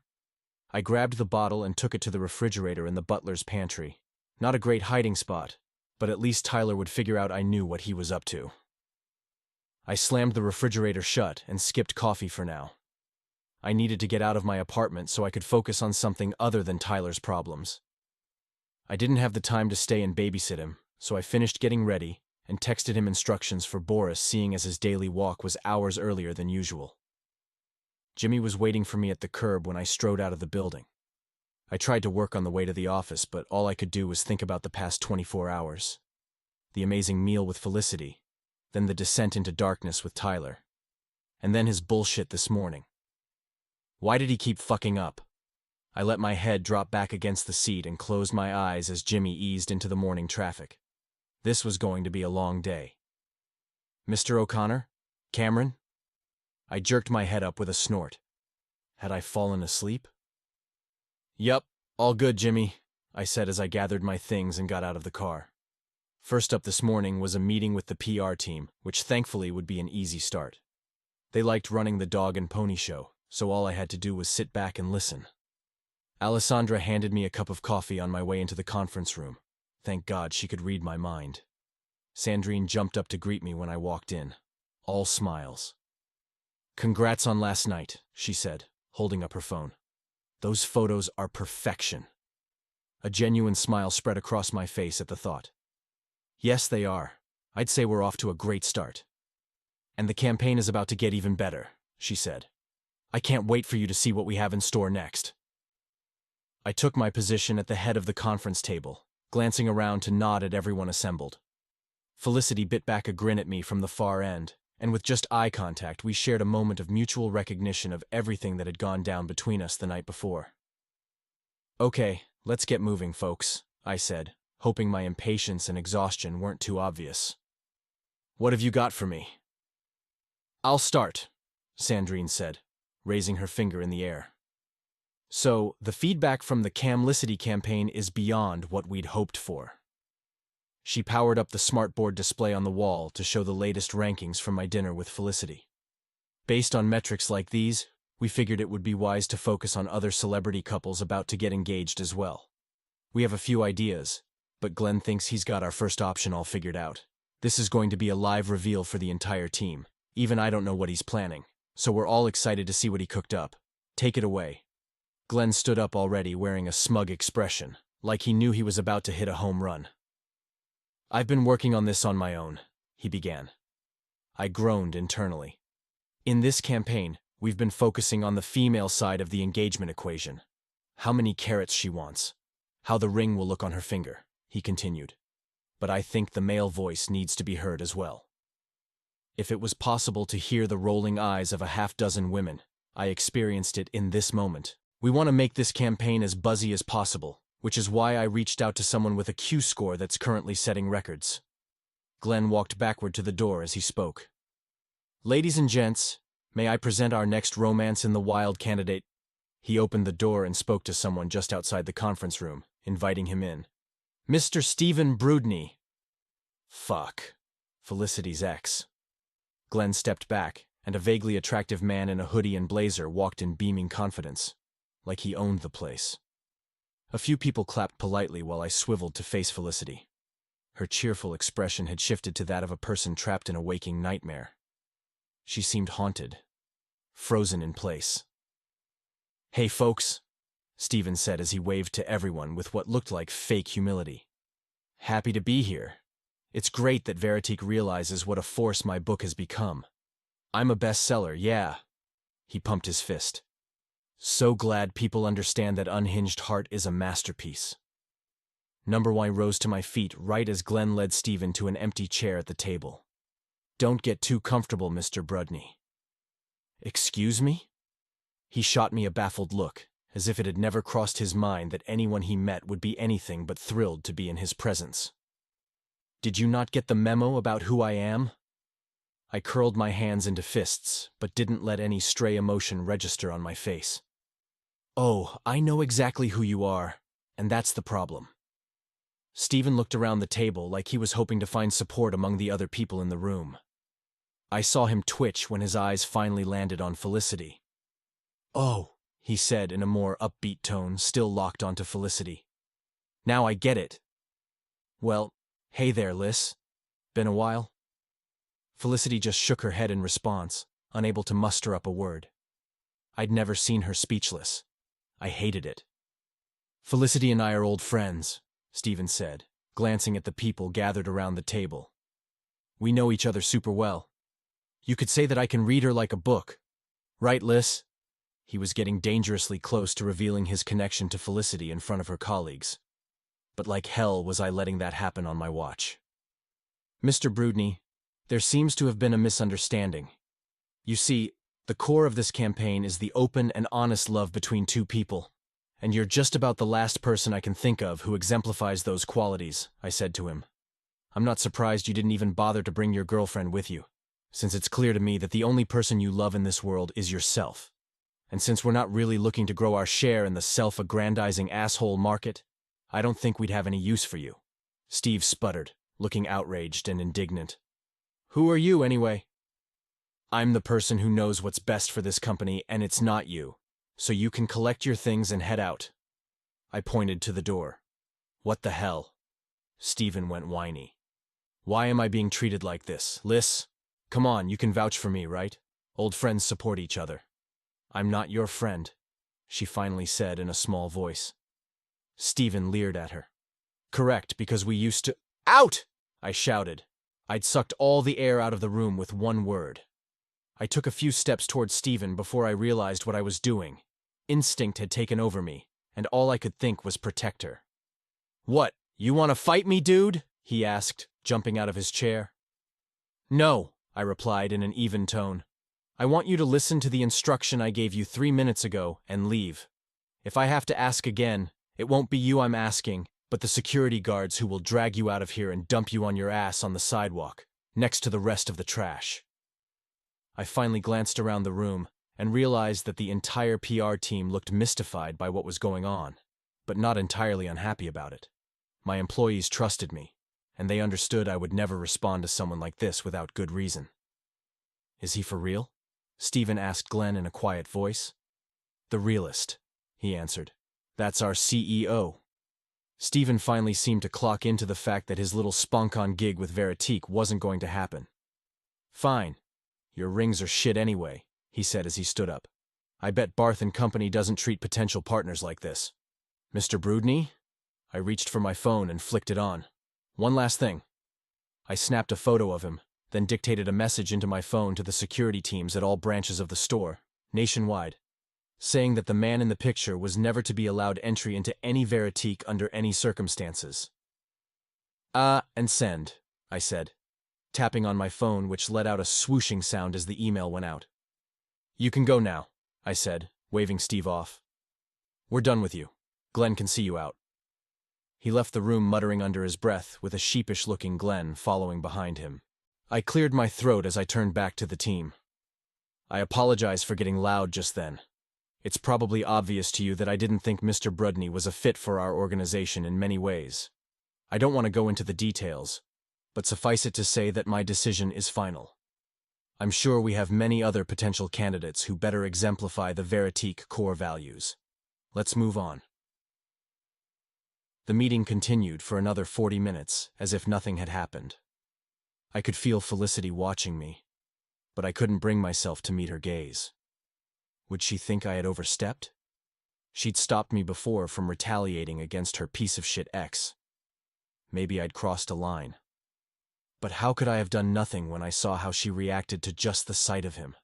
The asshole was lucky he hadn't gotten punched.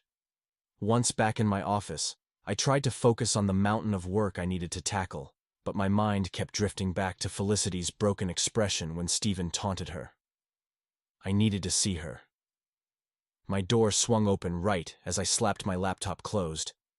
It was like she'd been summoned by my thoughts. Felicity, I was just coming to see you.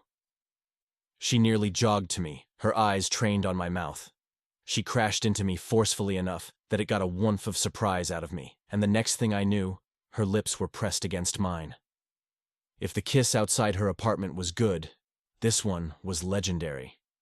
She kissed me in a frenzy, like her pent-up emotions from the last hour were all fighting to the surface at once. I, meanwhile, was lightheaded with relief. I wrapped my arms around her, hoping she could tell that I would always, always fight for her. Her tongue darted along my lip, a brief experimental flick that nearly got a groan out of me. So much for the contract. I let my hands drop to caress the curve of her hips to bring her even closer to me. Fuck. She tasted sweet. Thank you, she murmured as our mouths melded. Thank you for standing up for me. Speaking the words made her even hungrier. Her hands slid up and threaded through my hair, sending a wave of electricity down my back. I want you, I whispered into her ear. I paused to kiss her there and she giggled. Cameron, I want you too, but not here. We can't. Why not? My couch is nice and strong. She laughed again as I kissed the hollow of her throat. Someone could come in.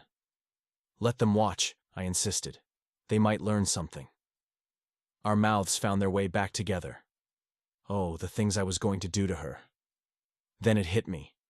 I wanted to take my time with her, explore every hidden inch of her. But as much as I wanted to begin right now, I knew it would have to end too soon. The phone could ring at any moment, or we could be interrupted by an impatient knock at the door. I pulled away. "Do you have plans tonight?" Her eyes were shining, and her chest was heaving as if she'd just finished a sprint. And that mouth of hers, that full bottom lip swollen even fuller by our kissing. Felicity shook her head wordlessly. "Come up to my place. I don't want a single interruption the first time I fuck you." She inhaled sharply, hearing me say exactly what we were both thinking. Her hands were clasped behind my neck, so I reached up to gather them in mine, clutching them between us like I had her in handcuffs. "Let's make a deal. If we stop now, we won't have to tonight." I pulled her closer so I could whisper in her ear, "I'm going to fuck you, all night long." She closed her eyes and let out a shuddery sigh. "Deal," she murmured. Chapter 15. Felicity. I could still hear Nina's silly taunts in my head as I waited outside Cameron's door, jokes about the world's most convenient booty call and being the boss's pet. She was right on both counts. I sure liked the fact that my walk of shame was going to be just a quick elevator ride. I'd piled my hair in a bun and worn a simple t-shirt dress and flip-flops, but what I had going on underneath it was about to blow Cameron's mind. He opened the door a few seconds after I rang the doorbell, as if he'd been waiting for me. "Well, hello there. You look comfy."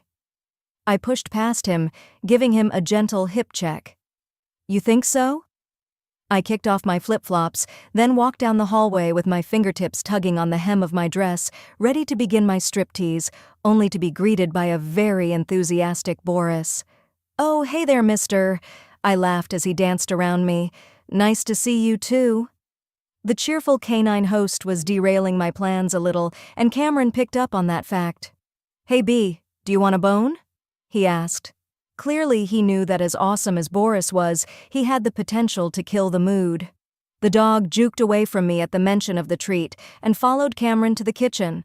While he was busy taking care of Boris, I looked around his much, much bigger than my apartment penthouse to find the perfect spot for my little stunt. I'd been so focused on making sure Boris was okay the night he ate cough drops that I hadn't looked around much, but now, as the sun was setting in the distance, I could really take in the sumptuous space. The walls were dark gray, hung with a few giant scrawly paintings that were probably museum-worthy masterpieces, but the real focal point in the room was the view of the park from the windows. I walked up to enjoy it because all I could see outside my window a dozen floors below was a brick wall from the building across the street. "Hey!" his voice echoed behind me. I turned slowly to face him. "Hey!" We stared at one another across the room in a sort of sexy standoff. Who was going to be the first one to break? Obviously Cameron. Once I put my plan into action, I smiled at him, then slipped my dress off with a quick swish, letting it drop to the ground at my feet. "Holy shit," he whispered in awe. With good reason, because I was wearing a nearly invisible lingerie set that was only a few straps of pink satin and mesh, embellished with delicate lacy flower details by the hips. Cameron crossed the room without another word and pulled me into his arms so forcefully I tripped against him. His mouth was on mine immediately, claiming me with his kiss. "Do you know how perfect you are?" he whispered in my ear. "Tell me." I sighed, letting my head drop back as his kisses trailed down my neck. But instead of telling me, he showed me. For hours. It obviously wasn't the first time I'd been with a man, but it was the first time it had ever felt like that. "That was," I panted. "Just the beginning," Cameron answered, kissing my neck. I could barely form a coherent thought as we rested in the afterglow, but the one persistent drumbeat echoing in my head was how I'd never been properly fucked before. Now I understood what my romance novels were talking about. Our breathing evened out, almost in sync. "Did you hear that?" Cameron asked, picking his head up off my chest. "I don't hear anything," I answered. "Boris is finished with his bone, and now he's nosing around the kitchen trying to find something to get into," He groaned. Guess I need to get up and feed him. The last thing I want is for him to come in here and find us. Yes, he'd be shocked if he knew his father was no longer a virgin, I joked. He chuckled. You're ridiculous. Cameron gazed into my eyes for a moment, then leaned down to kiss me fully on the mouth. The kiss was enough to rev both of us up again, and I started moving against his body with a feral want. No, Felicity, he groaned. Stop. Never. We kissed for a few seconds longer, until Cameron pulled away with a frustrated growl. I need to get cleaned up anyway, he said, patting away. Nice ass! I yelled after him. A few minutes later, I was dressed. I joined him in the kitchen where he was mixing up dinner for Boris. I glanced in the bowl at a mixture that could have passed for human meatloaf. Looks fancy. Nothing but the best for my boy, he said proudly. After he put the bowl on the ground and Boris got to work on it, he turned to me. I'd say we worked up an appetite. Can I make something for you? If dog food could make my stomach growl, then I definitely needed sustenance. Hold on, you cook? He shrugged as he opened the refrigerator. Not all that often, but I can make a mean aglio e olio. Daniel just restocked the kitchen, so I've got some huge fresh shrimp and homemade angel hair from Terra Nova. What do you think? I was practically drooling. Yes, please. Perfect! Can you go to the butler's pantry and grab the big white serving dish? It's in the cabinet by the sink. I usually eat right from the pot, but let's pretend to be civilized tonight. As expected, the butler's pantry was huge and beautiful enough to be yet another focal point of the apartment. There were 4 cabinets, so I started poking through them to find anything resembling a serving dish. The man was stocked for parties galore. I searched through the first cabinet, which was filled with crystal stemware, decanters, stacks of fine china, cheese boards, and flatware sets, but no serving bowls. I opened the second and found stacks of linens. I ran my hand along the top of the sumptuous fabric, wondering if the bright white napkin had ever been used. My finger bumped up against something hard, shoved in between the wall and the stack, so I pulled it out. The frame held a photo of Cameron and a stunning raven-haired woman. She was looking directly at the camera and laughing, and Cameron was staring at her, his mouth closed but smiling. My heart lurched at the joy in the image. Who was this mystery woman who had Cameron under her spell? That's Carolina, he said, making me jump in shock. I'd been so caught up staring at the photo that I hadn't even heard him approach. My ex, he explained. She's beautiful, I admitted, even though it pained me. He smirked, and troubled, which I found out a little too late. Do you mind telling me what happened? I asked tentatively. Cameron let out a weary sigh. Carolina and I had a whirlwind romance. She was wild and impetuous, which was sexy as hell at first. But then I started to realize her behavior was really just a way to get back at her parents. She had a strict upbringing, fire and brimstone stuff. She wanted to break free, and she saw me as her way out. Her parents hated my lifestyle. He smiled wryly. I was known for being a bit of a hedonist back in the day. I squinted at the photo and focused on her hand. Is she wearing... Did you two get married? Cameron nodded slowly. We did. That photo was from our honeymoon. He let out a harsh laugh. It lasted almost as long as our marriage, a 2-week trip and a 3-week marriage. He reached over to take the photo from me, glancing at it quickly, then slipping it back in the cupboard. My eyes went wide. Are you serious? Oh yeah. When I realized she was just using me to make a point to her parents, I had it annulled. But really, we didn't make sense together. We had an amazing time together when it was all new and fresh, and we couldn't keep our hands off each other. I admit I got caught up in how damn good it felt being with her, which is why I proposed. But once we were on that honeymoon, spending all of our time together, we discovered we had nothing in common. We'd sit at the breakfast table and struggle to find things to talk about. I lost my head to love and paid the price. Cameron paused to consider it. Well, not really. The damage would have been much greater if I'd let the whole thing drag on. Better to cut my losses quickly.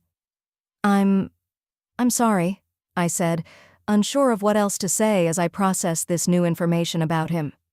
It sounded like he was talking about a business transaction, which left a sour feeling in my stomach.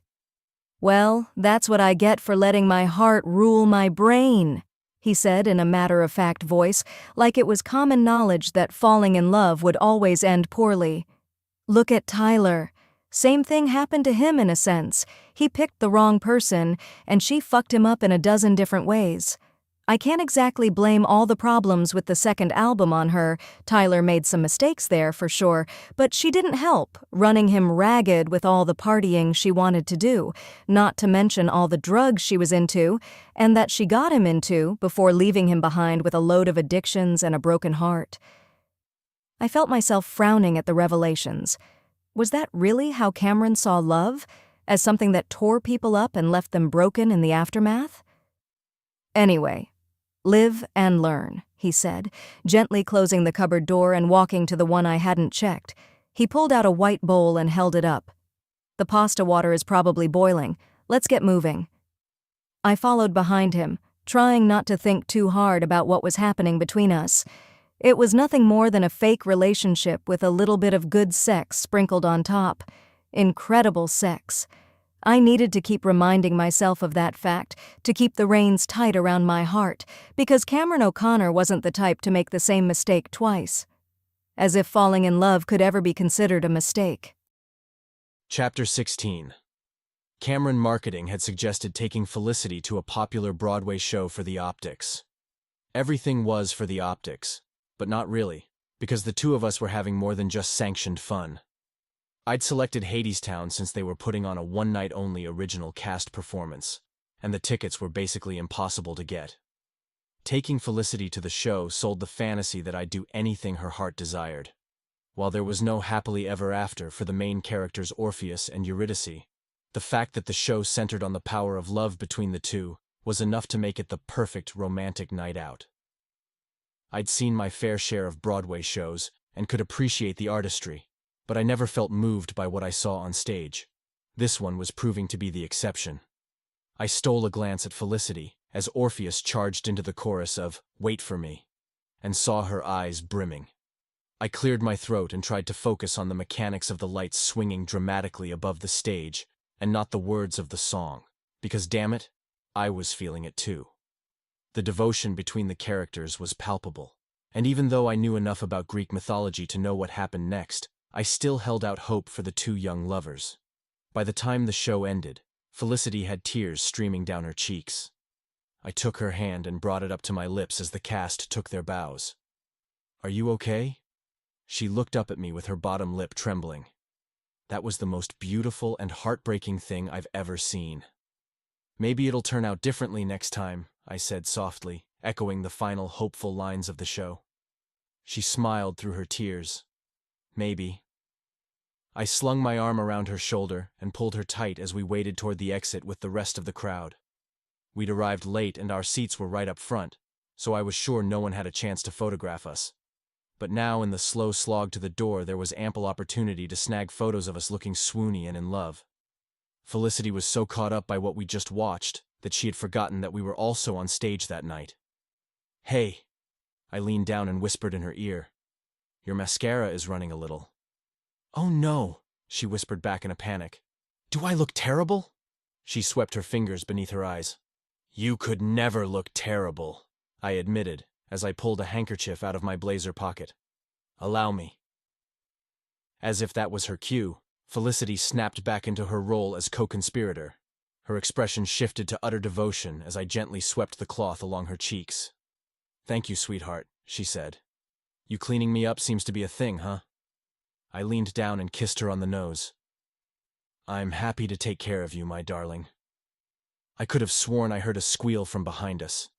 The stirring inside me after the brief kiss had to be due to the emotional overload of the show and nothing more.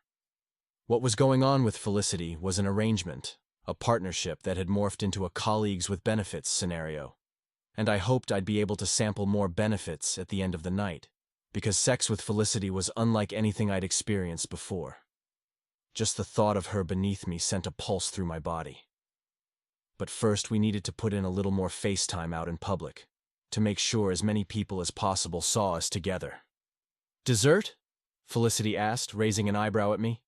Oh, you know it, I said, glancing around to see if anyone was watching and clocked a group of women with their phones pointed at us. I tilted my head toward them so Felicity would also pick up on what was about to happen next. But all I want to snack on is you. I swept her into my arms and tilted her in a cinematic backbend, then kissed her, long and slow. I felt her mouth shift from surprise to delight. Her arms slowly circled around my neck. When I finally stood her upright, she staggered a few steps. Wow. You ain't seen nothing yet, I whispered in her ear, getting a delighted giggle out of her. A short time later, we were seated at a table at Junior's, a well-known tourist trap that actually had some of the best cheesecake in the city. It wasn't my typical restaurant choice, but I knew the place would be packed. Plus, I had a feeling that Felicity would appreciate something sweet while we performed for our audience. She studied the menu for an eternity. I can't decide between the raspberry swirl, Oreo, or red velvet. Get them all, I said. A sampler. We don't have to finish them. She slapped her menu down on the table. Speak for yourself, mister. I never leave dessert uneaten. Well then, I guess we'll just have to work extra hard tonight to get rid of those extra calories, huh? I winked. Or you could learn to appreciate a little extra junk in the trunk. Felicity gave me a sassy look, and I had to admit that more of her to enjoy sounded like a very good thing indeed. We wound up with a tray of 6 different slices of cheesecake, and I swear Felicity looked like a kid on Christmas morning as she grabbed her fork. She leaned over to take her inaugural bite, and the moment the fork hit her mouth, she closed her eyes and moaned in ecstasy. She tilted her head backward and drew the fork out slowly and with a flourish, and grinned at me as she chewed. Oh, my goodness, Felicity said as she finished. Heaven. Her little show and excitement over something as simple as cheesecake was so damn adorable that my cheeks hurt from grinning at her. I'm so happy you're enjoying it. She pushed a plate toward me. Jump in before I finish it all. I took a tiny bite, but wanted to make sure Felicity got her share of whatever her heart desired. I loved seeing her happy, making her happy, and it was so simple. She didn't need me to shower her in diamonds or take her for a night out at a top-tier restaurant. All it took was some tourist cheesecake in an overly bright and crowded restaurant, which reminded me we probably had more than a few phones pointed our way. I'd been so wrapped up in watching Felicity enjoy herself that I'd forgotten to keep my game face on. It was easy to forget we were performing, because being with Felicity felt so easy, so real. She leaned back in her chair and patted her stomach. I lied. There's no way I can finish it all. I eyed the remnants left on the plate.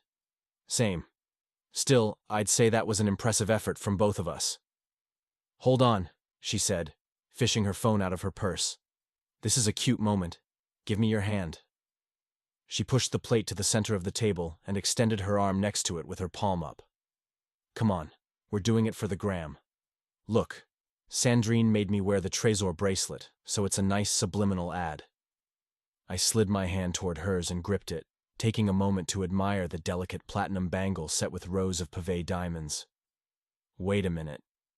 We need to foreshadow the engagement. Show the negative space on your finger so people can envision a ring on it. I flipped our joined hands over so hers was on top. Perfect. Felicity held her camera over the table to frame the image. Now let me put a little bokeh effect on it so it looks dreamy. And got it.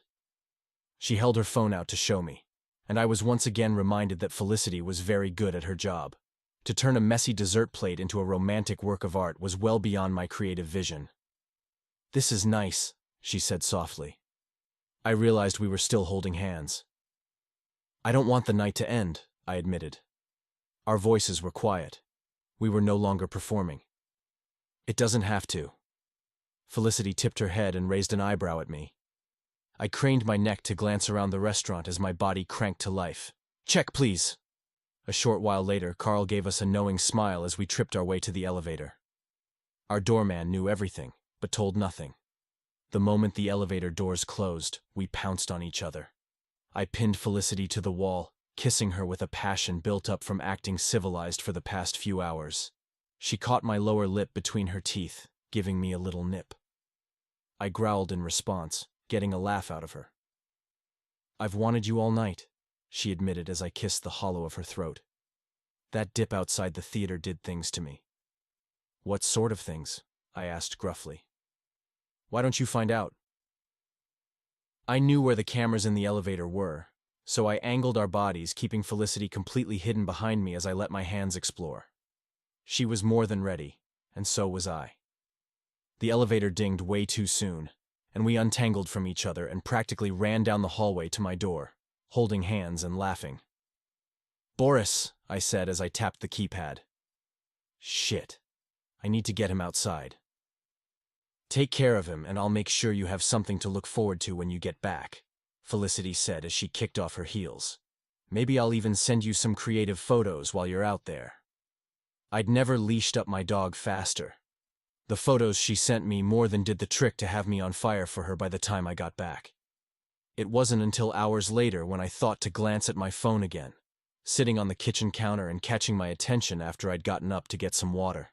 It was lit up with texts from Tyler. Fuck, what's wrong now? I'd been so consumed by Felicity all night that I'd never even thought something could be going down with him. Was he in need of a car, trapped in some hellhole apartment God knows where? Or had he forgotten his guitar somewhere again and wanted my help trying to track it down? The fact that he was texting meant he wasn't in jail, at least. Tension built behind my temples as I checked. I was all he had. I needed to be there for him, now more than ever. "Bro, listen to this," the first message read. A recording followed, and I could barely make out the song. It was a band playing an old Neil Young song we used to play to close our first set back in the day, and they sounded as amateurish as we did. I laughed softly as the memories came flooding back. The rest of the texts were various "remember when" strolls down memory lane. I appreciated that he was thinking of me, and tried to ignore that the texts got messier and more disjointed as the evening progressed. I switched to check the hundreds of Veritique alerts. The "In the Wild" challenge had taken off, and there were photos of us taken from angles I couldn't even figure out.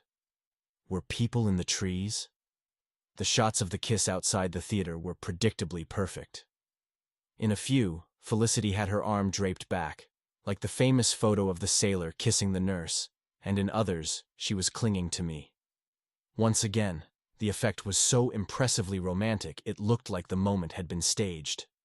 My hands-down favorite photo was from juniors. Felicity had just taken her first bite of cheesecake, and her eyes were squeezed shut in ecstasy, with her fork in the air like she was conducting an orchestra. I was gazing at her with pure wonder, wearing a little smile. It was a perfect stolen moment. I saved the photo and walked back to the beauty in my bed. Chapter 17. Felicity. I snuck back into my apartment the next morning, even though I knew Nina was probably wide awake and waiting for me. It was Sunday, which meant homemade brunch and gossip. "Look who's doing her walk of shame," her voice rang out as I shut the door behind me. I laughed. "I'm not ashamed of a thing that happened last night. I'm in the kitchen. I've been dying of hunger while you finished your booty call." I joined her, hiding a yawn. "Good morning, friend." We hugged and Nina pulled back to study me. "Looks like someone had a good time last night. Did you sleep at all?" I shook my head. "Barely. The man has stamina and I have needs." "Well then, sit and I'll cook for you this time." She gestured to the stool at the bar. "Waffles, since our bread was moldy." I grimaced. "Sorry, I guess I fell behind on grocery shopping." "I get it," she said as she found the waffle iron in the cabinet. "You're doing double duty as social media badass and contract girlfriend." I frowned, uncertain about the contract part of the equation. When Cameron and I had mapped out the boundaries of our relationship, sex definitely wasn't on the table. Not that I was complaining. I had consented to everything we had done together, but I wasn't sure where that left us now. Was the contract still in effect, with some addenda? Or were we starting something new? "What?" Nina asked as she opened the refrigerator door. The line from the front desk rang, so I didn't have to talk about my mixed-up feelings about Cameron, at least not at the moment, since she had a way of getting to the heart of things whether I wanted to discuss them or not. "Are you expecting someone?" I asked as I walked to the intercom. She shook her head and watched me answer it. "Hey there," Carl said. "A guy down here has a flower delivery for one of you." "Oh, send them up, please." My heartbeat sped up a little. Was Cameron actually wooing me after our amazing evening?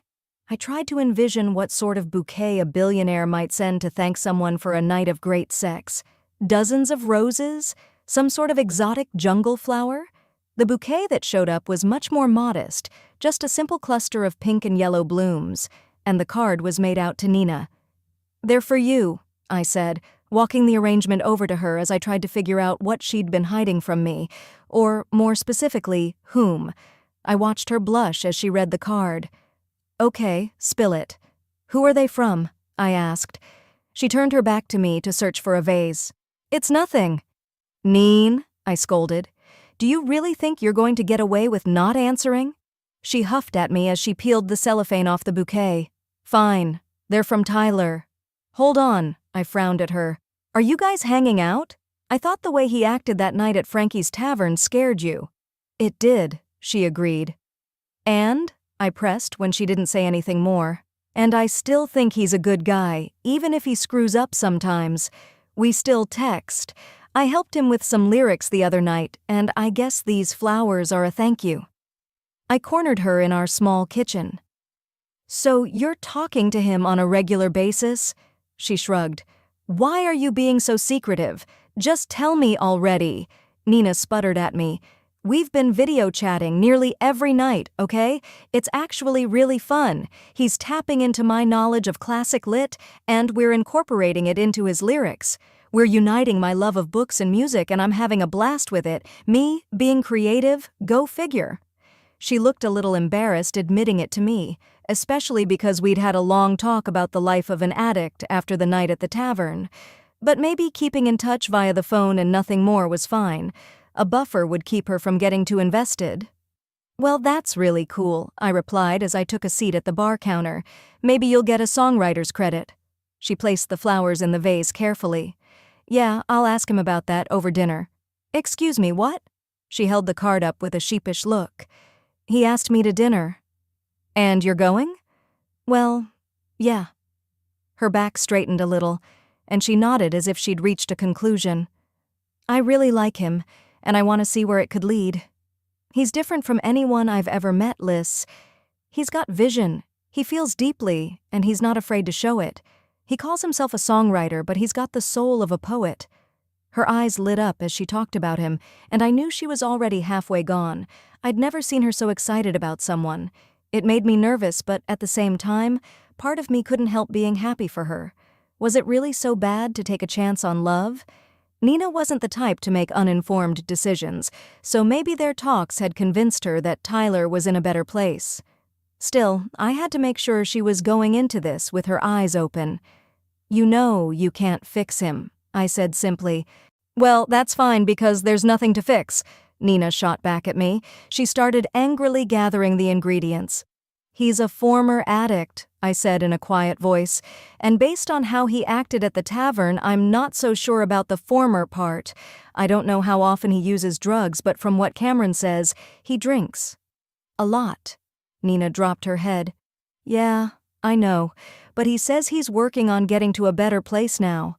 Her cheeks went pink. "He says it's because he feels a new creative spark thanks to our conversations." If Tyler was trying to charm Nina, he sure picked the right approach.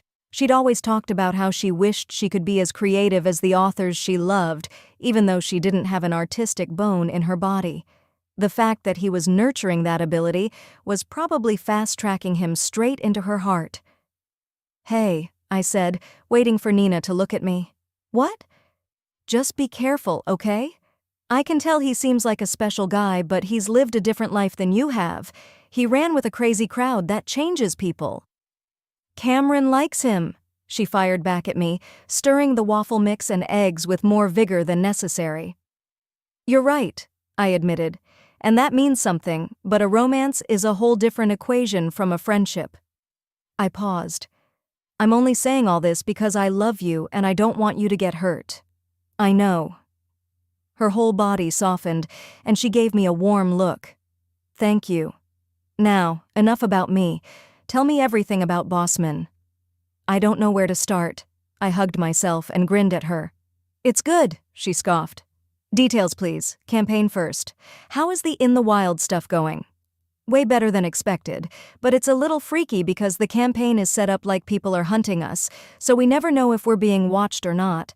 Sometimes it's obvious, but there are some photos from last night that people took in moments when I had no idea people were onto us. Nina poured batter in the waffle iron. Show me. I scrolled through the joint Veritique file where everyone was sharing images and flipped to one of the pictures of us outside the theater before the big kiss when we were just chatting. Like this one. It's not a big look at us moment, we're literally just walking down the sidewalk. I held my phone out to Nina, and she squinted at the photo, then looked at me. Oh, he's a goner. Excuse me? How in the world can you read that from this dumb photo? And could it really be true? I felt a surge of hope, even as I tried to swallow it down. Look at his body. He's totally angled toward you, like you fascinate him and all he wants to do is watch you. And his eyes. There's something sappy about them, and that little smile he's wearing. He thinks you are the cat's pajamas. I giggled at her old-fashioned phrasing and tried to ignore that she was sort of right about the way Cameron looked in the photo. You're no better, Nina continued. You're beaming at him. You look like you want to swallow him whole. I was in my feelings from Hadestown. I think I was quizzing him on Greek mythology. I scrolled through the images to get to the kiss. Check out this one. Nina leaned closer to examine it. Holy moly, baby. That is hot. You belong on the cover of a romance novel. She fanned herself. I grinned at the image. Yeah, we looked really freaking good in it. So that's the public stuff, Nina said, as she opened the iron and put the cooked waffle on my plate. How's the behind-closed-doors action? My face got hot as I took it from her. Yeah, that's pretty incredible, too. He's good in bed? Good doesn't even begin to cover it. He's mind-blowing. Hands down the best lover I've ever had. It's like he cares more about my pleasure than his own. Creative, too. We wound up in positions I didn't even think were possible. He actually wants to make sure you have an orgasm. Wow. Nina huffed out a laugh at me, unlike someone else we won't mention. I shuddered. I'm still having flashbacks to that day he showed up at the office. Yeah, but Cameron stood up for you. She leaned against the counter and stared at me. Are you two getting serious? Because it sure sounds like you are. I laughed, but even I could tell it sounded a little forced. No way. I know better than to make that mistake. Cameron's got some major issues thanks to his ex. He got married way too fast and had it annulled almost right away, and those scars are still pretty fresh. So you're telling me he's a commitment phobe? Nina said slowly. I think I'm not the only one who needs to guard my heart. She might have a point, not that I was willing to admit it. No worries about that, I insisted as I shoved a huge bite of waffle in my mouth. We're just having fun together. Sure, she said, not sounding convinced at all.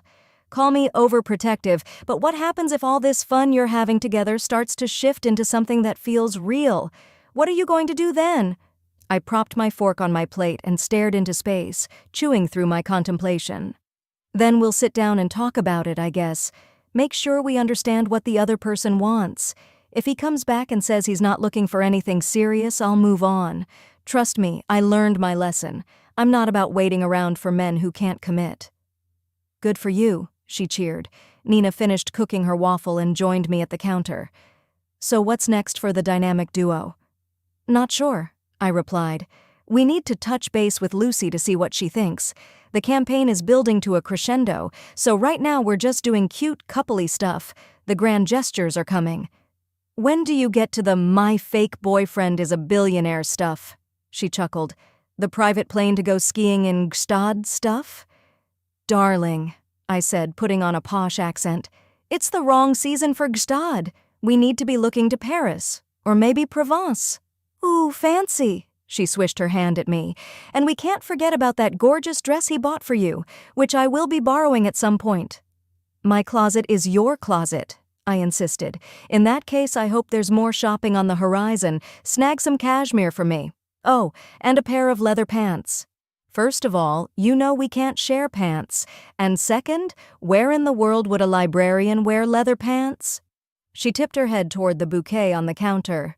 I might need to embrace the rock star lifestyle now that I'm a songwriter. I nodded.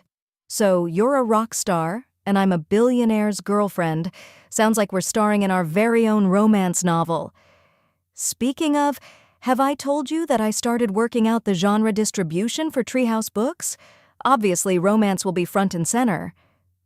Obviously, I agreed. You know this little partnership with Cameron is bringing us even closer to making Treehouse happen? Yeah, you're really taking one for the team. She rolled her eyes at me. Poor baby over here is being forced into fine dining with a hottie so we can afford to open our bookshop. Stop, I swatted her. But she was right. It was probably the easiest job I'd ever had. Hanging with Cameron was turning out to be the best part of my days and nights. Now all I had to do was make sure my heart stayed out of the equation. Chapter 18. Cameron. I wasn't used to so much good news all at once. I took a few minutes at the start of the day to survey the response to the latest antics with Felicity in the quiet of my office. After navigating the fallout from my father's mistakes for far too long, the shift to non-stop positivity in everything associated with the Veritique brand was a shock to my system. Instead of doom-scrolling through the news, I found myself looking forward to what the public had to say about Veritique, and more specifically, Camlicity. Because they were eating us up. I obviously knew that romance was the cornerstone of our family business. There were too many love stories to count that included a Veritique ring. But standing in personally as a focal point for it had not been on my agenda. I'd expected to chafe against the campaign's ridiculousness, but instead I found myself eager to see what we were going to get up to next. Felicity transformed what should have been an exercise in my ability to tolerate publicity bullshit into an adventure. A very sexy adventure. I placed my phone down on my desk and swiveled my chair to look out at the skyline. The woman had injected herself into my bloodstream. Even when I wasn't consciously thinking about her, she was right there somehow. Anytime there was a lull in my day, my mind automatically went to her on her knees in front of me, or face down on my bed. I shifted to adjust my growing hardness, because I couldn't let fantasy Felicity throw me off track again. Focus on the work. The mantra had always kept me on track, so I turned to my laptop to dive into my day. Only 150 new emails in the past 24 hours. I got ready to dive in, but paused when I saw the OneDrive Memories of This Day message. There was only one period in my life when I took a lot of photos, and it wasn't a time frame I liked revisiting, so I don't know why I clicked it open. I knew what would be waiting for me inside. Sure enough, it was an image of me with Carolina. She was beaming with her head resting on my shoulder, squinting at the camera in the bright sunlight. Fuck. As I studied the photo, I realized that the memory of this day was a major one. Carolina and I were in Central Park. Today was the anniversary of the day I'd proposed to her. Sparks of tension flared up behind my eyes. I'd moved past the pain of the relationship, but I certainly didn't want reminders of it. I wished I could warn the guy in the photo that everything was going to turn to shit just a few months later. I didn't even hesitate to delete the picture. Maybe I could draft Daniel into wiping my photo stream clean of Carolina to prevent reminders like this from popping up. No sense dwelling in the past. Hell, no sense even remembering the part that had her name on it. Cameron? Alessandra's voice rang out from the doorway. I hate to interrupt, but everyone is waiting for you in the conference room. I stood up quickly, angry at myself for letting the past derail my present. I'm on my way. When I walked into the room, everyone started clapping and cheering for me. Had I forgotten my own birthday? What the hell was going on? I glanced at the whiteboard and saw a slide that read, "Celebrating 5 million followers." "There he is!" Lucy shouted over the noise. "One half of the most powerful couple on the internet." She turned to scan the room. "Felicity, get up there." Felicity stood up and smiled shyly at everyone as she made her way to where I was standing. How was it possible that she looked even more beautiful than the last time I'd seen her? She was in a soft purple dress my personal shopper had selected, and all I could imagine was ripping it off her body. "Hey," she said quietly when she reached me. "I guess we're doing pretty good work together." "I guess so," I said, throwing my arm around her and giving her a friendly side hug. Even that little bit of contact was enough to trigger X-rated thoughts. I needed to get a grip. We all took our seats with Felicity right beside me instead of at the far end of the table. Sandrine stood up. Okay, folks, let's kick off this meeting by celebrating how incredible our Camlicity campaign has been. Major thanks to Lucy for coming up with it. The influencer was uncharacteristically modest as everyone clapped for her. I take zero credit, she yelled over the noise. It's all because of those two. Our social media growth is breaking records, folks. We didn't think we'd crack 5 million for months, yet here we are, Sandrine said, gesturing to the whiteboard, which was now flashing metrics and comments from followers. The attention is wonderful, but what's even better are our sales milestones. Monique is here to give us a quick snapshot. But I'm sure you already know the latest numbers, Cameron, she hastened to add. I nodded like I was on top of it and silently beat myself up for not checking them first thing this morning. What was happening to me? Monique stood up, grinning. I have 3 words. Record-breaking sales. The room broke into applause again.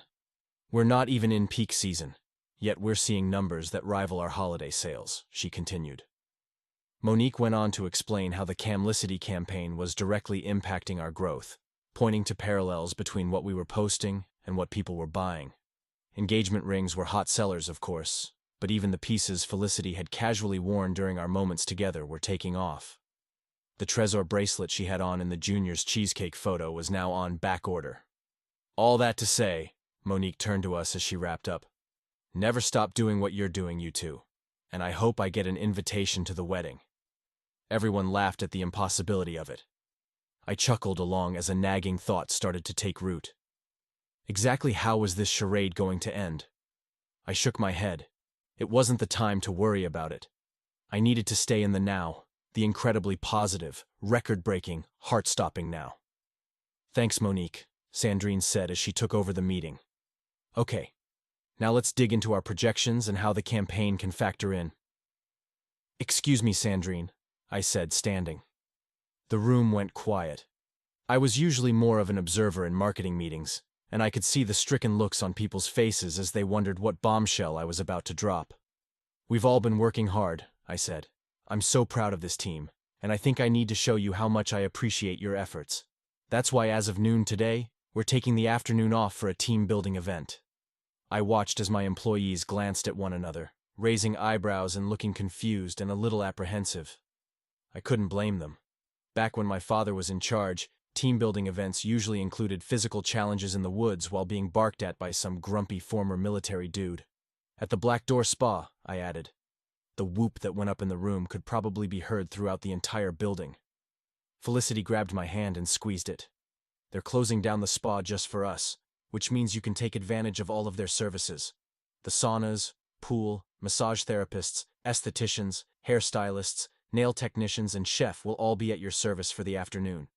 I'll have a private van service ready to pick everyone up out front at noon. Of course, I hadn't planned for any of it, but I knew Daniel could pull it together within the hour. Everyone had a price, even if it meant Black Door was going to be disappointing their roster of already scheduled clients for the day. I'd make sure to pay for their rescheduled services and upgrades as well, so I doubted they'd kick up too much of a stink. Felicity joined me on the walk back to my office. I can't believe you did that. I'm in shock. I glanced at her, frowning. And why is that? She realized she'd accidentally insulted me. On a workday, I mean. It's just so nice. Are you saying I'm not normally nice to my employees? I picked up my pace, enjoying a little sparring with her. She laughed and sighed at the same time, almost jogging to keep up with me. Nope, we're not doing this. You're trying to bait me, but I'm resisting. We both paused outside my door, and I grasped her shoulders to pull her closer to me. I gave her a quick kiss on the forehead. Good girl, you're learning. I released her with a gentle push. Felicity swatted me on the chest. Don't treat me like Boris. Excuse me? I widened my eyes at her. You just hit me, I said in a low voice.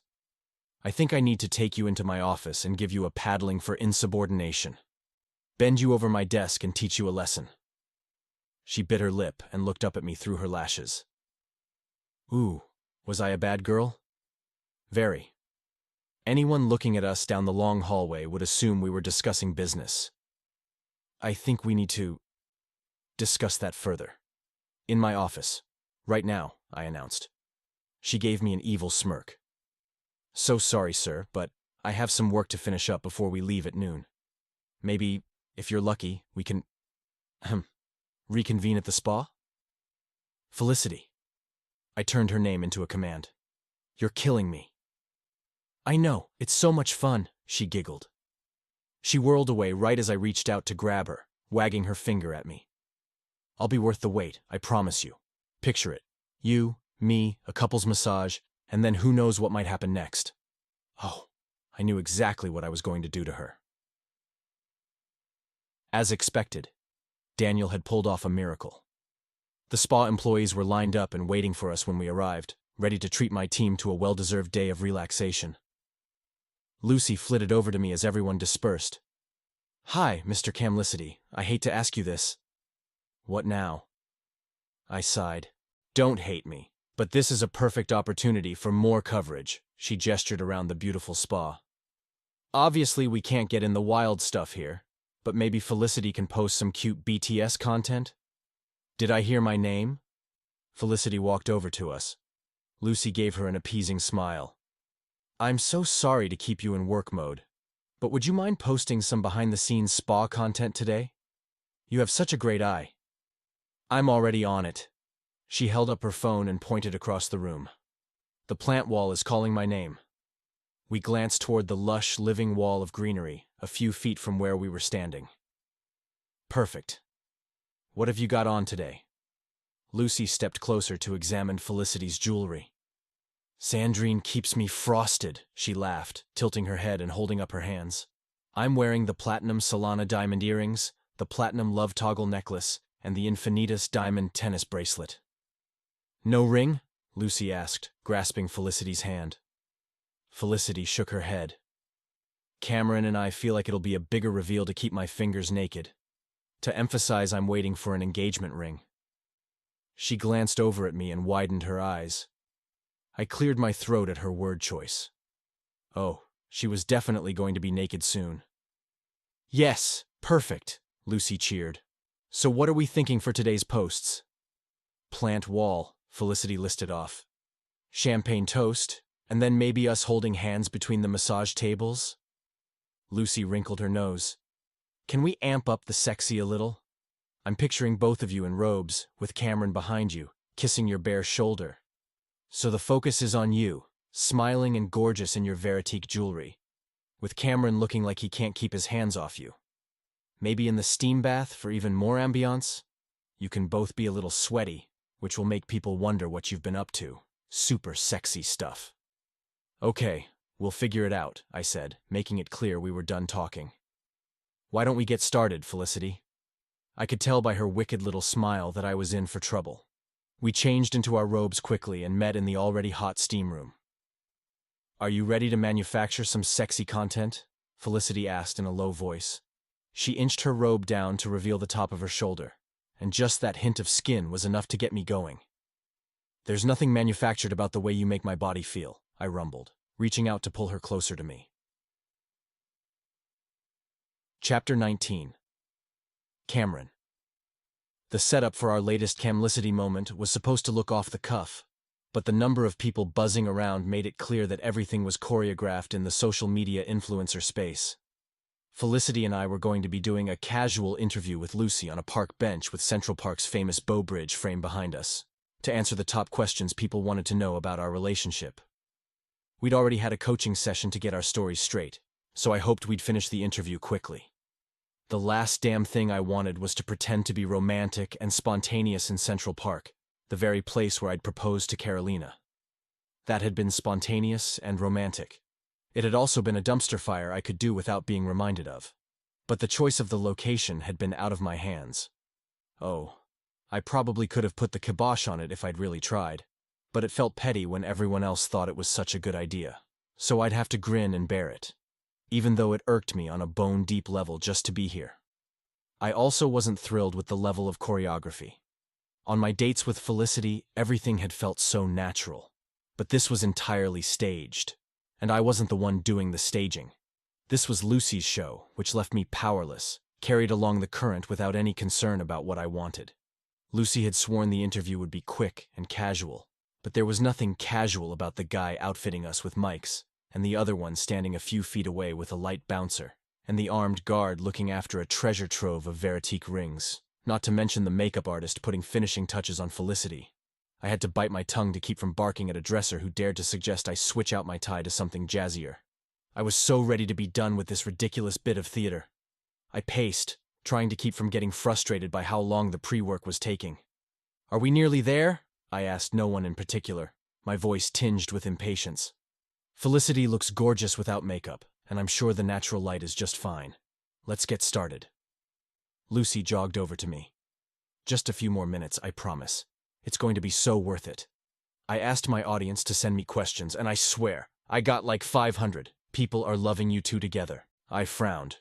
"But the questions you ask will be the ones we already went over, correct? I hope you're not going to surprise us, because I don't like getting caught off guard." Christ, I sounded like my father. But in moments like this, his my way or the highway approach started to make a frightening amount of sense to me. Thankfully, Lucy looked horrified at the thought of springing anything on me. "Of course not. I might switch up the order of the questions, just so your responses sound natural, but that's it. This is a Veritique commercial, first and foremost. The lovey-dovey stuff is a bonus." I gave her a curt nod. "Exactly. I think we forget that fact sometimes. We're here for the company, not for us." Lucy giggled. "Sure, but it's the two of you who are making the company such a hot topic. That photo of you and Felicity in the sauna was the most liked image of the campaign so far. Did you read any of the comments?" "No." Her face reddened as she grinned at me. "Oh, I can't repeat a lot of it, but let's just say people had a good time guessing why you both looked so happy and sweaty." I allowed the hint of a smile at the memory from that day.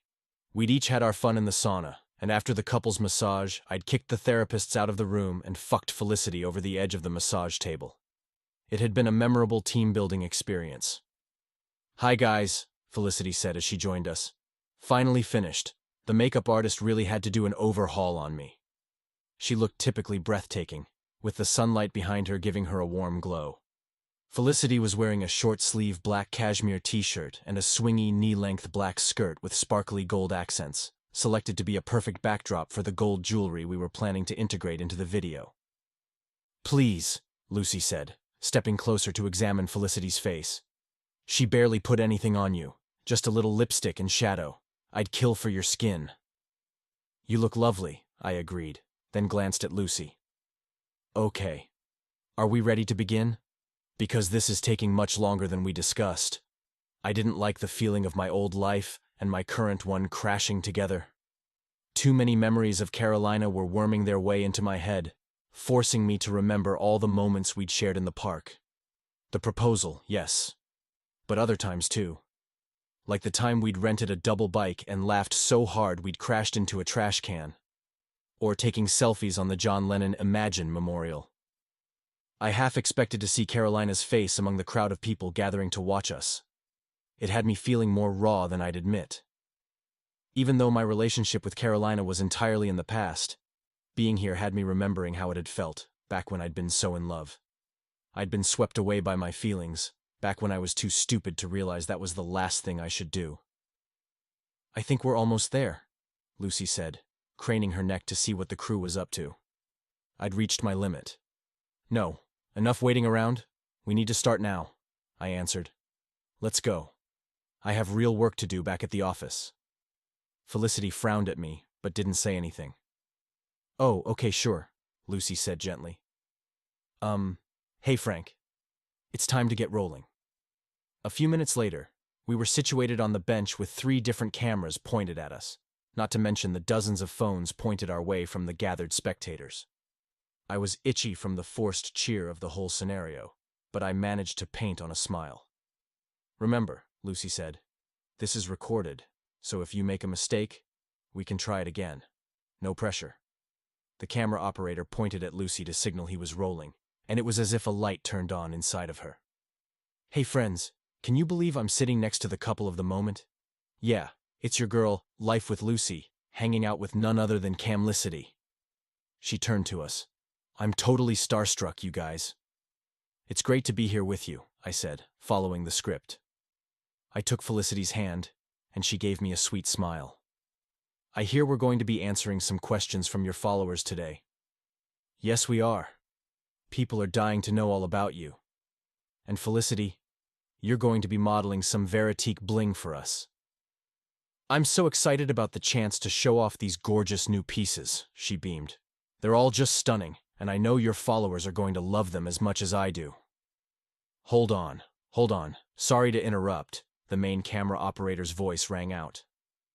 I can't hear Cameron and Felicity. Something's going on with their mics. Let's take 5 and figure it out. Oh, for fuck's sake, I mumbled. I pulled the clip-on mic from my lapel and dropped it in his hand, then stormed away. I had to work hard to keep the anger from my face because people were still watching me. Hey, Felicity called out.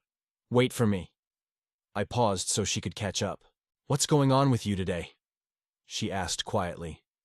You seem tense. I paused in the shade of a tree, taking advantage of the fact that there was no one around us.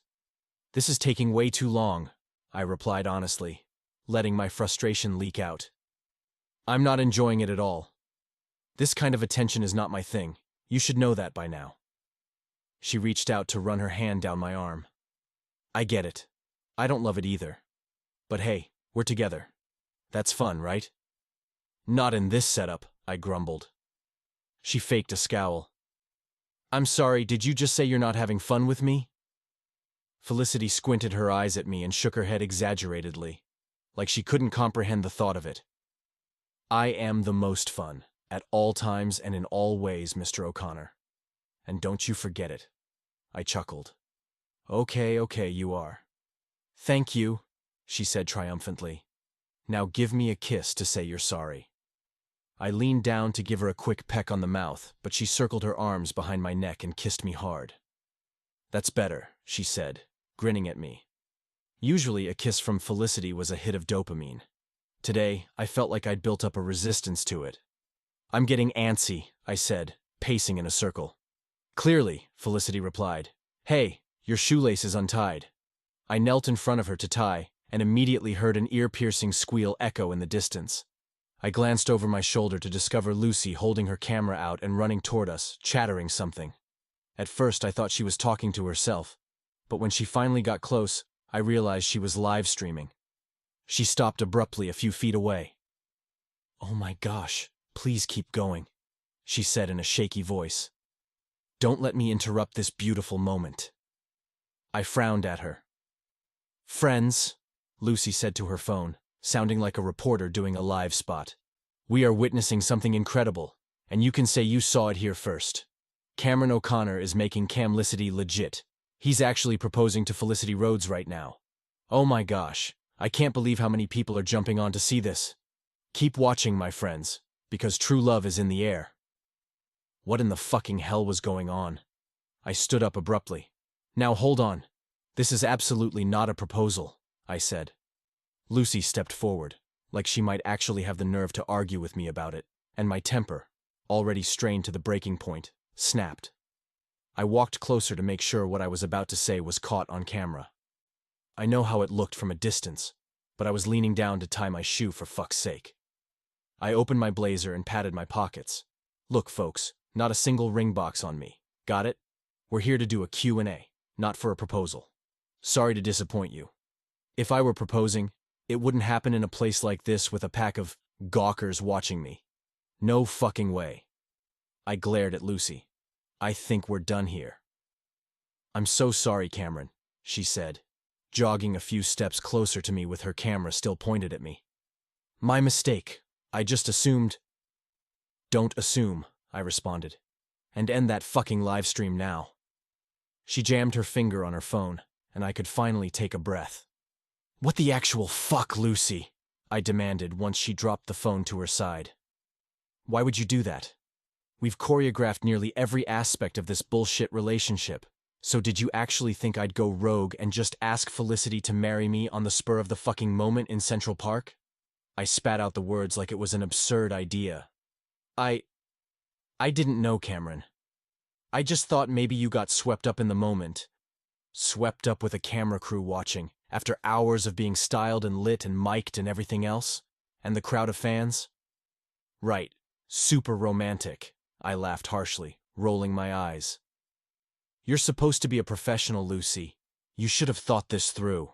I put up with you going rogue and starting this whole camlicity nonsense in the first place, but like hell am I going to let you use social media to peer pressure me into an actual engagement that I absolutely do?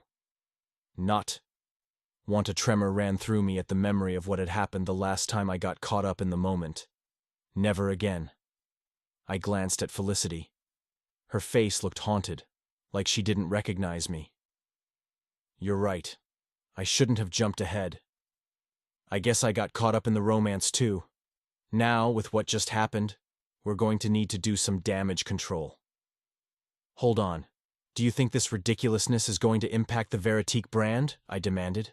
She shrugged. It's definitely going to reflect badly on the Camlicity campaign. The way you reacted isn't the vibe we want. Vibes.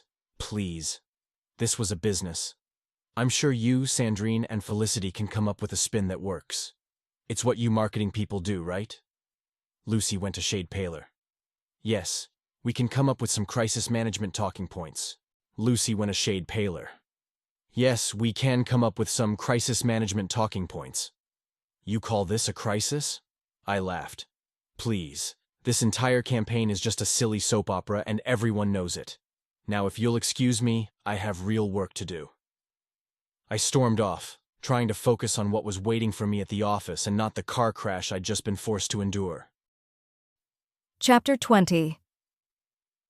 Felicity Lucy looked at me with pity in her eyes as Cameron turned on his heel to leave. My stomach churned at his tantrum, on a live stream no less. I could tell he'd been on edge since we'd gotten to the park, and while I knew he didn't like being the center of attention, his anger had felt out of proportion to what was going on. And it worried me that nothing I did broke through his mood. Usually, we balanced one another. Today, he didn't even see me. Like there was something bigger going on he wasn't sharing with me. Our carefully constructed publicity stunt had just gone to hell. Big time. Lucy framing that stupid moment like it was a proposal was ridiculous, and I could understand why Cameron would be upset about it. But did he have to be downright rude? The guy had been through media training, so how could he think that dropping F-bombs and being a surly jackass to a woman with a rabidly loyal following on a live stream would be the right way to tackle the mix-up? There were so many better ways he could have handled it. He could have turned it into a joke, said he was practicing for the real thing, or that he was going to do something bigger and better, so people should stay tuned. No, instead he'd flipped out and come across as unhinged, and made me look like a total loser at the same time. The public rejection was beyond humiliating, but what made it even worse was the fact that Cameron barely acknowledged me. I felt like an afterthought. Number, absolutely not. After everything we'd shared together, I wasn't going to allow Cameron to treat me like a cast-off. He needed to apologize to me. "Hey!" I shouted after him as he stomped away. Cameron paused to glance over his shoulder at me, but kept walking down the narrow path, which flipped my shame to anger. "Wait up," I demanded as I jogged behind him, clumsy in my kitten heels and tulle skirt. We were far enough away from the crowd that no one was around to see us, but given the whole in the wild aspect, I could never be sure we were completely safe from prying eyes. He slowed and I caught up to him. "What the hell, Cameron?" "This was a mistake," he said with a weary sigh, even though I could tell he was still fuming. "We both know it." I calmed down a little because I had never expected him to admit to making a mistake, but at least he realized he'd screwed up by acting like a spoiled toddler when Lucy tried to frame his shoe tying as an actual proposal. I kept my mouth shut, waiting for the inevitable apology to follow.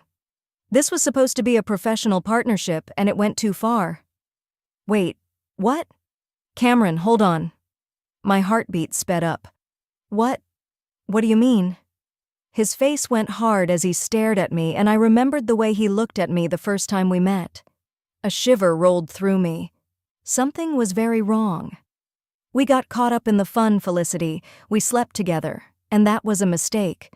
We let our feelings get in the way, another mistake. We pretended this silly little campaign was real, But it never was, and I think it's way past time for us to stop pretending. My stomach dropped to my feet. Are you serious, Cameron? Do you mean that just the campaign is done, or... It was all I could get out because my brain couldn't process what he was saying. Maybe I was misunderstanding him. I bit the inside of my cheek to keep from welling up, because what we'd been doing had felt very real to me. Yeah, we'd never actually talked about where our relationship was going outside of the campaign, but I'd thought we were both happy with it. I couldn't make sense of what he was getting at. I should have listened to my instincts, Cameron continued, ignoring my question. He stared at the ground, like he couldn't bear to look at me. We were never right for each other, Felicity. All we did was fight in the beginning. That should have clued us in that we could never work out as a real couple. You're nothing like the women I've dated in the past. Maybe that's why the public was so fascinated by Camlicity. His voice turned mocking as he made air quotes around our nickname. People could tell we were a doomed relationship and wanted to watch us implode. He shook his head and finally met my eyes again. Well, they got what they were hoping for. It's done. Oh my God, this was Cameron rejecting me. Not the campaign, not Lucy's maneuvering, but me. Waves of humiliation washed over me as everything fell into place. I sniffled and swallowed my tears, because there was no way I was going to let him see how badly his words were injuring me. Cameron, you can't be serious. You and I we were good together. It came out as a whisper. Good or not, I think we lost the message in the madness. The point of the campaign was to highlight Veritique, not get caught up in a silly little romance. We lost control, Felicity, and that's not something I can allow. I think it's best if we go back to colleagues and nothing more. I hoped he couldn't see my bottom lip trembling. My face felt like it was on fire. I'll take part in whatever storyline the three of you come up with to save face, but Camlicity is officially over, in every way. I'm heading back to the office. Just keep me updated with what's next. Trust me, it's better this way. My mouth dropped open because I couldn't believe Cameron was dismissing what we'd shared so easily. Had I been naive to think we were heading toward something real?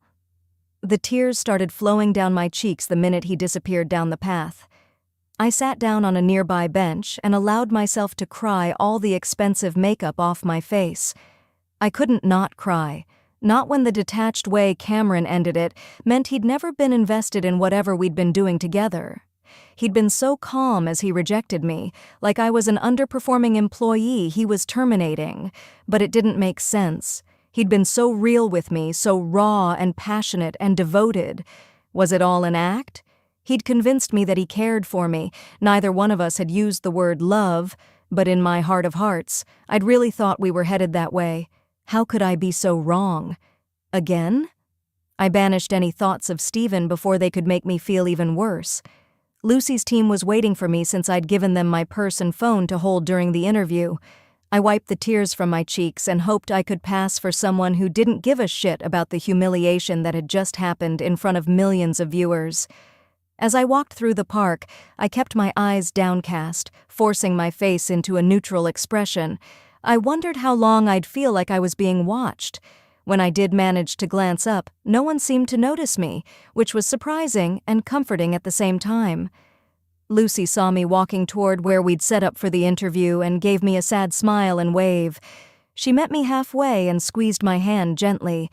"Hey, I was worried about you. Are you okay?" she asked with concern. I shrugged.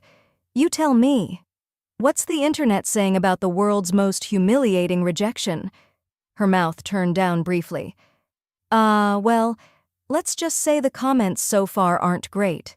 But no one is saying anything about you. All the anger is directed toward Cameron." Lucy widened her eyes. "Obviously, since he turned the moment into a little tantrum, people are confused by what happened, but we can use that to our advantage, I think. Or at least I hope so." "Did you rewatch the footage?" I asked with a pit in my stomach. Was I visible? I had been so caught up in Cameron's freakout that I hadn't put on my game face, and there was a chance I was in the video hovering behind him like a teary-eyed loser. "I rewatched it," Lucy answered with a nod. You're sort of in the background, but the focus of the video is definitely Cameron. Let me see it. I held out my hand. Felicity? I don't know if that's a good idea.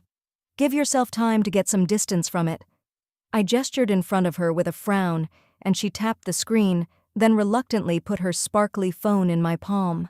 The video started off with Lucy chatting to her followers, answering questions about Camlicity as the text popped up on the screen.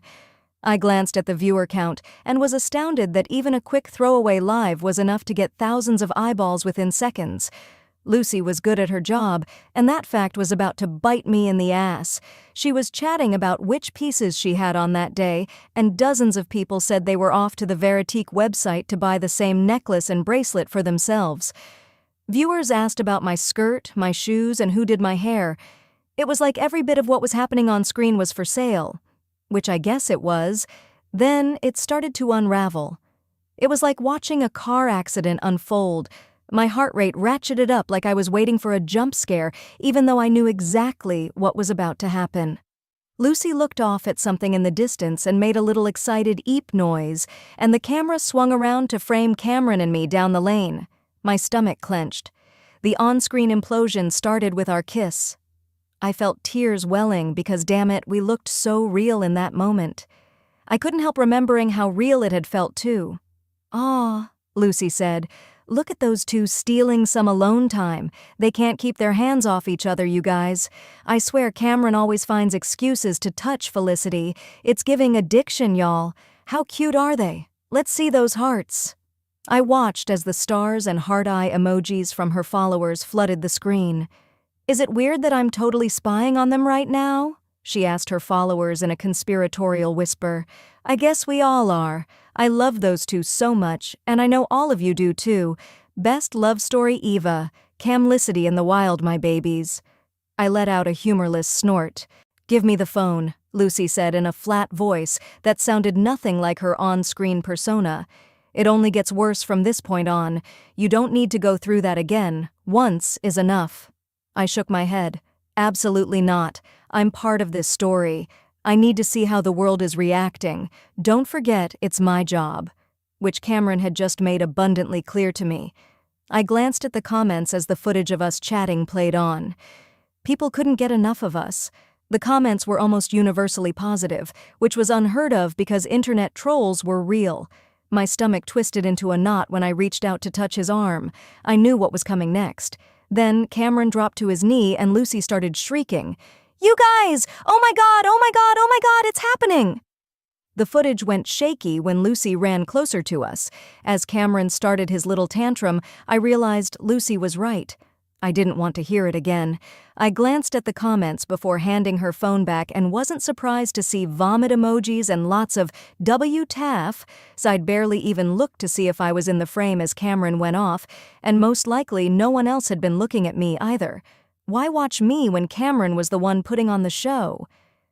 Wow. Okay. I inhaled a shaky breath and pushed down all thoughts of the way Cameron had crushed my heart, both publicly and privately. We've got our work cut out for us if we want to recover from that. I was impressed with myself for focusing on my job considering how shattered I was. Hey, don't worry about how we're going to spin the story yet. Sandrine and I can brainstorm some ideas. For now, just focus on you.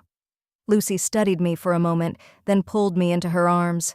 The tears started flowing the minute my head hit her shoulder. "It's okay. We'll figure it out," she cooed as she rubbed my back. "No one will be the wiser." Then it hit me.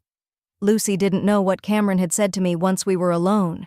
She thought I was reacting to his live stream tantrum, not the fact that he'd ripped my heart from my chest, thrown it on the ground, and crushed it beneath one of his Italian leather shoes. I was so lost. I didn't even know if I should tell her the entire truth of what had happened between us, or what I thought had happened. Given how quick Cameron had brushed it off, maybe it really had been nothing more than sex. Everything that had felt sweet and real and meaningful, all of that had been fakery for the cameras, apparently. Camlicity had been a job, nothing more. For that matter, it was still my job. I needed to keep my focus on that, otherwise I feared I'd go curl up in my bed and refuse to get up for a few weeks. Lucy pulled away and gave me a little smile. Don't worry. Public support is on your side. You'll come out of this just fine. Who knows, you might end up with a couple of brand deals. I forced myself to fake a smile because I didn't want to make Lucy feel bad, but I didn't want public support or brand deals.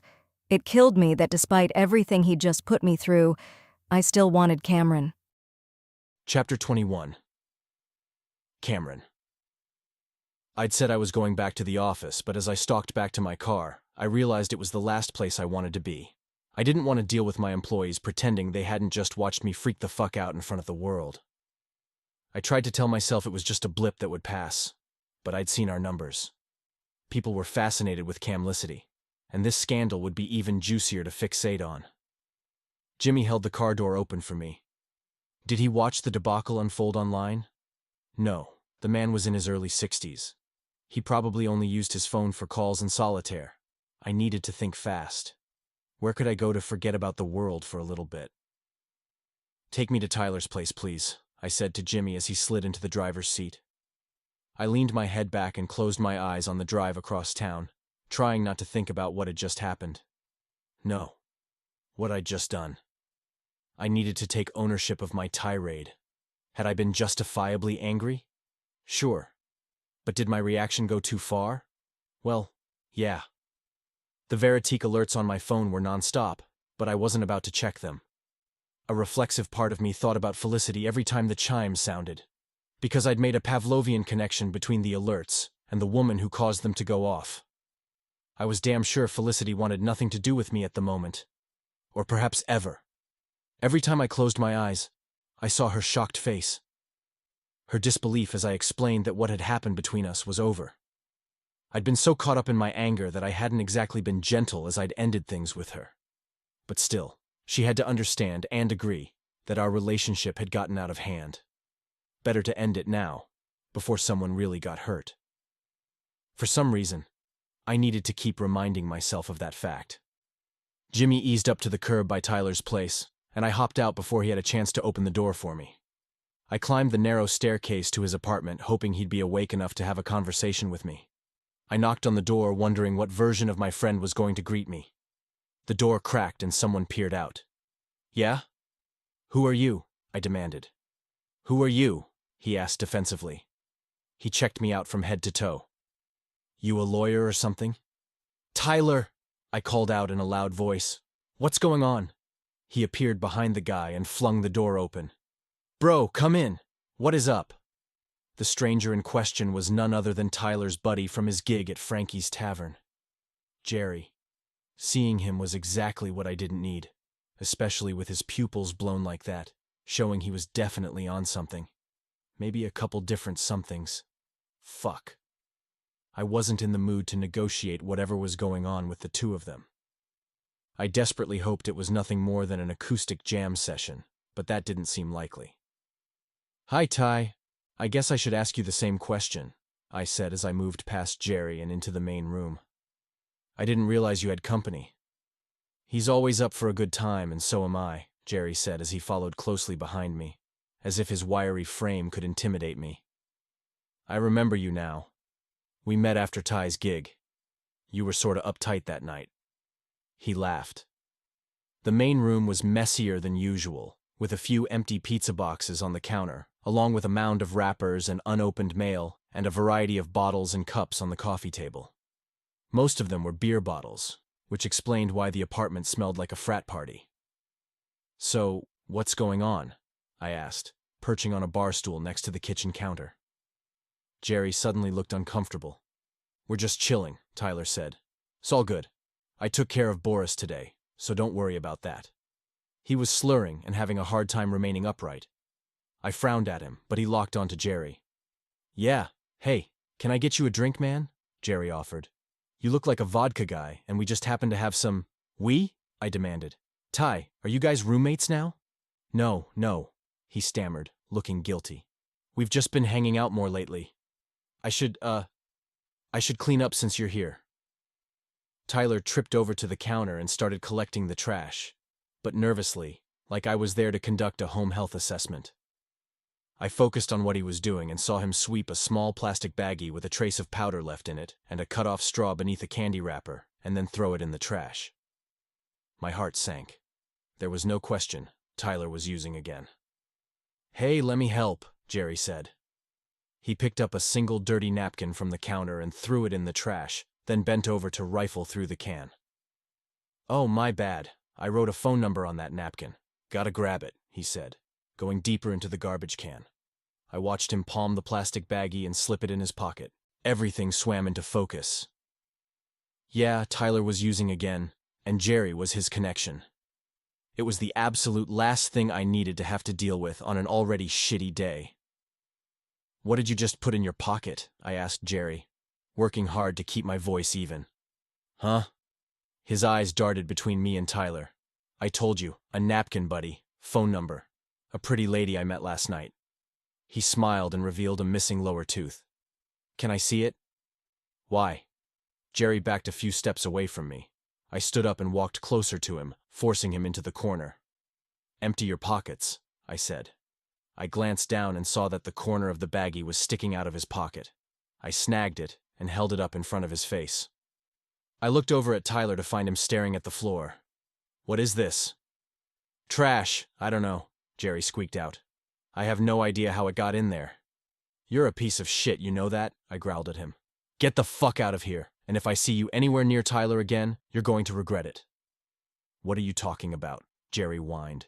He looked over at Tyler with desperate eyes. "Ty, come on." Tyler shrugged and stepped out of the room without looking at either of us. "Out!" I screamed in Jerry's face.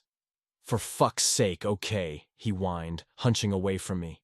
"You're not Tyler's babysitter, you know? He can do what he wants. I might not be his babysitter, but I am his friend, unlike you."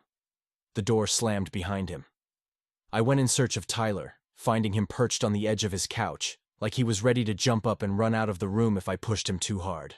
I was furious, but also gutted because I'd wanted so badly to believe Tyler was past all of this. But apparently, getting caught up in Felicity wasn't the only way I'd been fooling myself. "Why?" It was all I could muster up, because if I said anything else, I might regret it. "It's stupid." Tyler dropped his head into his hands. "He's my last connection to her." I sighed when I figured out what he meant. "You're hanging around that loser because he reminds you of being with Roxanne?" "Yeah," Tyler yelled back at me, his body going tense. "I am. All I have left of that time is memories, and being with Jerry brings it back. We can laugh about the good times, how much fun we had. For a little while I can forget about what a pile of shit my life is now. No career, no Roxanne. Yeah, I need help to feel good these days, and Jerry makes that happen for me." "Jerry's drugs make that happen," I corrected angrily. "And?" My jaw clenched as we stared at each other. "Just leave," Tyler said in a defeated voice as he sank back against the couch. "I know you're disgusted with me, so get out of here. I'm not in the mood for one of your lectures." I shook my head angrily. "Fuck that. I'm staying to clean up and to force you to take a break. You look like you haven't slept in days." "Whatever." I got up and started cleaning the trash from around the place, keeping an eye on Tyler.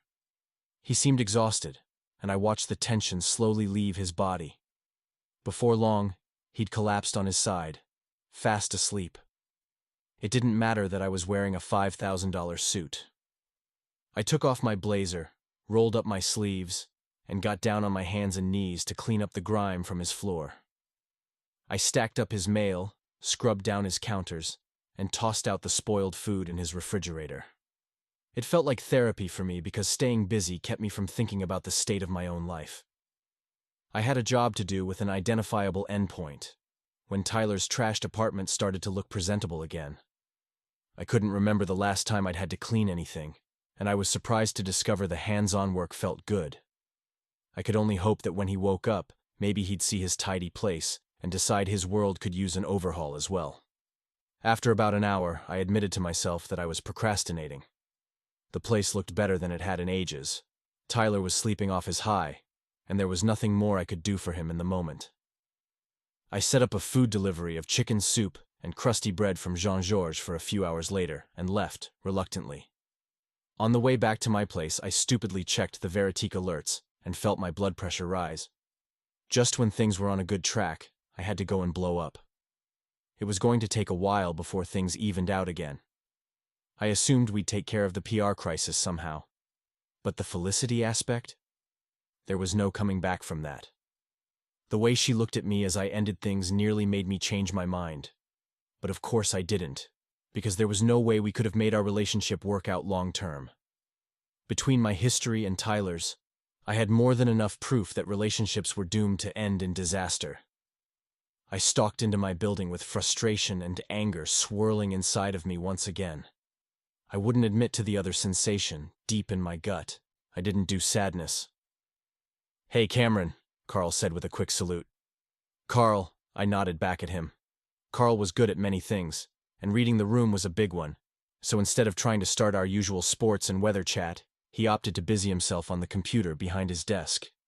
I smashed the elevator button and waited with my head down because my phone wasn't the sort of distraction I wanted. I heard heels clicking across the lobby toward me, and hoped that whoever it was would divert to the mailroom, because I was in no mood to make pleasant small talk on the ride up to my penthouse. "Well, hey there, Cameron." Damn it. Nina. I scanned her quickly to determine how much she knew about what had gone down earlier in the day. Based on her cheerful expression and friendly smile, she didn't know a thing. "Hello," I answered with a tight smile. "Hey folks," Carl called from across the lobby. "One elevator is out of service and the other is running slow, so the wait might be longer than usual." "Great. So, what's new in your world?" Nina bubbled at me. "How's Camlicity doing today?" I bristled. It was only a matter of time before she found out, but I couldn't bring myself to be the one to tell her. "Not sure," I answered quickly. "I have a lot of other concerns on my plate at the moment." "I bet," she laughed. "Felicity keeps me up to date on everything. You guys are busy." I hoped my nod would be enough to clue her in that I was in no mood to talk. "I heard about Spa Day," she giggled. "Maybe I need to come work for Veritique. If you need a kick-ass librarian, I got you. I'll keep that in mind." Nina sighed and pushed the elevator button again as if it might summon it faster. "This elevator is taking forever. Maybe I need to take it up with building management." She elbowed me with a wink. I cleared my throat and took a step away from her. Thankfully, the blasted thing finally beeped, and the doors opened. I held my hand out to gesture for her to get on ahead of me. "How's Tyler?" she asked as the doors slid closed. She pushed the button for her floor. "I texted him this morning, but I haven't heard back. We talked about me possibly joining him on a walk with Boris today." "He's already taken care of Boris," I said through gritted teeth as I activated my keycard so the elevator would go all the way to my penthouse. Nina's brow furrowed. "Well, that's weird. I wonder why he didn't reach out to me. Do you know what he's up to today?" My jaw clenched at her relentless cheer and endless inquisition. Abruptly, I decided she needed to know the facts about Tyler, the sooner the better. "You really want to know what Tyler's up to today?" I fired back at her. "Sleeping off his latest high, that's what. Remember his friend Jerry from Frankie's Tavern?" Nina's eyes were wide. She nodded slowly. "Well, it turns out that Jerry isn't just a friend, he's Tyler's dealer. I caught them with a bag of heroin, so between that and all of the drinking, you could say Tyler is pretty fucked up at the moment. When I left him, he'd nodded off on the couch. Who knows how long he's going to be passed out. So that's why your little buddy is missing in action today. He's an addict, Nina." She processed the information in silence for a few seconds. "But he told me he was doing better." I let out a harsh laugh. "Yeah, that's what addicts do. They lull you into believing they're okay and then they relapse. And the cycle repeats, over and over, until you lose all hope." I took a step closer to Nina, and she shrank back. "Want my advice? Forget about Tyler. He's a lost cause. You're better off with your book boyfriends.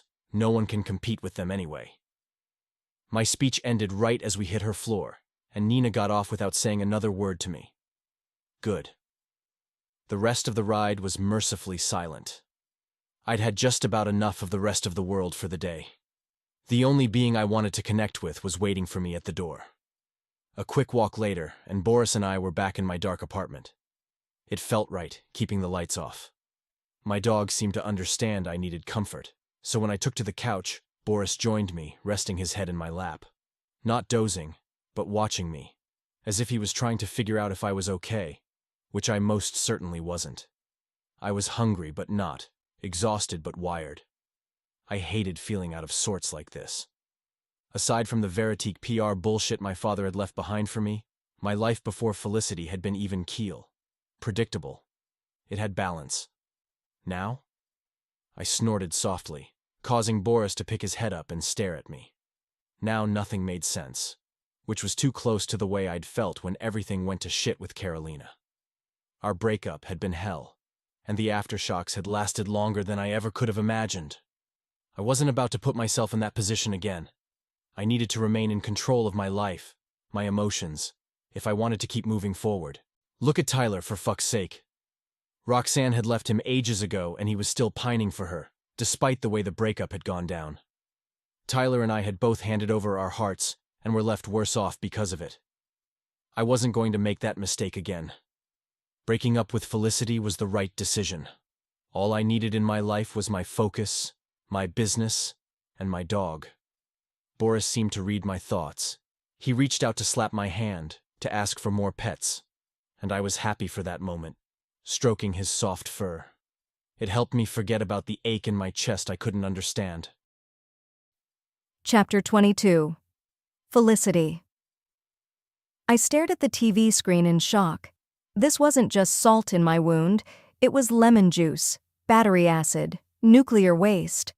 After the nightmare in the park with Cameron yesterday, watching Stephen charm his way through an interview on the AM show made me feel like the entire world was against me. Okay, maybe not the entire world, because I had a pretty vocal majority of support online from women who kept calling Cameron boss baby. But still, this interview was the last thing my battered spirit needed. Stephen had clearly hired a stylist because his teeth were whiter, his hair looked coiffed, and he was wearing a burgundy cashmere sweater he wouldn't have been caught dead in back when we were together. The changes made him come across like one of those reality TV personalities. All style, no substance, spouting off the same practiced lines on every show they appeared on. "Congrats to you, Stephen," the host Jody Richards said as the segment began. "Unhinged Heart is a mega hit." "Boo," I said under my breath, because Nina was still asleep for some reason. "Yeah, it sure is," Stephen grinned at her, trying to look humble. "It's so rewarding when hard work is acknowledged. I'm really gratified by the response." "I bet," Jody said. "And am I hearing rumors about a possible film adaptation?" My jaw dropped. "No, please no." "I can't say a word about that." Stephen laughed flirtatiously and mimed locking his lips. "But I've heard the rumors too. All I'll say is we have to wait and see. Stay tuned." "Well, I'm on pins and needles about that possibility." Judy adjusted her expression from a wide smile to faux concern. "Now let's shift gears a little, Stephen. Obviously your book is a fictionalization, but it's based on your real experiences from before you and Kira got together, is that right?" she said in a gentle tone. The camera cut to Kira, who looked like someone had pieced together the best parts of every popular influencer of the moment. Smooth chestnut hair that gleamed under the studio lights, big black eyes ringed with a feather duster's worth of eyelashes, a mouth of gorgeous chiclet teeth. "Yeah," Stephen said, frowning at the floor. "Honestly, I was really freaked out after I broke up with Felicia. She was unhinged about me, hence the title of the book, and I wasn't sure what she was capable of." I yelped at the screen in anger as Kira reached over to grab his hand. "Were you scared for your life?" Jody asked. Stephen chuckled. "I mean, no? Look at me, Jody. I'm not exactly a weakling." He laughed harder at the thought of it, and Kira joined in. "Physically, I wasn't worried at all. Felicia was a large woman, but I'm a much bigger man. No, it was the mental torture Felicia put me through that had me on edge, and I didn't know if she was capable of hurting Kira. My princess is like a baby bird. Look how tiny she is. Isn't she precious?" Kira giggled as Stephen held up her delicate wrist as proof of her unthreatening petiteness as compared to my hulking big ladiness. "No, but seriously," Stephen continued, "I was also worried that Felicia could somehow damage my good name in the publishing world by convincing trolls to sabotage my reviews. She worked in social media, she knows how to game the system." I winced, remembering how Cameron had offered to get the buzz behind the book killed. Back then, he'd seemed like he gave a damn about me. But then there was a time when I believed Steve loved me. So maybe I was just hopelessly naive when it came to love. Jody turned to Kira. You had to be concerned, Kira. I'm sure Felicia saw you as her replacement. Competition. You're a stunning woman. Who wouldn't feel threatened by you? Did the two of you ever meet? No, I screamed at the TV, answering for her. We didn't meet because I was already over that jackass by the time the two of you got together. Steven's timeline is just one of the many things that are total and complete fiction. Nina came running into the room, still dressed in leggings, and froze with her hands in karate position. What's going on in here? Who are you yelling at? I wordlessly pointed at the screen. Oh, she said, her shoulders slumping when Steven's stupid face appeared on screen again. Shit. He made it to the AM show? He's made it to every show. Nina stared at the TV. He looks plastic. Right? And she looks, amazing, I sighed. Just say it. Manufactured, Nina corrected. She's very put together, but she looks bored out of her mind. See how her eyes are kind of glazed over? My guess is she checked out of the relationship months ago, but then the book became a hit, and now she's just sticking around for the free publicity. Could she be right? I took a closer look at Kira and saw her try and fail to hide a grimace when Steve called her honey bun. Maybe everything wasn't so perfect in paradise after all. It didn't make what he'd done to me any less humiliating, but there was a hint of satisfaction in knowing that his life might suck at least a little bit too. Call me petty, but I'll take my schadenfreude where I can find it. Nina joined me on the couch, wrapping me in a hug before she leaned over me to grab the remote and turn off the TV. That's enough of that. Thank you, I sighed. It was a car crash that I couldn't stop staring at. Nina squeezed my hand in solidarity. Sort of my life these days, just a series of rubbernecking car crashes, I sighed. I closed my eyes, hoping it might prevent them from welling up. What's the world saying about the girl who got dumped on a live stream? Stop, Nina chastised me. He didn't dump you during it. No one knows what happened afterward but the two of you, and the only person who looked bad in that video was Cameron. The ache in my chest returned. He's a terrible person, Nina continued. I told you how he talked about Tyler. What kind of friend says those sorts of things? I shook my head. Honestly, it doesn't sound like him at all. He treats Tyler like a brother. Better than a brother, based on how he acted about Aiden and Megan. It doesn't make sense to me. Why are you standing up for him? Nina punched me in the arm. You're right, I replied glumly. I'm done talking about him, thinking about him. Good, Nina said, hopping up off the couch. I need to keep you busy today, so meet me in the kitchen once you're dressed. What do you mean? And why are you still in your comfy pants? You have to leave for work in like 30 minutes. I'm off today, just like you, she replied, her eyes going soft. I hated the thought of you calling in sick and spending the day all by yourself, feeling miserable. I'll be your comic relief to keep your mind off, everything. Are you serious? I asked. You did that for me? Liz, of course I did. I will always be here for you when you need me. In the treehouse, our dorm room, here in our future bookshop and beyond. It's you and me, kid. I wanted to cry, but this time they were happy tears. Neen. I jumped off the couch and ran to her with outstretched arms. Thank you. She folded me into a hug, and we clung to one another for a few seconds. Fuck both of them. Yes, fuck them, I agreed. Now what are we doing in the kitchen today? Brownies? Cupcakes? Barley soup, I made a gagging face. Stop it, she chastised. You don't have to eat it if you don't want it. Anyway, it's not all for us. There's someone else I know who had a rough day yesterday. She headed for the kitchen and I followed behind her. Don't say Tyler. Nina whipped around to face me. And why not? Come on, he's a mess, we both know that, I said gently. Cameron said as much. I thought you weren't going to get involved with him. Tyler is going through a tough spot right now, so I want to be a friend to him, nothing more. Neen, I gave her a pointed look. What? He needs to know he has people in his corner. I'm not going to do anything stupid, I just want to be there for him. Anyway, I know he's not in the right headspace to get involved in a relationship, so don't worry. This is friendship soup and nothing more. I hope he knows that. Nina shrugged and started digging through the cabinets. Where's the big pot? We have like one cabinet big enough for it. If it's not there, then I have no clue. Ah, I know where it is, she exclaimed. I used it to dye those white velvet shorts I thrifted. It was my dunk tank. You couldn't use a sink or tub? I laughed at her. She jogged to her room. It didn't occur to me. Anyway, I used beet juice, so it was totally food safe. How did they turn out? I asked. Revolting pale pink, but it was a cool experiment. While Nina rifled through her room, I scrolled through the streaming movie options and finally settled on Bridget Jones's Diary, even though we'd both seen it 1 trillion times. The universal music started and I heard a whoop echo out. Yes, she said, holding the pot above her head triumphantly. Soup and Darcy Day. Perfection. The movie would be the perfect background noise as we worked. The TV was visible from our kitchen, but we didn't even need to watch it to absorb the rom-com vibes. Although I realized too late I probably should have picked a movie that didn't focus on a perfect happily ever after, since mine was in the trash can. We met in the kitchen and Nina started pulling out all the ingredients from the cupboard.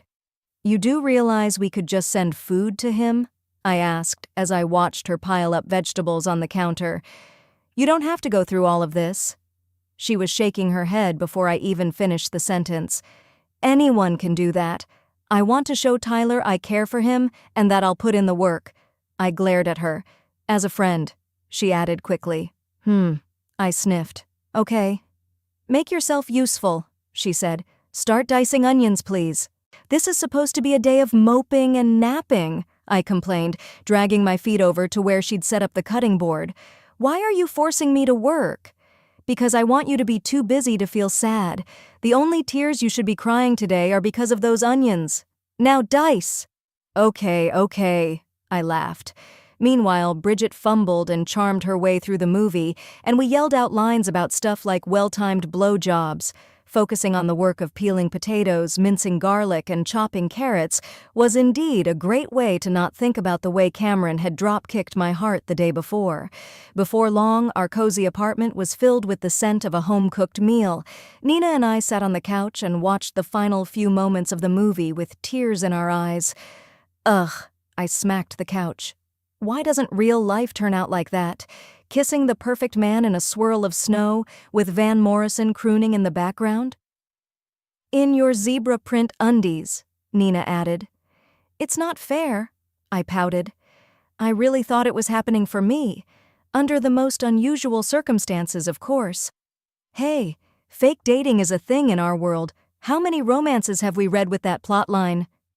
Those are fiction, I fired back at her, and that's where that whole idea should have stayed. Now I know better than to believe it can happen for me. I'm not that lucky. So let's focus on what can happen, Nina replied. The shop. I rolled onto my stomach and balled up a pillow under my chest. Oh, I love thinking about that. Same. The dream we're making a reality. Everything is falling into place. Nina paused to frown. Well, everything but the location. We've got our work cut out for us finding a place. It'll happen. I feel it in my bones. What's the timeline looking like for you? She asked. I frowned and dropped my head to the pillow. I'm not sure now. Everything was on track for me to have saved up enough in another few months, thanks to Veritique and all the bonuses, but I feel like there's no way I can keep working there. It's too messy, and I'm not sure how it would be seeing Cameron every day. I sniffled because even just saying his name brought all of the dark feelings back. Listen, don't make any snap decisions right now, Nina cautioned. Don't do something you might regret, like deciding to quit. I mean, you have to admit it's a pretty sweet gig. It was a sweet gig, I corrected, until my boss and fake boyfriend broke my heart. Ah, Nina said. She leaned over to rub my shoulder. You know, what happened kind of reminds me of that scene in Betting on the Baron. I frowned at her. That's a Regency romance. Cameron's hardly landed gentry. No, she drew out the single syllable, but he does run an empire his family founded, and just like Baron Bartholomew Seagrave, he lost his shit in front of a huge audience. The Baron in front of the ball attendees, and Cameron in front of, well, the whole world, I added helpfully. Nina giggled. Yeah, I guess. I forgot how that one ends. Is the Baron the one who bought all of those horses for Lady Alva? She shook her head. No, Baron Seagrave won back the plot of land that used to belong to Alva's great-grandparents. The ancestral grounds her family had to gamble off. He gifted it to her and wanted nothing in return. But you know what she gave him? Her virginity? I laughed. No, they had sex the night of the big snowstorm. Did you even read the book? Nina sniffed at me. Lady Alva gave him the freedom to be himself, to make mistakes. He was held to such an impossible standard that it was hobbling him, but the woman he loved allowed him to be fully human, fuck-ups and all. Now that's what I call romance. I sighed.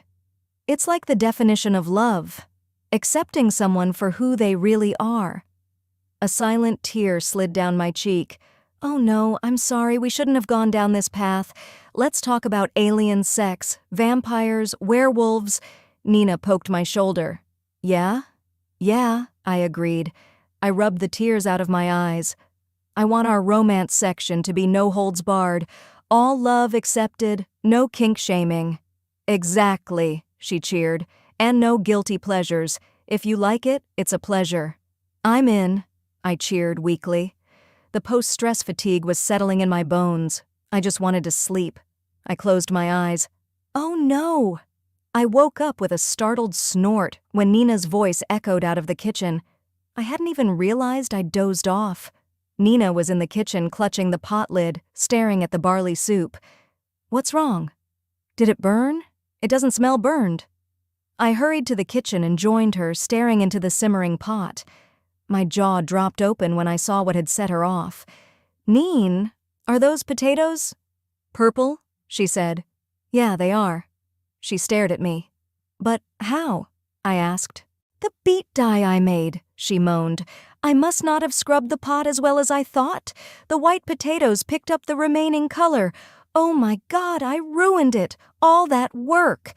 No, the rest of it looks fine, I said. I grabbed a wooden spoon from the jar by the stove and spooned out a potato. And it smells amazing. Careful, it's steaming, Nina warned. I blew on the light purple potato, then took a cautious bite. Nina watched me chew with a worried expression. And, I chewed. And it turns out leftover beet dye is more decorative than flavorful. It tastes great. No hint of beets at all. Are you serious? She grabbed the spoon and dug a potato out of the mix, then blew on it. Oh my gosh, I'm so relieved, she said as she chewed with her mouth open, because she couldn't wait until the potato had cooled off. It's yummy! I guess life does imitate art, I said, nodding toward the TV. Nina frowned at me for a moment, then realization spread across her face. Bridget's blue soup. We laughed together, even though I knew deep down that life didn't imitate art in the important ways. There was no cinematic happily ever after waiting for me. Chapter 23. Cameron. The last place I wanted to be was at the Glenhaven Club NYC, given my state of mind since the Central Park incident a few days prior. But I was at the club for a meeting I couldn't refuse. Vincent Ford of Summit wanted to talk business. Vincent and I had run in parallel circles for years, but never actually met, despite the fact that we were both charter members at Glenhaven. We knew many of the same people who all swore that Vincent's fragrance empire was the perfect fit for Veritique. Coordinating a time to meet was surprisingly difficult, considering we were both based out of New York, but we'd finally found a day that worked for both of us. Our schedules were each chaotic in their own ways, mine more so than ever, which meant I needed to work hard to drown out the ancillary stress in my life and focus on what he was presenting to me. The hush of Glenhaven was a welcome respite after the non-stop drama of late. The Veritique office felt stilted. My penthouse felt empty. I was in no mood to connect with Tyler or Aiden, so losing myself in the quiet luxury around me to consider a new direction for Veritique seemed to be my only option. The club was nondescript from the outside, like any other old brick building. The only sign was a discreet brass plaque near the door. Glenhaven outposts could be found in every major city around the world, and each one was unique to that location. Glenhaven, London had a posh patina. Glenhaven, Paris looked out on the Eiffel Tower. And Glenhaven, New York could not be more sleek and sexy. The club had something for everyone, including a full gym complete with an Olympic pool in the basement, a library, soundproofed pods, and meeting rooms of various sizes on the first floor, a Michelin-starred restaurant on the second floor, hotel rooms on the third, and a roof terrace at the top. I was one of the few Glenhaven members to have visited every location, and Manhattan remained my favorite. Vincent's assistant had texted to say he was running late. I had a half hour, so I wandered up to have a drink while I waited. "Mr. O'Connor," the longtime maitre d' said with a smile as I walked in. "We don't have you on the books this afternoon, but we're delighted you're here. How many people will be joining you? We'll get your favorite table ready." "Oh no, I'm just here for a quick drink at the bar, Wally," I said. "Excellent. Your friend James will be delighted to see you, I'm sure. He's right over there." I strained my eyes to see who he was pointing to, and recognized the sandy-haired man sitting alone immediately. James Branson? I haven't caught up with him in forever. I strode over and stood behind him. "Excuse me, sir. May I ask where you bought your suit?" James laughed as he turned around. "Cameron O'Connor. It's been too damn long. Good to see you." We shook hands and leaned in for a quick bro hug. James opened his blazer to show me the label. "This is a Branson original. If you like the look of it, I just might know someone who could hook you up."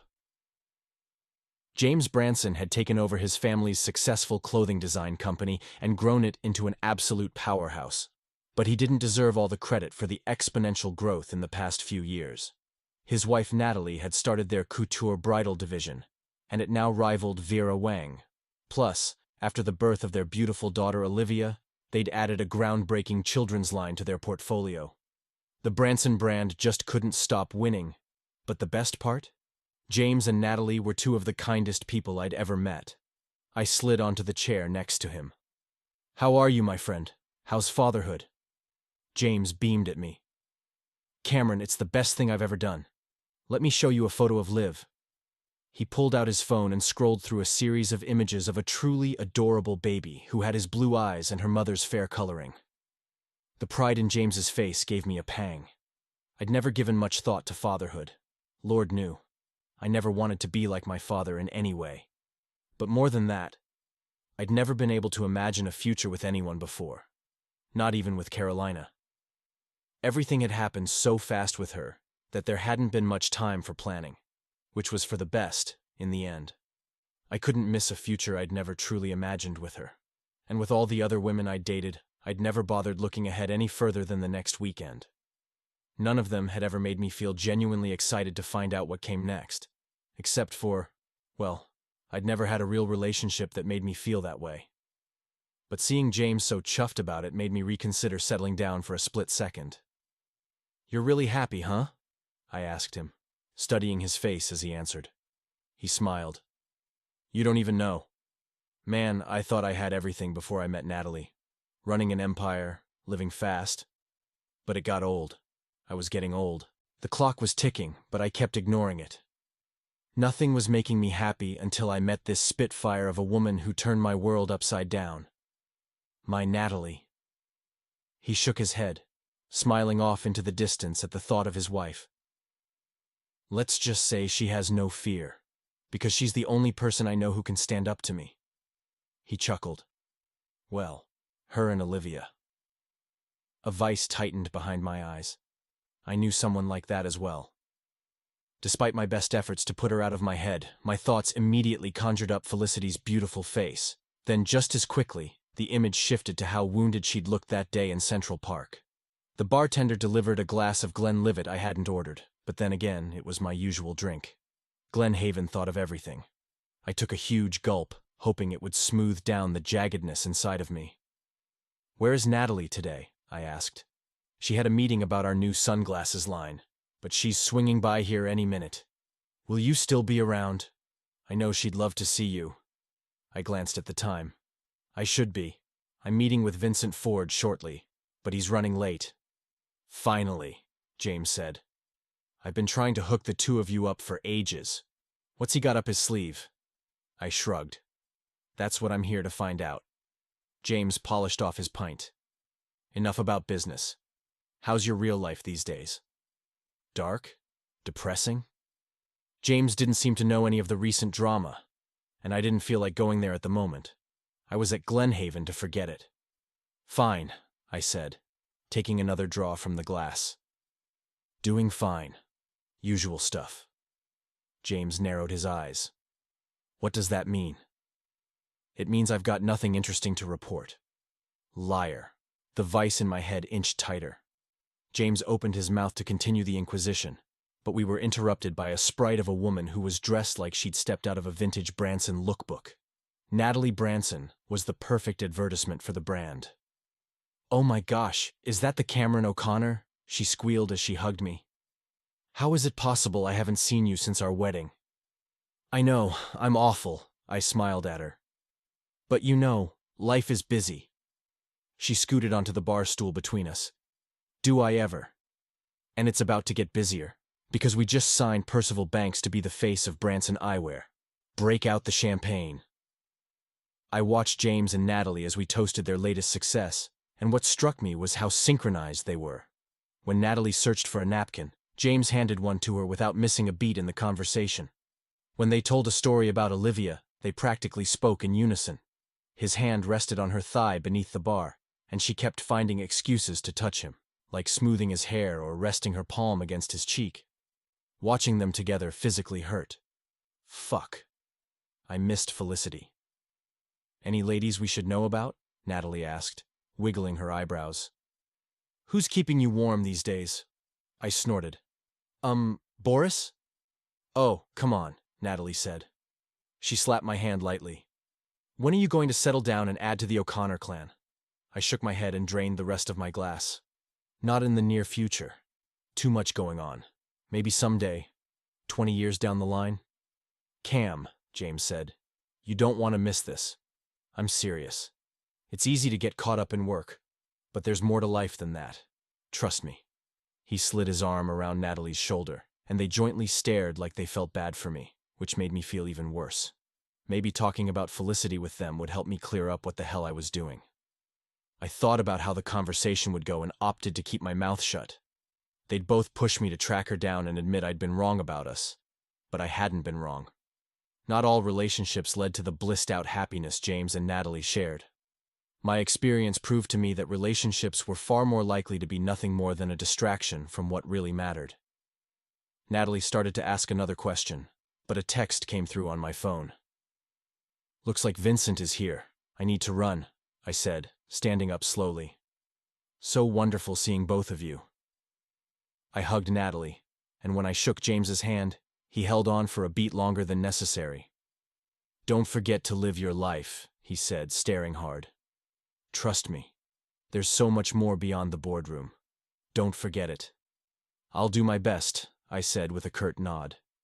His words echoed in my head as I took the elevator to the library. I was living my life. I was about to embark on a potential new business venture. Wasn't that what life was all about? I strode into the library, which was more of a sophisticated lounge, and spotted Vincent waiting for me in one of the high back leather chairs in the waiting area. Cameron, he said, crossing the room to meet me. Glad we could make this happen. Pleasure to meet you. Vincent was the definition of tall, dark, and handsome. I watched women's heads swivel as he walked toward me, because not only was he an impressive-looking man, he also had a commanding presence. I could tell his suit was bespoke, and the light stubble he sported was cultivated, not careless. There was an air of mystery about him, like he was someone who had secrets. But then he smiled, and my concern disappeared. I was good at sizing people up quickly, and Vincent didn't trip my alarm. We shook hands and found a quiet space with a table where we could spread out. Vincent pulled an iPad from his briefcase. We both have plenty on our plates, so I'm going to get right to it. We're developing a limited edition line of fragrances that pair with gemstones, and we think partnering with Veritique could amplify both of our messages. We're looking for input during the development stage of each fragrance to make sure we're hitting the right fragrance notes, then embarking on a joint marketing message, both with traditional media as well as influencer marketing. My jaw tightened at the mention of influencers. I wondered how much he knew about the current Veritique debacle. It's clear that Veritique could use a redirect at the moment, he said, elegantly answering my question. This partnership could be a way to redirect the conversation. Veritique is a venerable brand, as is Summit. The The two of us joining forces could help each of us dominate new market segments. Interesting, I answered. What exactly are you suggesting? Vincent opened the tablet. The exact financial terms still need to be addressed, but here's the rough creative concept my team is proposing. He handed over the tablet to show me a mock-up of an ad with an elegant, multifaceted perfume bottle alongside a Veritique engagement ring. The eternity, of course.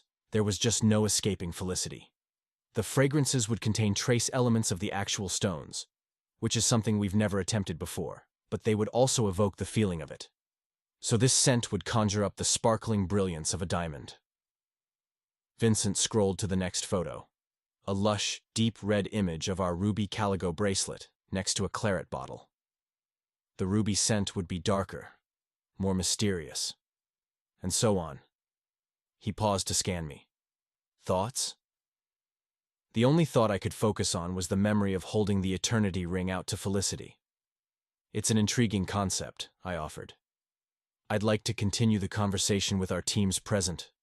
Can we make that happen? Soon? Even with just a brief meeting, I had a good feeling about Vincent. He had the seal of approval from James, which told me all I needed to know about him. The partnership could work. Of course, I'll have my assistant Roger get started on setting it up. Vincent paused. Hey, I've been on the run all day and I haven't had a bite to eat. Do you have time for an early dinner? No business talk, I promise? I shook my head. Wish I could, but I have another meeting now. I'll take you up on it next time. We'll be in touch. I held out my hand. Great to meet you. I'm looking forward to continuing the conversation. Agreed, he said, shaking my hand and wearing a genuine smile. I walked out of the club, but the positive feelings from our productive meeting dimmed as James's words echoed in my head. You don't want to miss this. It was too late. And that was fine. All I needed was Veritique. And Boris, the meeting I needed to get to. I headed home, hoping a walk with my best friend would lift my sagging spirits. Chapter 24. Felicity. The weather was just starting to break, which meant all of New York was taking to the great outdoors to drink in the first rays of sunshine after a dreary winter. I couldn't resist it myself, but there was no way I was going back to the emotional crime scene that was Central Park. I wound up walking along the water's edge at Riverside Park, trying not to focus on anything but the warmth on my face. I'd been running away from reality for the past few days, but I had to deal with it. My life was a mess. I'd called in sick to work every day. Sandrine and Lucy had been reaching out to me to make sure I was holding up okay. Sandrine making sure to tell me there was no pressure for me to return to the office, but I knew I needed to make some hard choices about my next steps. Just not right now. I paused to take in the view of the skyline across the water. They say there's no such thing as bad press. And after the live stream debacle, I shockingly had a million other possibilities open to me. That was good news, since the one thing I was sure about was that I didn't have to stay at Veritique, in the shadow of the man who'd broken my heart. I mean, how could I go back and pretend everything was normal? I closed my eyes and tipped my head back, trying to remain in the moment instead of spinning out about what I had to do to get my life back on track. The punch against my back jolted me into fight-or-flight mode. It was broad daylight and I was surrounded by people. Who the hell was assaulting me? I spun around to find a panting, waggy-tailed assailant who must have recognized me from a distance. "Boris," I said, reaching down to grab his leash. "What did you do? Did you run away from Tyler?" I scanned the crowd looking for him and felt my stomach bottom out when a group of people parted to reveal Cameron jogging toward me, the absolute last person I wanted to see. "Hey," he said when he reached me, slightly out of breath. "Sorry about that." I handed the leash back to Cameron. He couldn't look me in the eyes. "I guess he recognized you from a distance. He does that with people he likes," Cameron said. "All of a sudden he took off running and I wasn't holding onto the leash tightly enough, so—" He gestured to me. "Anyway, thanks for grabbing him." "I guess he didn't hear about us not being real," I snipped. "You should probably let your dog know there's no reason for him to pretend to like me any longer." His brow creased. "Boris isn't pretending. He genuinely—" He drifted off. I glanced around to see if anyone was watching us, but my sunglasses and baseball cap had rendered me unrecognizable. Cameron was wearing sunglasses as well, along with a hoodie and jeans. His billionaire persona was folded up and hidden away, but the aura surrounding him, as intense as ever. He managed to fit in and look like everyone else, and simultaneously better than he had any right to. I needed to get away from him. I have to get back home. Good to see you, Boris. I gave him a quick scratch between the ears. We're walking home too. Cameron didn't have to say it, but unless we were going to awkwardly ignore one another on the walk to the building, we were sort of stuck together. I considered making up an errand to give me an excuse to go somewhere else, but I decided I wouldn't give him the satisfaction. I sighed. Let's go. We walked side by side in silence, dodging joggers and cyclists until I couldn't stand it any longer. I'm fine, by the way, I blurted out. Thanks for asking. I could tell, Cameron replied calmly. As you should be. There's nothing to be upset about. I flip-flopped between seething and wanting to cry at the statement. Oh no? You mean it's totally cool to act the way you did that day in Central Park? He sighed. Fine. Okay. I might have overreacted about the proposal thing. I didn't say anything, waiting for his apology, which never came. It's for the best, you know, he continued. When couples get stress-tested and don't make it, that means they weren't meant to be, which doesn't even apply to us since we were never a real couple. My face contorted with disgust at his ridiculous logic. Excuse me? So you think one little trial is enough to end a relationship? Have you ever heard of working through adversity or getting therapy? Therapy is pointless, he said, kicking a rock out of his path, which Boris tried to chase. I snorted. You sound like my parents. It was an intriguing enough confession to get him to finally look over at me. What do you mean? I wasn't expecting to go there with him, and it wasn't a conversation I liked having, but the moment felt right. He needed to see that his logic was flawed using a real-life example. I lived in a home of prize fighters, I began slowly. Both of my parents knew how to verbally destroy each other.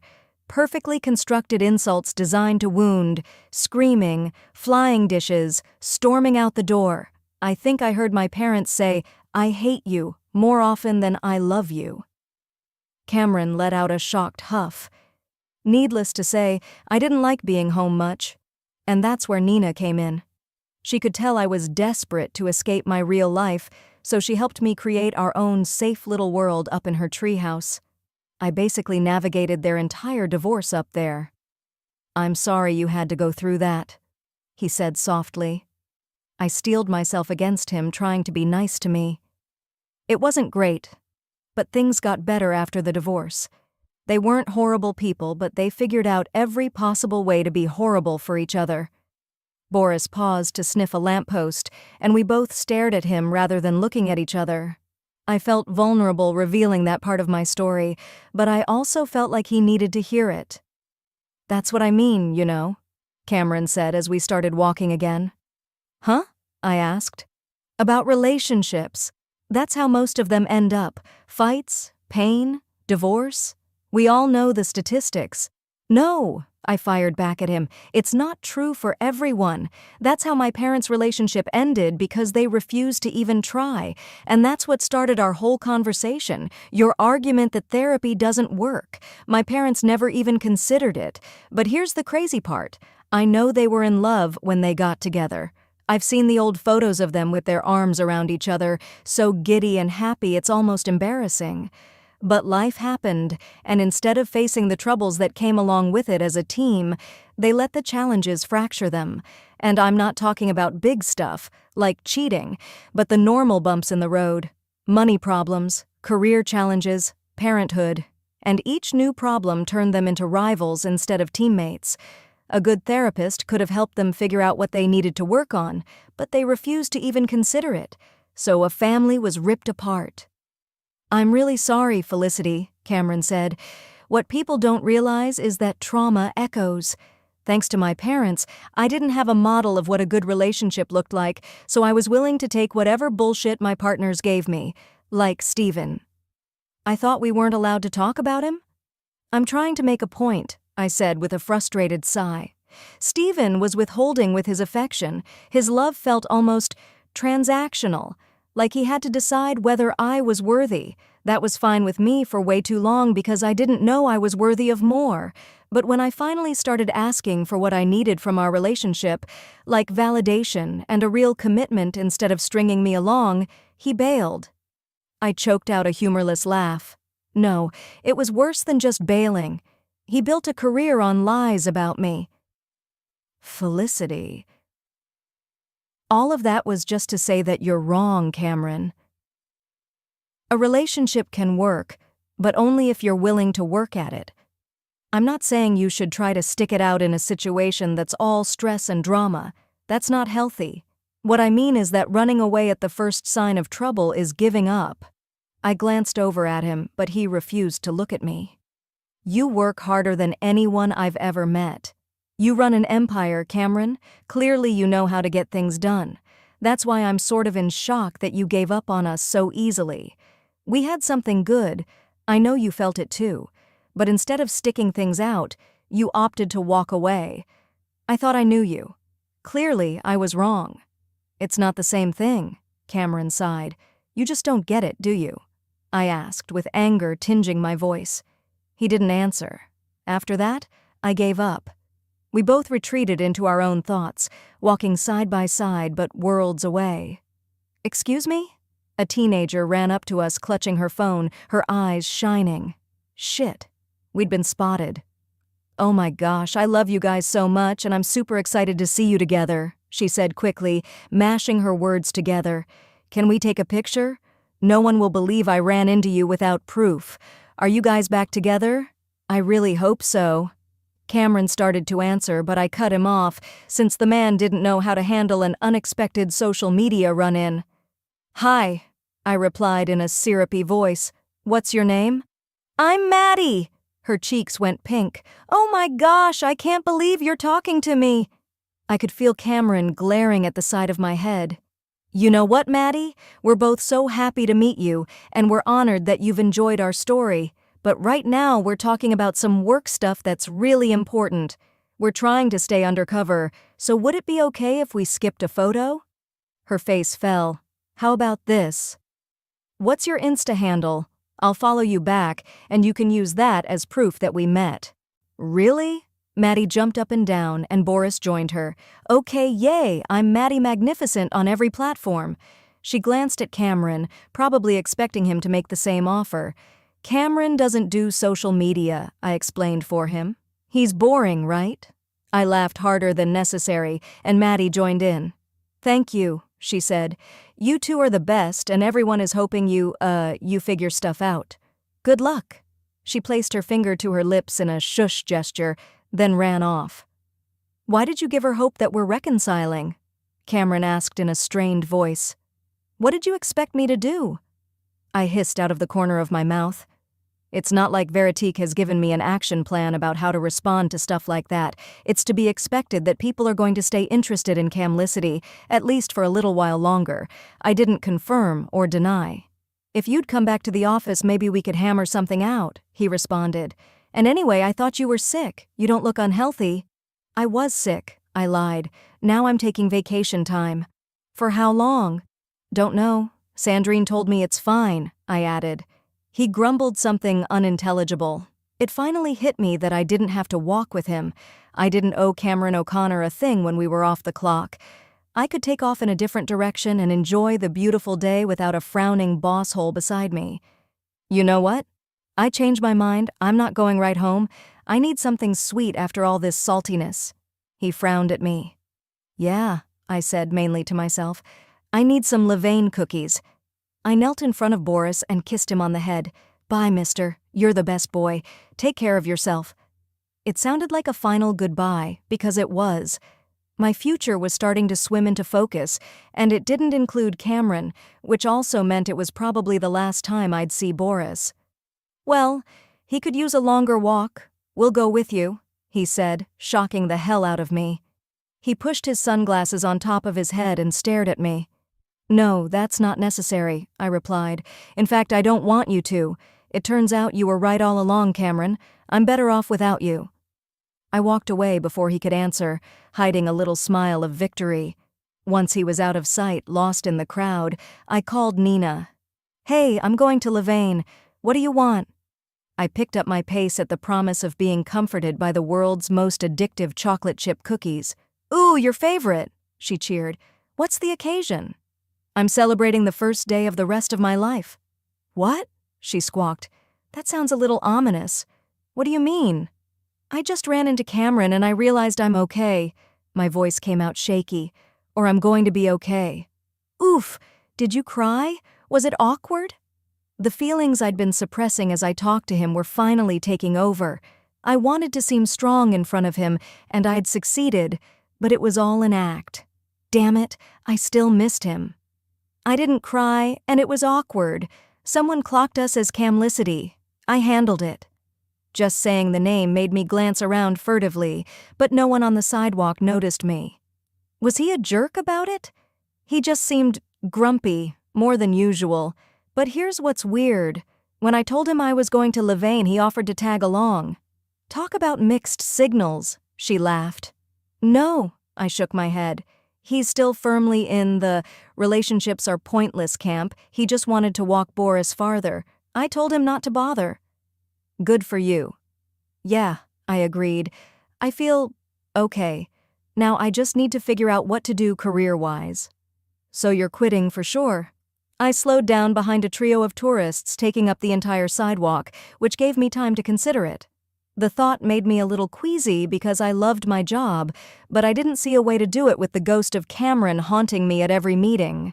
"Yeah, I think so. Guess I need to find a new job." Treehouse, she sang. I laughed at her relentlessness. "Yes, of course, but we're not quite there yet, you know. I don't have as much saved as I'd planned to, and we need to find a space." "We will, it's coming. I feel it in my bones." "Okay. Tell me what kind of cookies you want." Nina gave me her order and I hung up, feeling more clarity than I'd had in ages. I wasn't exactly happy or positive, but I figured the good feelings were on the way now that I was starting to make peace with my life and the end of my relationship with Cameron. But there was one little persistent thought that kept popping up, no matter how many times I tried to ignore it. Cameron did a great job of pretending he didn't care about me, but I knew him. He'd revealed himself to me whether he liked it or not, and when I looked in his eyes I could see it. He missed me too. Chapter 25. Cameron. Coffee. Cameron? I wordlessly shook my head at Alessandra. I'd already downed 2 cups. A third wasn't going to do me any good. I felt like I was coming down with the flu. I woke each day groggy and exhausted, and I spent my days unable to focus. It wasn't bad enough to keep me at home, but it was enough to make me surly as fuck. My team was assembled in the conference room, minus one very important employee, trying to brainstorm our way out of our PR nightmare. The social media response to what I referred to as the event in Central Park had been swift and brutal. But what was worse was our continued downward sales trend. I refused to say our poor numbers, because doing so would mean admitting that Veritique was once again in crisis mode, and I couldn't blame this one on Dad. I sighed and pushed my phone farther away from me on the conference table. Lately, it only delivered bad news. "Let's begin," I said as I glanced around at the wary faces surrounding me. The low chatter in the room died immediately. "Who's up first?" Everyone shifted their attention to Glenn. That's my cue, I guess." He paused to shuffle a few papers in front of him. "So, I pulled the latest numbers from our physical locations and, they're not great. I had to work to keep from grinding my teeth together. I already knew that fact. We're still getting looky-loos in our flagship shop, you know? Mostly tourists, and the people who aren't addicted to social media and missed the thing." Glenn's expression went sheepish. "But serious buyers? Not so much. As for online sales, they're also down. The About Us section of the website is getting the most hits, obviously looking for more information about you and..." Glenn cleared his throat. "And we're noticing trending of clicks from our main page through to our social media accounts, then rapid drop-off. A couple of scrolls, and then they bounce. Sandrine can talk about what's going on there." He fell back against his chair, grateful to be done speaking. We've had to do an unplanned for social media about face, Sandrine said. She seemed exhausted as well. Lucy and the team had booked out weeks' worth of content centered around our former campaign, which we had to scrap. She went a shade paler. We've diverted to repurposing some old content in the meantime, and we're hoping to create behind-the-scenes images and videos from our upcoming spring campaign. She pursed her lips together for a moment. Now, I'm going to be honest here. We've discovered our old approach is no longer working. Photos of beautiful hands wearing beautiful rings is over for us. Our audience got hooked on a real love story, about real people, and now nothing else will do. At least, that's what the traffic is telling us. So, what we need to do now is agree on a different direction that caters to this new version of Veritique, for better or for worse. I had an idea, Glenn said, raising his hand like a damn kindergartner. I snorted softly to myself. Of course he did. I think we have the chance to turn what happened into an opportunity, he said. Oh, this ought to be good. How about we try a pivot, he began. We start a new campaign called Breaking Up is Hard to Do, where we track our fearless leader as he navigates the dating world post-Camlicity. We could go with him on dates and have followers suggest possible matches. Who the hell hired you? I interrupted him. I'm serious. Who thought it was a good idea to add you to the team? Because all you keep delivering are strikeouts. Absolutely not, Glenn. My outburst pulled all the air from the room. It had been a long time since I'd exploded, and clearly everyone had gotten used to the kinder, gentler Cameron O'Connor. Well, that sucker was long gone. I closed my eyes and rubbed my temples as everyone around me tried to be as quiet as possible. I think we need to do something totally unexpected, I said. Who's been working on the pet products line? Maybe pictures of cute dogs in leather collars with platinum buckles will bring people back? That's me, a voice squeaked out. I squinted at a terrified woman at the far end of the conference table. Do I know you? Sort of. We met on my first day, she said quickly. She sank lower in her chair. I'm Becca Pearson. I'm the new team lead for the pet products line, and we're basically ready to go. We were just waiting for, the right time to launch it. I knew she meant that they had been waiting for the Camlicity campaign to come to an end. Well, no better time than the present. What are the plans? I sent you an email. I didn't get it. Otherwise, I wouldn't have asked the question. Becca looked like she was about to cry. Okay, I was thinking we'd introduce the line with Boris modeling everything. One piece a day until we've highlighted all of them. Ginny, the new staff photographer, is ready to shoot the images when we are. Once we intro the line, we can open it up to user-submitted content, which always brings tons of eyeballs. People can send in their pets wearing our stuff. Those kinds of call-outs always bring lots of traction. Finally, I gestured toward Becca. This is what I've been talking about. I love it, Becca. Let's bump everything else off the calendar and make pets our focus. I turned to Sandrine. Can you work with Becca to get this rolling ASAP? She nodded. Of course, on it. Anything else? I glanced around at my employees, and their terrified expressions finally woke me up. With sinking shame, I recalled that this was how my father used to run the company. Since taking over, I'd always kept a tight ship, but I never used fear and intimidation to keep my staff motivated. No? Okay then. Before you all leave, I just want to say thanks for helping me navigate this storm. It hasn't been easy for any of us, but we'll pull through. Let's focus on the future, okay? We're done here. I slapped the table and stood up. Hold on, Alessandra said, grabbing my arm. I just got an alert. There's something you need to see. She scanned the room. Sandrine, I think you should be here for it as well. Sandrine approached us warily. What's wrong now? I'm not sure yet, but my alerts are saying that something was posted. I let my frustration get the better of me again. Alessandra, plenty has been posted lately. What's different about this? She held out her phone wordlessly, and I saw a still of Felicity on the screen. She posted a video, on her personal account, Alessandra said, and tagged Veritique. I sank back into my chair. Fuck. This was going to be bad. I'd dealt with my fair share of tirades thanks to Carolina. Rant-filled tantrums that attracted a ton of attention. If the livestream incident had happened with her, I could only imagine the press coverage she'd be demanding. I never believed Felicity was capable of sinking that low, but I was about to get proof she could. I wouldn't have thought she'd be the kind of person to air our dirty laundry online, but it wouldn't be the first time I'd been wrong about a woman. I waited until Alessandra, Sandrine, and I were the only people in the room. "Put it up on the smartboard," I said warily. "Let's deal with this together." Alessandra nodded, and then Felicity was on the wall in front of me. It hurt to see her. "Ready?" Alessandra asked. "I suppose," I sighed. She pushed play, and the video began. Felicity was sitting cross-legged on the couch in her apartment, hugging a pillow to her chest, smiling softly. She was barefaced, with her hair in a ponytail, dressed in leggings and a worn t-shirt, and never more beautiful. My heart pinched with longing at the sight of her. "Hi everyone," she said with a little wave. "Been a while since I've posted on this account, but I figured it was the perfect place to try to get my message out. My follower count has tripled in the past few weeks, no doubt because of recent events." She frowned for a moment. "No, Liz, just say it," she muttered to herself. She reoriented to the camera. "By recent events, I mean the Camlicity campaign. We've all seen what happened by now, right?" A shadow passed over her face. "I know many of you are disappointed by the way our story ended. I've seen the comments, and I've gotten a ton of supportive messages." She clutched her hands over her heart. "Thank you, friends. Your care means the world to me."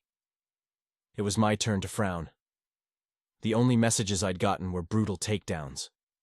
I tried to keep up initially, but Alessandra eventually stopped forwarding them to me. But here's what I really want to say. No matter how things ended up with Cameron, I want all of you to know that I'm glad I took a chance on love. She paused to take a breath, because it was magical. Felicity smiled, and I found myself smiling back, dazed, until I realized this was not at all what I expected.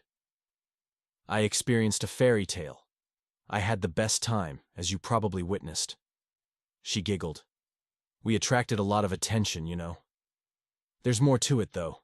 Her expression went serious again. "It wasn't just fun.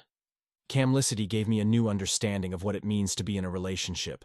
I learned about how it felt to have a supportive partner, someone who encouraged me to achieve my dreams, someone who listened, really listened to me.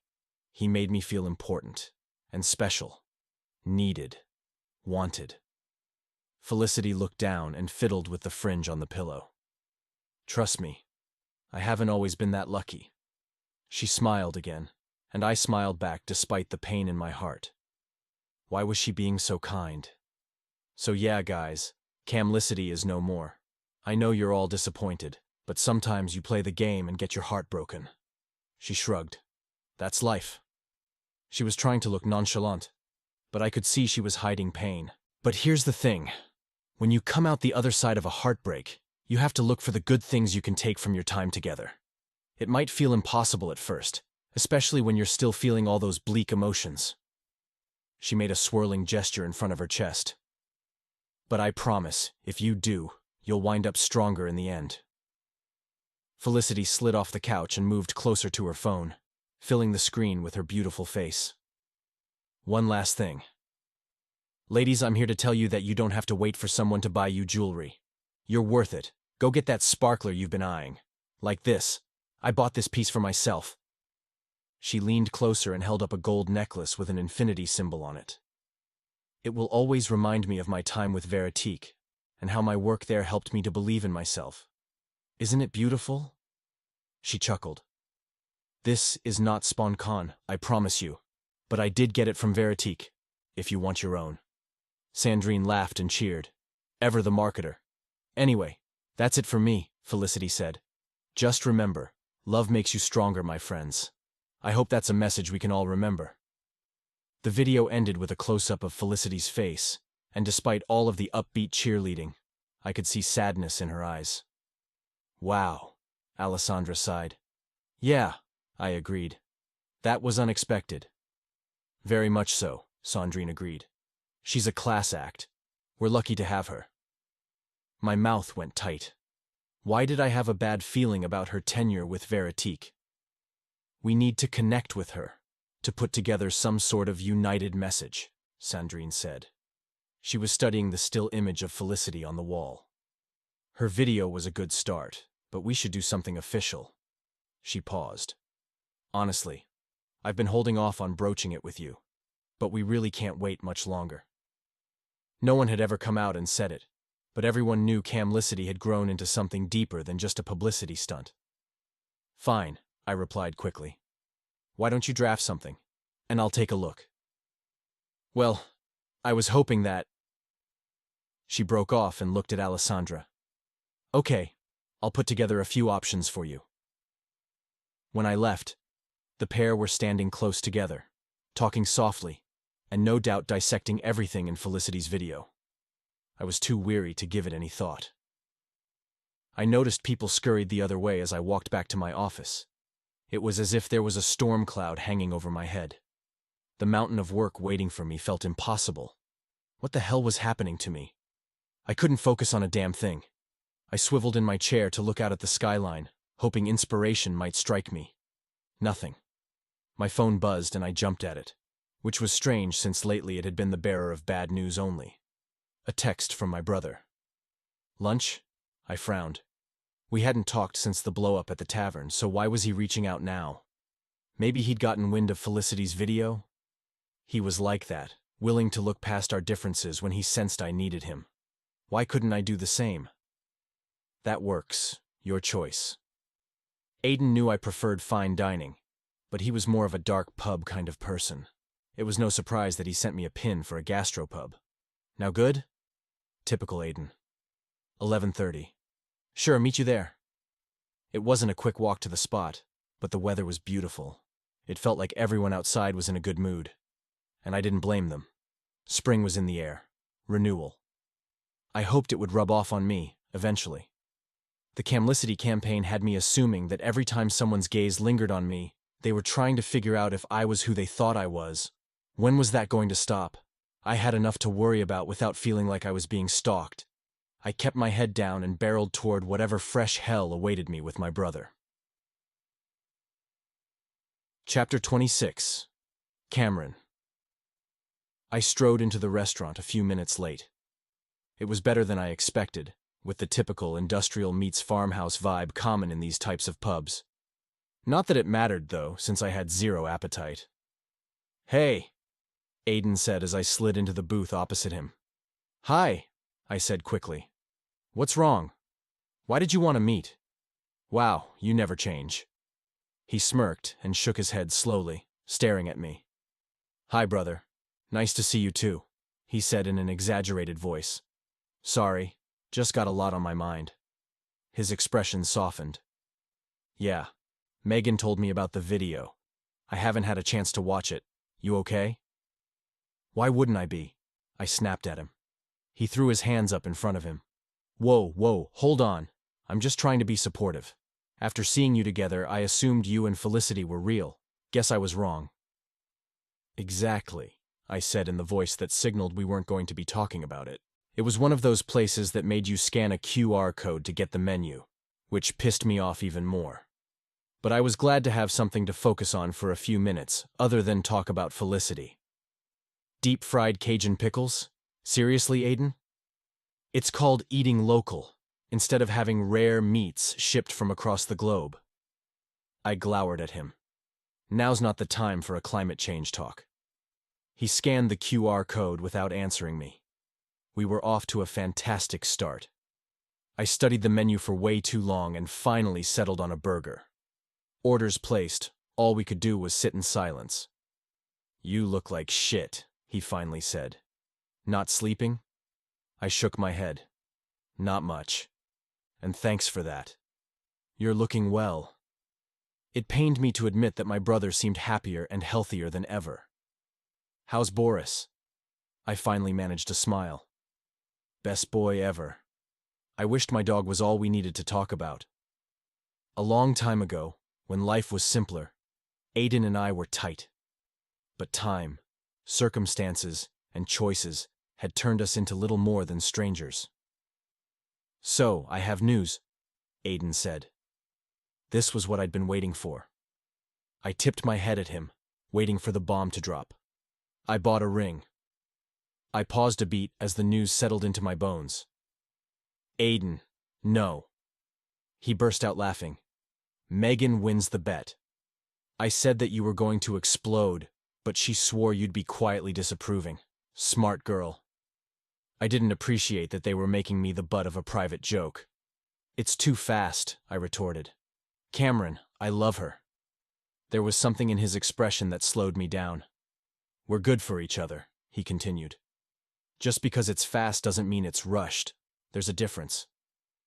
I shook my head, barely able to believe my ears. I held on to one thing. He said he'd bought the ring, not that he'd popped the question. Maybe there was still time to save him from himself. I just don't get it. Since I know next to nothing about her, other than the fact that she's a business rival, give me one example of how you two are good together. His eyes took on a devilish gleam. Other than sex. He chuckled and took a swig of beer. Okay, sure. We look out for each other. Put the other person first. You know how I fractured my wrist? The roller skates she wanted? I kicked myself for not even asking about his wrist. I nodded.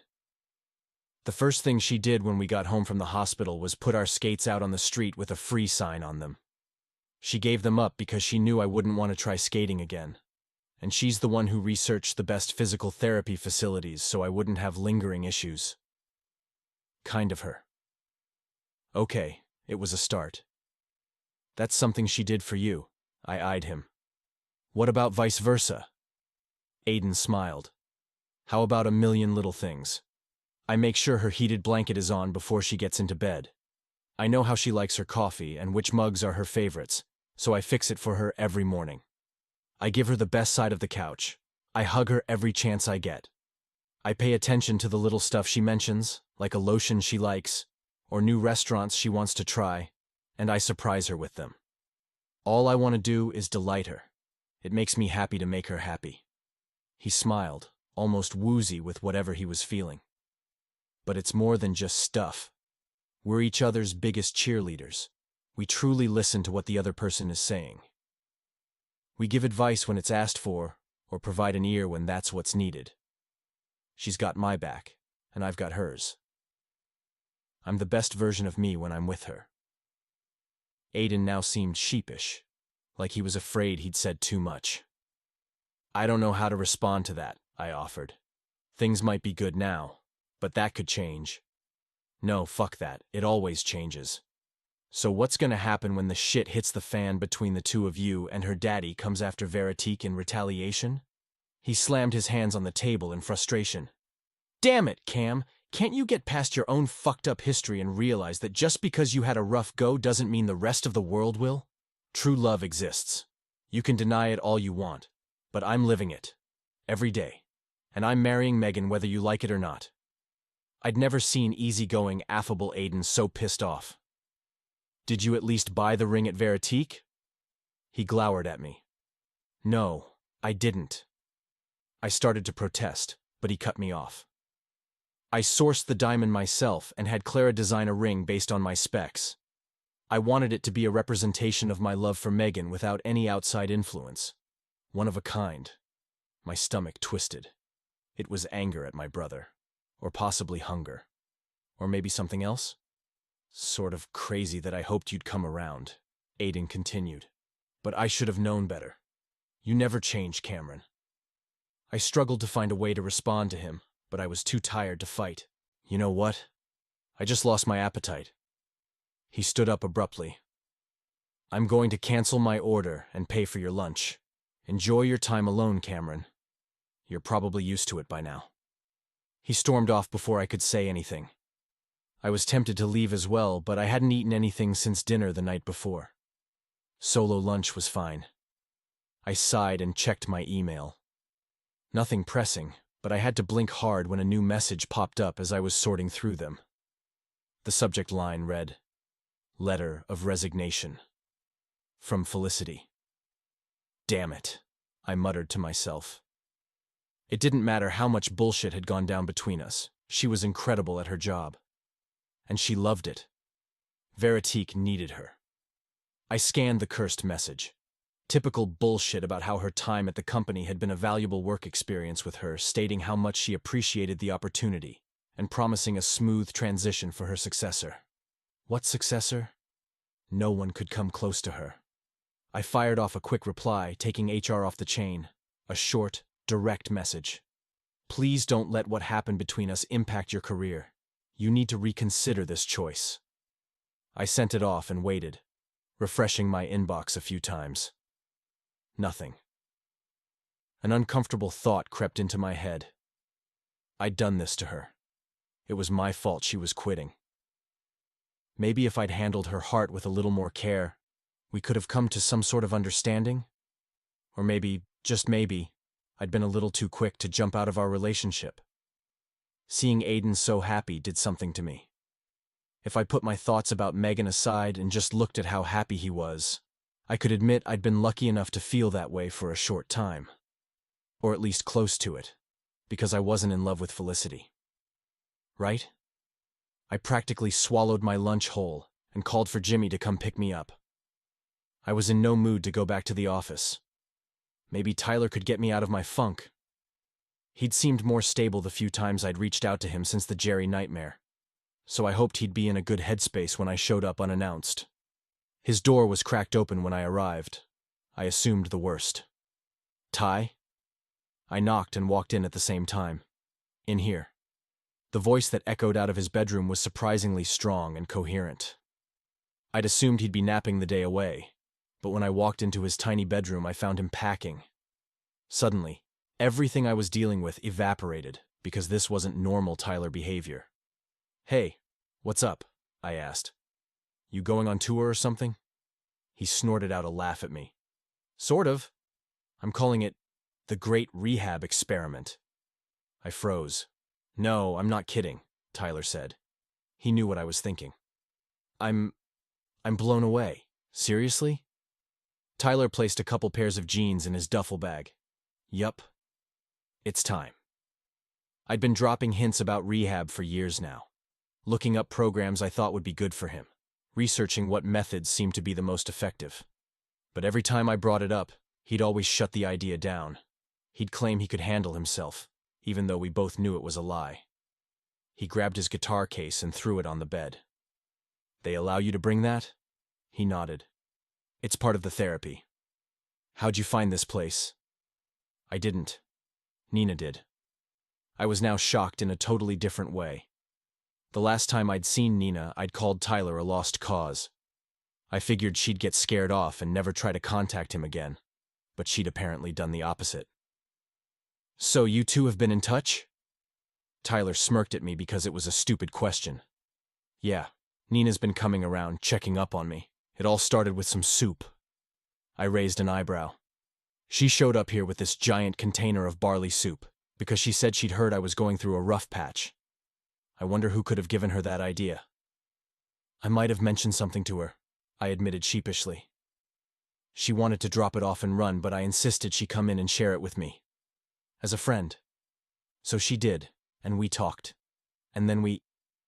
Tyler? Seriously? Oh, come on. We wrote some lyrics together. Did you think I was going to say we had sex? I mean, maybe? He shook his head. I like her. I really like her. She's an incredible person. But I'm not in a place where I can be a good partner to her right now. I'm still fighting some demons, and to start a relationship with my current state of mind would be a recipe for disaster. She helped me see that. Any reservations about Nina evaporated. She'd done the impossible.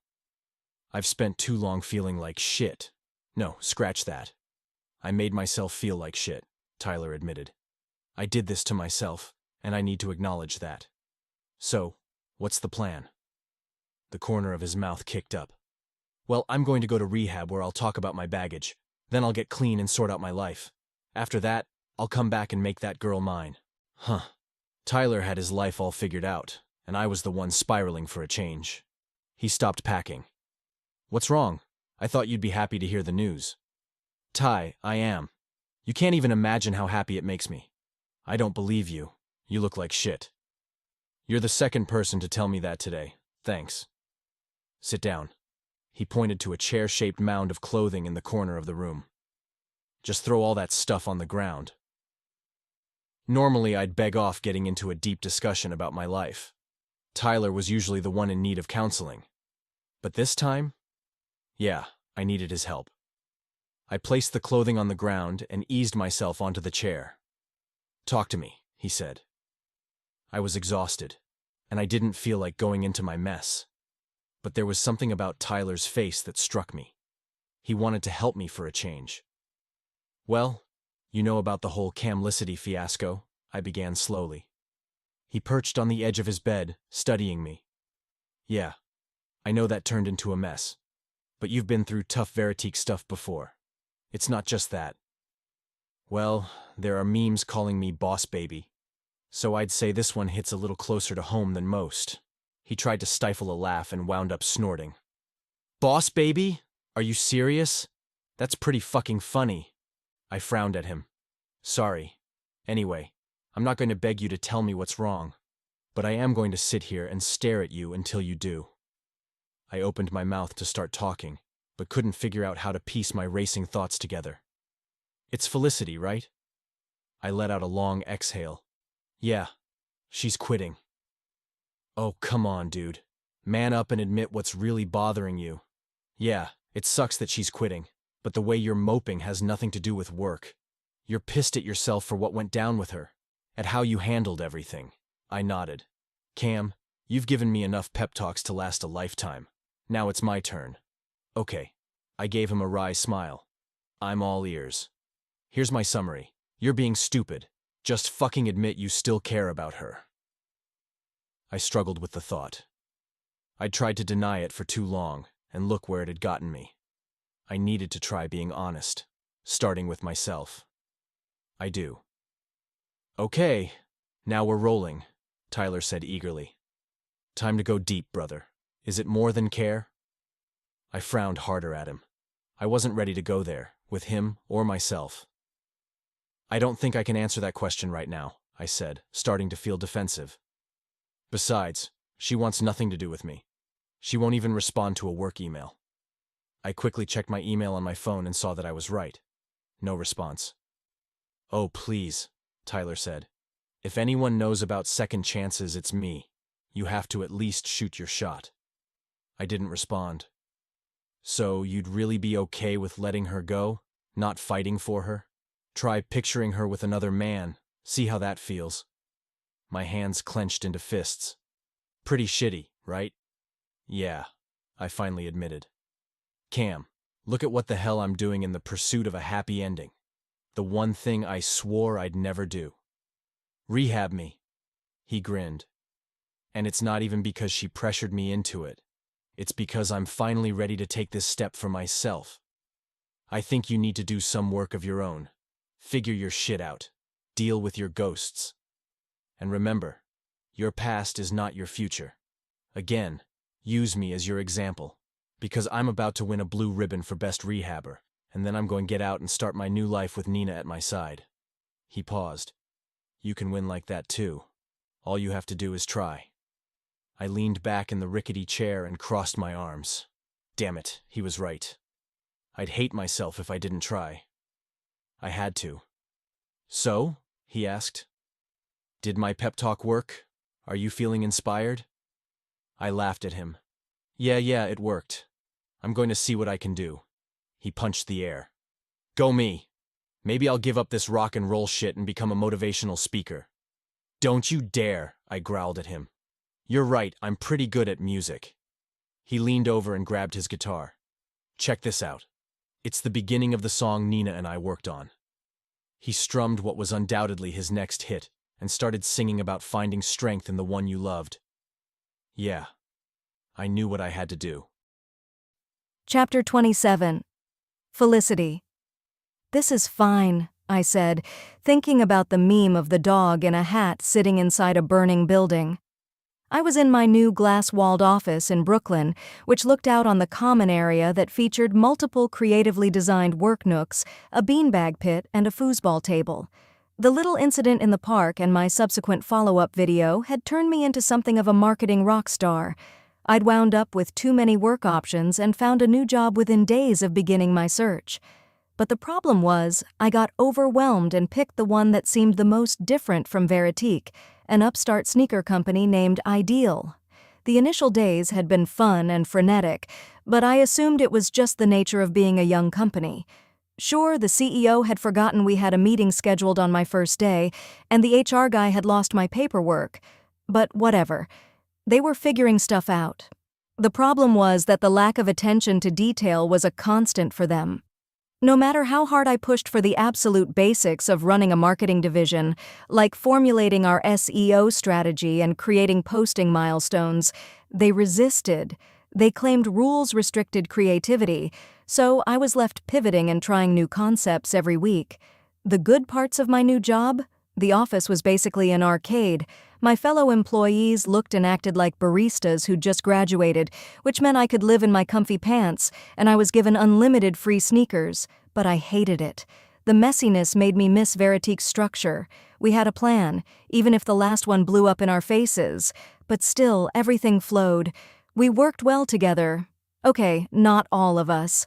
Although Cameron was trying to make up for the disaster in the park. He'd started off with an email campaign to me, but he probably assumed email was too easy to ignore. So he'd moved on to calling me once a day and leaving messages. When I ignored those, he'd switched to texting. I didn't want to talk to him, and he knew it, which is why he leveled up his game. I glanced at the coffee sitting on my desk. Each morning, I woke to find a cup of Dutch chocolate mocha waiting for me outside my door. No note, but the only person aside from Nina who knew I drank them was Cameron. I'd mentioned it to him once the first time we'd met about the Camlicity campaign, and he'd obviously never forgotten, and other little gifts kept showing up. A Levain cookie delivery with so many boxes Nina and I had to freeze the extras. A Veritique bracelet with the infinity symbol to match my necklace. A small crystal bottle of bespoke perfume named Felicitas that smelled like wildflowers and sunshine. And today, I'd posted on my private Instagram account about being excited for the flowers of spring, and a stunning wisteria topiary had shown up at my office. The exact flowers that ringed the window during our first date. He didn't include cards with the gifts, but he didn't have to. Each one was a way of him letting me know he'd paid attention to everything, down to my preferred coffee drink. The gestures were thoughtful, but I didn't let the gifts move me. Sure, they were creative and probably expensive, but it was easy to throw money at heartbreak and expect it to mend the fracture. I was still too raw, and honestly, I wasn't sure Cameron was capable of giving me what I needed. Buying presents was easy. Being a real partner took work, and he'd shown me he wasn't capable. My phone rang, and I saw that it was Nina. "Hey, what's going on?" I answered. Can you get away for lunch, like, right now?" I checked the time. "I guess. Are you okay? You sound like something's wrong." "I can't get into it now, but yeah, I'm good. Just meet me at Opa Grill." It was an odd choice for lunch, much closer to home than to where either of us worked, but I was used to following her whims. I glanced around the office and saw half of my colleagues deep in a foosball tournament. "Yeah, sure, I'll be there." I could tell something big was going on the minute I saw her pacing around on the sidewalk outside the restaurant. "Hey!" I wrapped her in a quick hug. "You okay? You look pale." "I need to show you something." She grabbed my hand and pulled me down the block, coming to a stop outside a vacant building. It was a beautiful space with 2 giant windows beneath a green-striped awning. "Pretty," I said. I peered in and could see that the space stretched deep, with a shiny, worn-looking wood floor that signified it had been well loved. "Should we add it to our list of possibilities?" I pulled out my phone. "I'll look up the details. What's the address?" 801 East Callahan, she answered, reaching into her pocket. "But it might be easier if we just go in." "Huh?" She walked past me, jingling a key, slid it into the knob, and walked inside. "Nina, what's going on?" I asked, following her into the space. "How did you get a key? Did you schedule a viewing? Shouldn't we be with a realtor?" I shut my mouth the minute I crossed the threshold because it was even prettier inside, with clean white walls and a bright vibe that was exactly what we were looking for. I felt like I'd walked into Treehouse Books. I don't know who you talked to in order to get that key, but now that I see the size, I know we can't afford this place. I don't even want to look around. It'll only break my heart when I find out how much it's going for." "No, take a peek with me," she said. "This way." "Neen, no," I groaned. "This is going to make me sad, and I don't need more sadness in my life right now." She spun around and gestured upward. "Look how high the ceiling is. Can you imagine how tall the shelves can be? We can get one of those Beauty and the Beast ladders." "Stop," I pleaded. "Over here." She ignored me and walked backward, pointing to a small side room. "Can be our children's book section. Plenty of space for it. Then we can transition it to young adult right here." She pointed to a long wall nearby. "And look how much room we'll have for author events. Maybe we can even do other stuff too. Poetry jams or open mic nights. There's tons of space to get creative." "Nina, enough," I commanded. "I don't know why you're going on, but we can't afford it. This is a fantasy space, not reality. Maybe we can find something similar that's actually within our budget." She walked closer to me, wearing a little smile. "We don't need to find anything similar because it's ours." She took my hand and dropped the key in my palm. I shook my head as if it might settle the thoughts racing around in my brain. "What are you talking about?" "Come here." She hooked her hand over her shoulder and walked to the front room, taking a seat on the wide windowsill. "We need to talk." "I'm so confused," I answered, following behind her. She took a breath and looked at me, wearing a mischievous expression. "Cameron reached out to me." "No," I whispered. "When? And why didn't you tell me? I can't believe you'd keep that sort of secret. Whose side are you on? You should have hung up on him." She pointed at me. "This is why I didn't tell you. I knew you'd freak out." I tossed the key on the windowsill and fumed silently. "I don't want to feel like I owe him anything," I finally said. "I want nothing to do with him. You know that." "But why? He keeps reaching out, and he's been sending you all those thoughtful gifts. It's obvious he still cares about you." "He never apologized," I said, a little too shrilly. Nina frowned at me. "He didn't? Well, that's surprising. Whenever we talk, he mentions that he's really upset about how things went down, and that he misses you." I closed my eyes and leaned back. "Just tell me what's going on with this place. I want to know every detail so I can figure out how to back out of it." "He called me about a week ago to say thanks for helping Tyler with his rehab journey, and we got to talking. I didn't bring you up on purpose. I waited until he did." "Okay, whatever." I shrugged. It was guilt, I'm sure. "He asked about our plans for Treehouse, what sort of neighborhood we were hoping for, the size, the vibe. He offered to help with our search because he obviously has tons of connections, but I told him I needed to talk to you. Well, an hour later he sends me the listing for this place before I had a chance to call you. Obviously I told him I loved it, but that it was out of our budget." I gestured around angrily. "Duh. It's perfect." Nina leaned closer and took my hand. "Liz, he asked me if I thought this location would make you happy. I said yes, and he barely took a breath and said, 'Then it's yours. I'm picking up the first 2 years of your lease.'" My mouth dropped open. "What?" Nina nodded, grinning like she knew she was winning. "We met with the property manager, did a walkthrough, and here we are." "Wait, you saw Cameron?" She shook her head vigorously. "No, he sent his assistant Daniel. I think he was worried you might come with me." I stood up slowly and walked around the empty space, trying to ignore the fact that I really, really loved it. It was everything we'd dreamed of, and more. But it came with strings that led back to Cameron, and that made it impossible. "He's not going to be involved," Nina said, like she could read my mind. "He swore he'll never set foot in here unless you invite him. Consider him a vampire." I whirled around, unable to hold back any longer. "I'm really mad at you." I was so furious at Nina for the betrayal that I felt like I was going to cry. "Okay, I get it. Understood." She put her hands in front of her in a gesture of surrender. "Then let's talk about it. We can figure it out." "You went behind my back," my shrill voice echoed off the walls in the empty space. "You never would have agreed to even think about it," she answered quickly. You let him pay for our rent like he's a sugar daddy or something. Now hold on a minute. I had no idea he was going to do it. I never would have asked him for something so generous. It happened really fast, and I got swept up in it. You have to know that's how he operates. Cameron O'Connor can snap his fingers and make anything happen.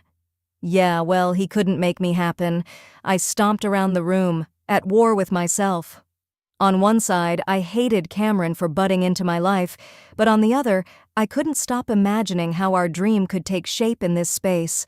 A long cash wrap counter on the wall beside the front window, a beautiful mural of a treehouse, and all the fictional characters we loved clustered near it, bookmarks and reading lights and other little book-related gifts in baskets near the arched doorway, mismatched rugs along the floor, a water bowl for visiting dogs, comfy chairs, the perfect playlist, a packed calendar of events with every type of author stopping by to hang out with our readers. I don't know what to say, I finally managed. The anger was drained out of me. I was exhausted from feeling too many feelings. I'd been doing okay, pushing down the happy memories I'd shared with Cameron and focusing on the way he'd made me feel at the park. Say yes, Nina said. I'm sorry I went behind your back, but I did it because I love you, and I want this dream to come true for you, for both of us. So say yes to making our dream a reality. This is what we've been working toward, and it's right there, just waiting for us to make the call. I stared down at my new orange creamsicle sneakers. My life felt like a series of knots I couldn't untangle. I wanted to jump into Treehouse with both feet, but I couldn't get comfortable with the fact that our dream would forever be linked to Cameron. It wasn't fair that he could step in with his bags of money and expect that it would make everything okay. Saying yes to the bookstore would also be saying yes to Cameron, and he didn't deserve any sort of acceptance from me. He'd humiliated me, and worse, just minutes later, he'd kicked me when I was at my lowest. Nina could run Treehouse without me. We'd drawn up a strong business plan, and she had tons of book industry background thanks to her job. With Cameron's help, she wouldn't have to worry about rent, so she could focus on the joy of the work. It was completely feasible for her to do it on her own. Maybe that would be the best option, the one that would keep me from falling apart. But I didn't feel comfortable having that conversation with her yet. I need some time to think, I said. I leaned against the wall and stared down at Nina, watching her emotions flash across her face. We knew each other so well I could tell exactly how she was feeling without her even saying a word, disappointed and trying to hide it. Nina cleared her throat. Okay, I had a feeling you would. Take as long as you need. But just promise me you'll think about the good things that could come from this, and not only the bad, okay? Not every story has an unhappy ending. I know. Just give me a day or so, I answered. I pulled out my phone to check the time. I need to head back to the office. A harmless lie. She didn't realize no one at Ideal gave a shit about where I was. No matter what you decide, I'm with you, okay? We'll get through this together, Nina promised me. I managed to muster up a smile. Yeah, I know. Love you. Love you too. See you after work. Maybe we can go do something fun. Clear our heads. Forget about Cameron and just think about what makes us happy. I nodded with my hand on the doorknob. The back of my nose prickled. I didn't say that no matter how hard I tried, there still was no way for me to separate my dreams from Cameron O'Connor. Chapter 28. Cameron Hanwell Park was more of a parkette. A pocket park that was easy for the busy New Yorkers rushing by to miss. The tall iron gate obscured the beauty inside, which meant it was mainly a spot for in-the-know locals like me. And more importantly, Felicity. Hanwell was part of a preservation movement in the late 1960s to introduce a new kind of public space in the city. An urban oasis that featured shade trees scattered around and English ivy coating the brick walls of the adjacent buildings. Most visitors didn't realize there was an additional empty parcel beyond the vertical walls of ivy. I hadn't noticed it either until the day I'd come to the park with Boris, and I'd spotted the weed-filled plot just out of sight. Boris and I had hung out for longer than we should have that day, probably because I was hoping Felicity would come by. It was depressing that my only hope of connecting with her had been an accidental run-in. Until now. The day before, I'd called Ideal on their main line and asked to be transferred to Felicity, so she'd have no chance to screen me. She'd come close to hanging up on me after she heard my voice, but I managed to get her to agree to meet me in Hanwell. I hadn't expected to feel so damn nervous about seeing her. Nothing made me sweat. I'd dined with kings and presidents, given speeches in front of thousands of people, appeared on live television defending Veritique during our bleak days, and negotiated million-dollar deals without a noticeable change in my heart rate. But this meeting had my gut turning inside out and my palms damp. What if I was wrong? What if I'd taken this crazy leap of faith for nothing? I turned to glance behind me. Well, it wouldn't exactly be for nothing. There would be beneficiaries to what I'd done, even if Felicity decided to walk away from a future together. I glanced around the park. As usual, there were moms and nannies chasing after children, people on laptops sitting at little metal tables, and couples wrapped around each other. It was a place of happiness for anyone who visited. Hopefully for me as well. There was a chance Felicity wouldn't even show up. But she was a woman of her word. If she said she was going to be here, I believed her. I turned to pace and stopped dead when I saw the silhouette watching me. Felicity was standing in the entrance, arms crossed and back straight like she was headed into battle. How could she be even more beautiful? Despite the sadness I could read in her eyes from across the park. She didn't look like the Veritique Felicity I'd gotten used to, though. She was dressed in a black hoodie and black leggings and was wearing the most ridiculously colorful sneakers I'd ever seen. Was it camouflage, to keep Camlicity truthers from noticing her? There was something fragile about her as she waited just beyond the gates, like she was afraid to set foot in the park. I understood why. We didn't have a great history in New York's green spaces. I smiled at her, and she took a deep breath and headed for me. "Hi," I said, trying to keep my voice even. "I'm glad you're here." I was way more than glad, but I didn't want to scare her off by being overeager. Her mouth went tight. "I'm not sure why I came, to be perfectly honest with you." I ignored the wariness in her voice. "There's so much I need to say to you, but before I do, I want to show you something." I resisted the urge to take her hand. "It's right over here." She frowned but followed behind me anyway. I led her to a vine camouflage door in the iron gate on the far corner of the park. "This is for you," I said as I swung it open. "And everyone." Felicity stepped through the entrance and sucked in a shocked breath. "What?" I watched her expression as she walked closer to the fairy tale treehouse perched about 3 feet above the ground, between 2 old trees. This was the empty patch of land.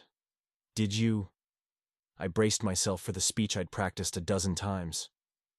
"I know you and I have a terrible track record when it comes to parks. I wanted to change that." I thought this might be a start. It was like she couldn't hear me as she examined the treehouse. "It's magical," she said. "Like gingerbread, and the Swiss Family Robinson, and Peter Pan, and Tarzan, all wrapped into one structure. It's incredible." "I'm glad you like it." I still refused to allow myself to be hopeful. I pushed on. This patch of land was basically forgotten, so I did some research to figure out who owned it. I made the offer to buy it with the stipulation that I would donate the land to the city, so long as they let me design and build what went on it.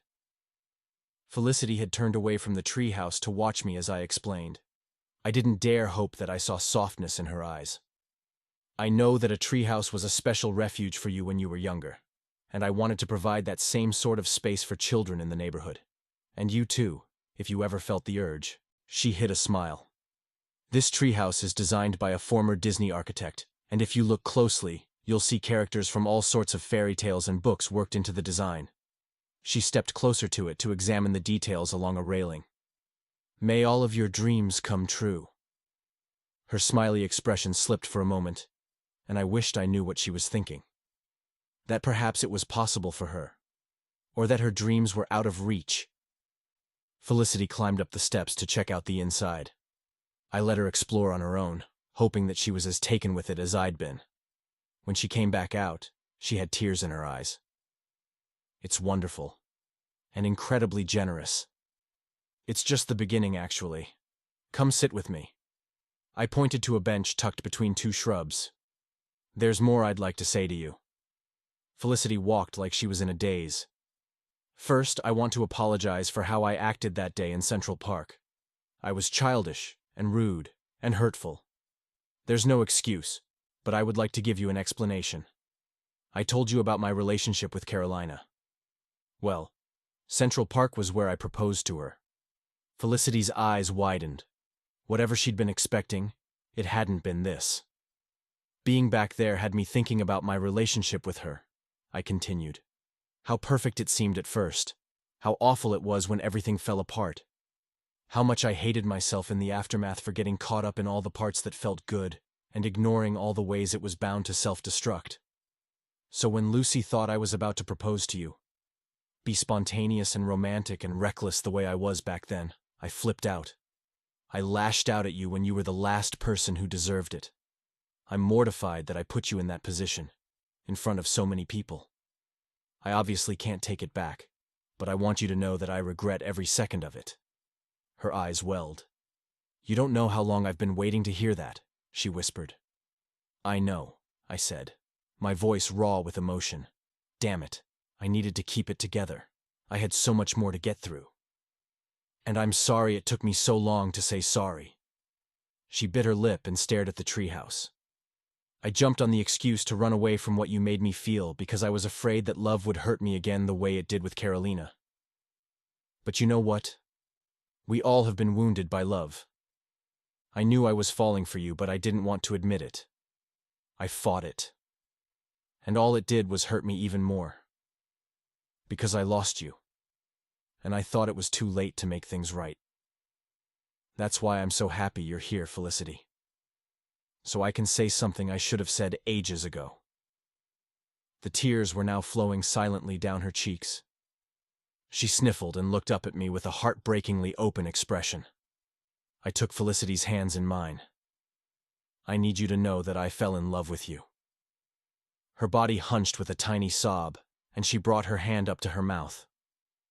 There's more. I reached into my jacket pocket. I want to make a promise to you, using this ring. I had Clara design it just for you. I held up the delicate platinum band set with diamonds that looked like constellations in the night sky. And Felicity gasped. This is a symbol of my promise to wait for you as long as you need. Until you're sure you know you can count on me, always. You can wear this ring on your right hand, and when I finally convinced you that I'll do anything for you, that I'll put in the work and stay right by your side forever, switch it to your left. I held the band out to her so she could put it on herself. It wasn't an engagement ring, so it wouldn't feel right slipping it on her finger. Hopefully that day would come very soon. Cameron, she whispered, staring at the sparkly band, and then up at me. It's stunning. But I have to be completely honest with you. I'm just not sure yet. No matter what you say now, I'm still worried that when things get tough, you'll walk away. Her bottom lip trembled. Like before. I steeled my heart.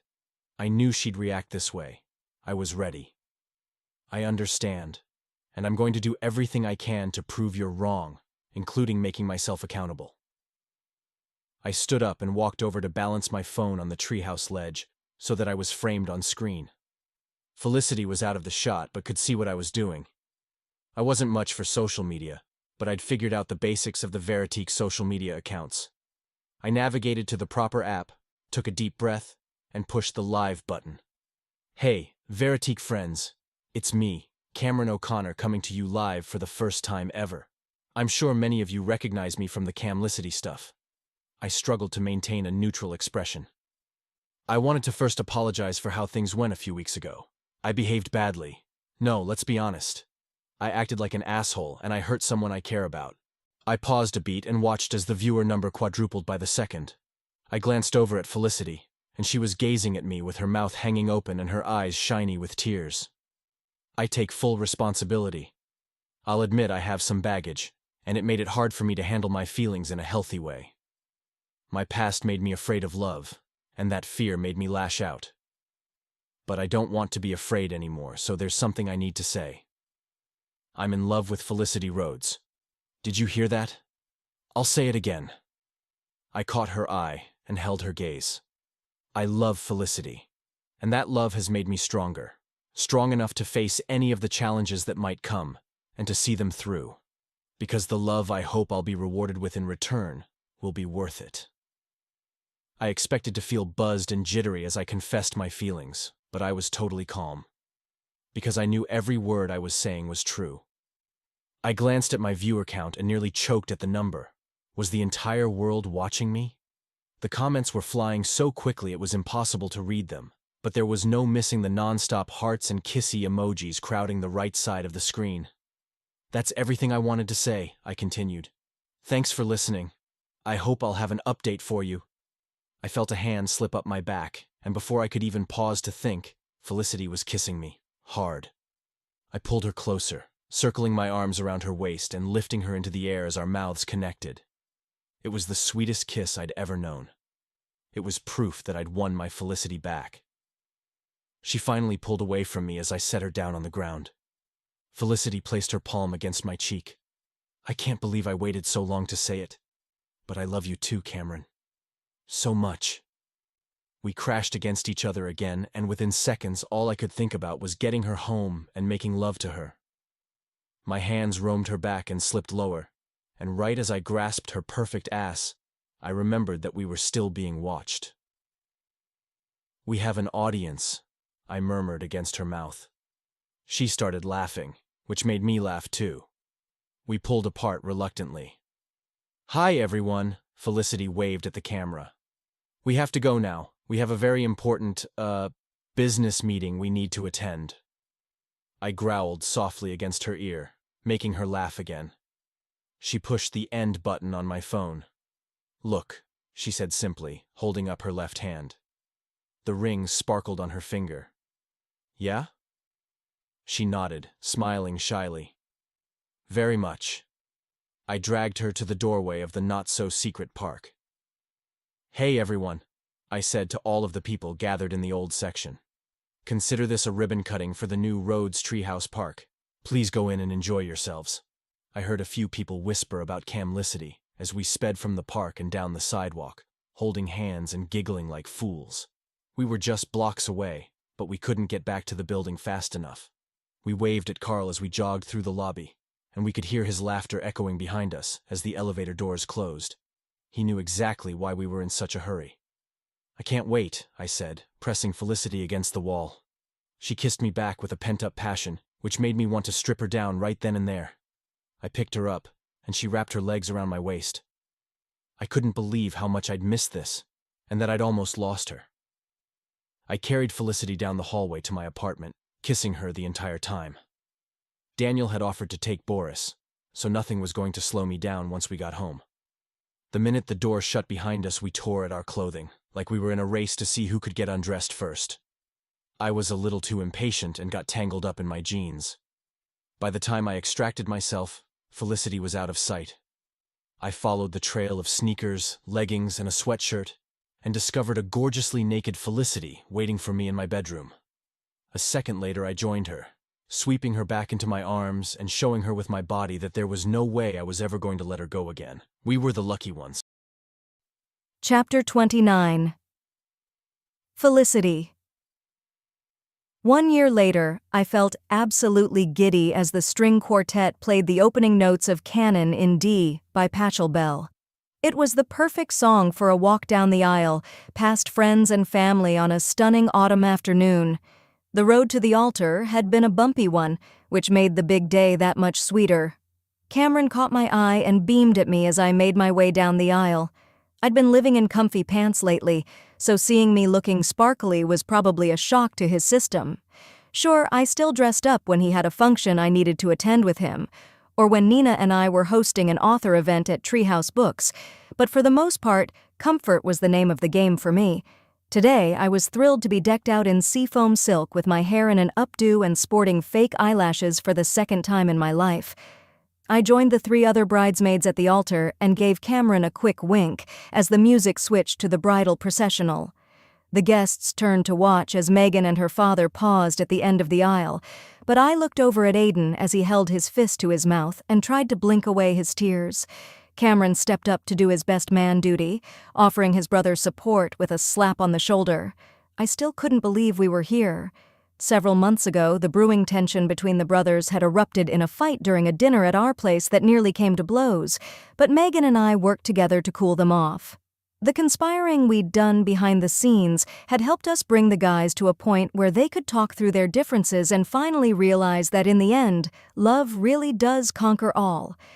Eventually, both Megan and Aiden stepped down from their respective boards to prove to their families that the only thing that mattered to them was each other.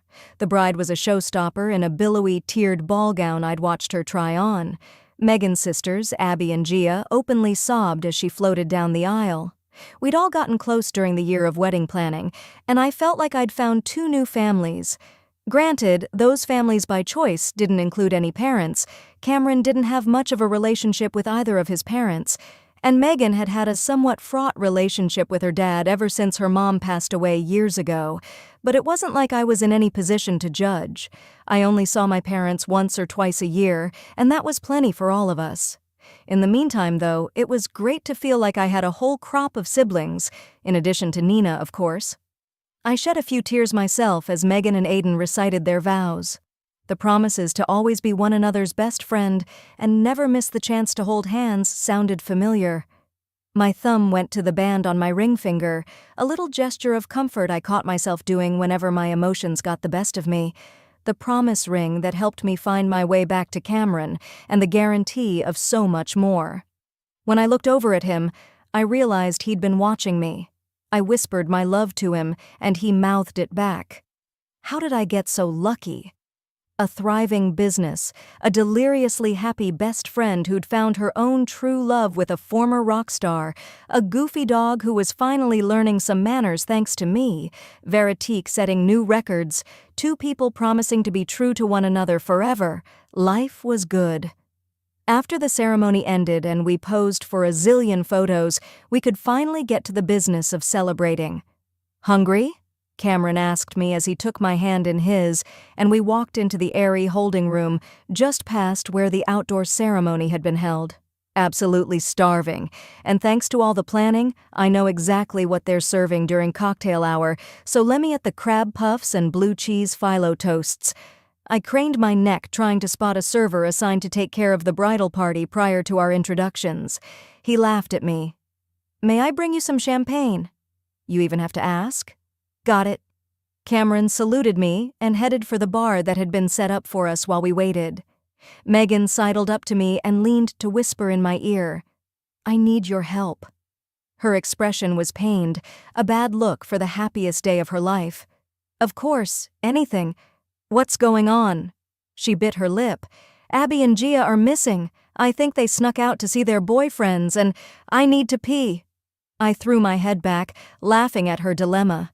We'd talked about the difficulty of getting out from the layers and layers of fairy tale tulle at her fitting, and now we were living it.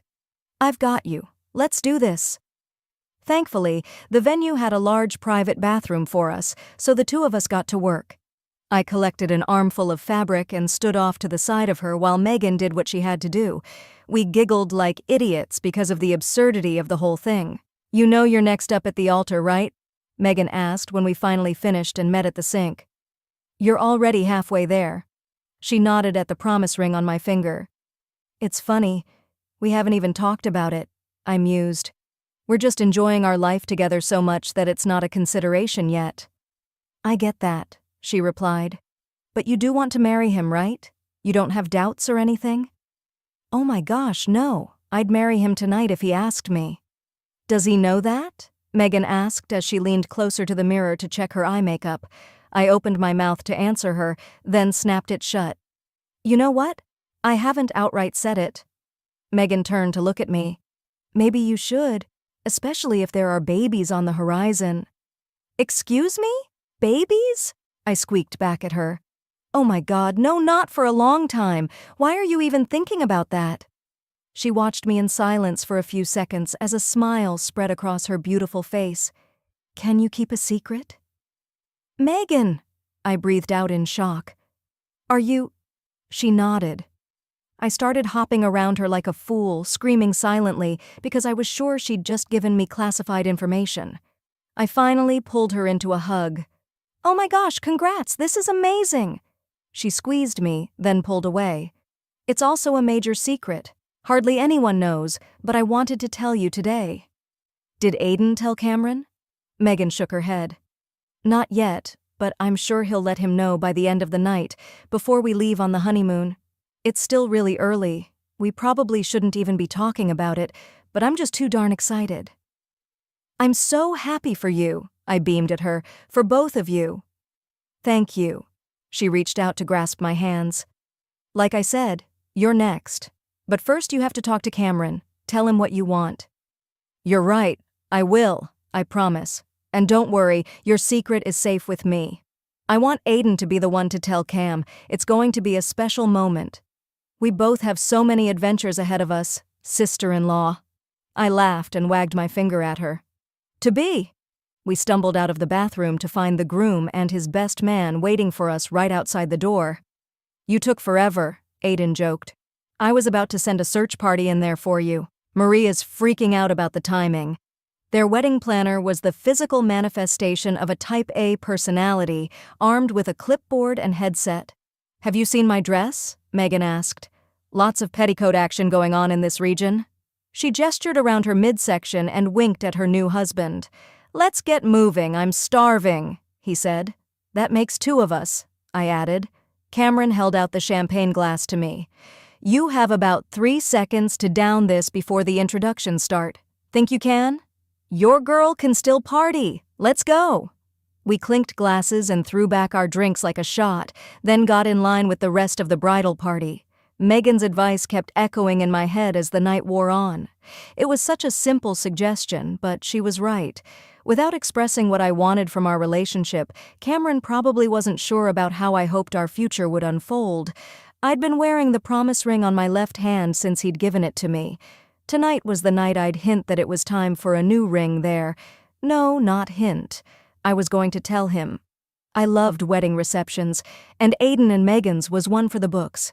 Every detail was elegant and perfectly over the top, from the celebrity performers to the surprise choreographed dance Megan did for Aiden, but the event still felt like a celebration of their love at the core.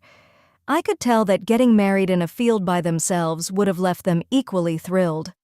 Once the meal was over, I spent the better part of the reception on the dance floor with the other bridesmaids.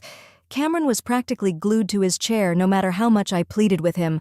I pulled out all my tricks to try to get him to dance with me, swinging my hips and shimmying just for him. I could tell he appreciated it, but nothing I did was enough to get him out on the floor. The only reason we'd danced once was because he'd had no choice during Megan and Aiden's first dance when all of the wedding party was required to join them. That is, until The Very Thought of You by Billie Holiday came on. I was gossiping with Gia, barely paying attention to the music, when I felt a hand on my back. "May I interrupt?" Cameron asked. I beamed a huge smile at him. "I've only been waiting all night." We found a spot at the edge of the dance floor, and Cameron wrapped me in his arms. "Why do you hate dancing so much?" I asked him as we started moving to the music. "You're surprisingly good at it." "I'm good at everything. You should know that by now." I stared up at him, ready to give him shit for his arrogance, until I saw his expression. He still reverted back to his boss-hole personality every now and then to rile me up and make me laugh. "Right, Romeo," I summoned up the old nickname, which was now just a reminder of us in a different life. "Cameron O'Connor can do no wrong." He pulled me a little closer. "Exactly, Fagin." He sniffed and raised his chin, maintaining the persona. "Pay attention, I've got plenty to teach you. Hit the subscribe button to stay up to date on all my tips and tricks for dominating the dance floor." I laughed at him. He still hated social media, but he knew how to fake it. We both turned as a round of applause rippled across the dance floor. Megan and Aiden took a spot in the center with eyes only for one another. "It was a perfect day," I said as they swayed together. "Agreed." He nodded as he watched his brother. "I was wrong about them. I admit it." I drew back and gaped up at him. "I'm sorry, what? Did you actually just say that?" He circled his arms tighter, drawing me close again.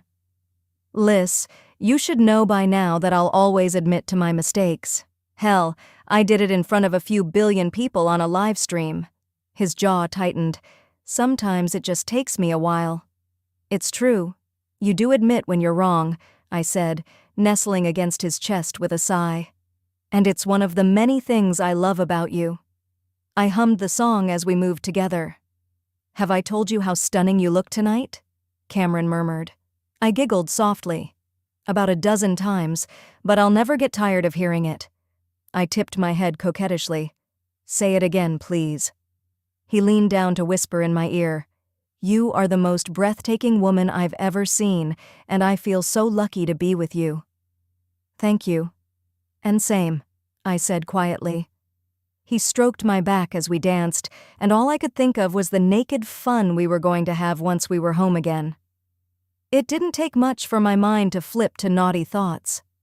I considered sneaking off to the bathroom after the song was over to take some suggestive photos, which was one of my favorite ways to tease Cameron. His hand slipped lower to cup my ass. Yeah, he deserved to be tortured with a filthy pic. Although he wasn't above dragging me to coat closets or bathrooms to have his way with me once he saw my messages. But first, before any sexy fun, we needed to have an important conversation. The song ended, and I pulled Cameron out to the deck with me, which was empty now that the band had cranked up a dance song. What's going on? Cameron eyed me suspiciously as the rest of the crowd headed in the opposite direction. Do you suddenly hate ABBA? I shook my head. I just want to talk, and I figured we should enjoy this beautiful night. I glanced up. Look at that moon. He looked at it for a second, then back at me. Yup, beautiful. Now talk. We were side by side, leaning up against the barrier and looking out at the endless Manhattan skyline. I glanced down at my hand. I love this ring, I said, holding my hand up near my face. I'm glad. You're my shooting star, so it felt appropriate. Yeah, it did, I mused as I turned my hand from side to side. I glanced at Cameron out of the corner of my eye and saw his face shift to a worried expression. What do you mean, did? Is there something you want to say to me? I bit my lip and tried to look nervous. I still enjoyed toying with him now and then. I think it's time for something new. Cameron let out a sigh. Okay, that's easy enough. Did you want to try gold? Or we could even do something in a rose gold that would really complement your skin tone, whatever you want. He really wasn't getting it. What about an upgrade? I paused for a beat. To a diamond. Hold on. He staggered a step backward. Are you serious? You mean that? I do. Cameron swept me into his arms and spun me around, kissing me the whole time. I take it you're happy. I laughed as he finally set me down on the ground again. Liz, he grinned. You don't know how long I've wanted to hear that. I told you I'd wait until you were ready. I wasn't going to push. But holy shit, it's been killing me holding back from suggesting we look at rings. It is my job, after all. I walked back into his arms and snuggled against him. Well, now it's time. Should we set up an appointment with Bernard at the flagship store? His laugh rumbled against me. Oh no, Clara is dying to design something just for you. I think she's more excited than I am. I leaned away and narrowed my eyes at Cameron. I certainly hope not. Stop, he chastised me as he kissed me on top of the head. You have no idea how happy I am about this. For the ring and saying I do. And for the rest of my life with you, my dear. I snuggled against Cameron's chest, feeling like the luckiest person in the world, because I knew exactly how he was going to respond when I said the next part. I love you, Cameron O'Connor. He placed his thumb beneath my chin and gently lifted it so he could stare into my eyes. And I love you more, forever. Always trying to top me, but this time, I was happy to let him win. Epilogue. 1 year later. Felicity. Why am I so nervous? I asked Nina. I smoothed the front of my white lace sheath dress. It's stupid to be nervous, right? She grinned at me mischievously and shook her head in disagreement. Oh, you have every reason to be nervous considering the crowd out there includes 2 former presidents, a Grammy winner, and the #1 lifestyle Instagrammer in the world. I'm nervous for you, and all I have to do is walk down the aisle and stand there. You have to recite vows. Thanks. I smacked her playfully. I hate you. Liar. Only Cameron O'Connor could get the movers and shakers of Manhattan to make the 25-minute trek out to Wave Hill Gardens in the Bronx. The grounds were always stunning, but our wedding planner Dana and the floral team had leveled up the place to create a sumptuously dreamy setting for our big day.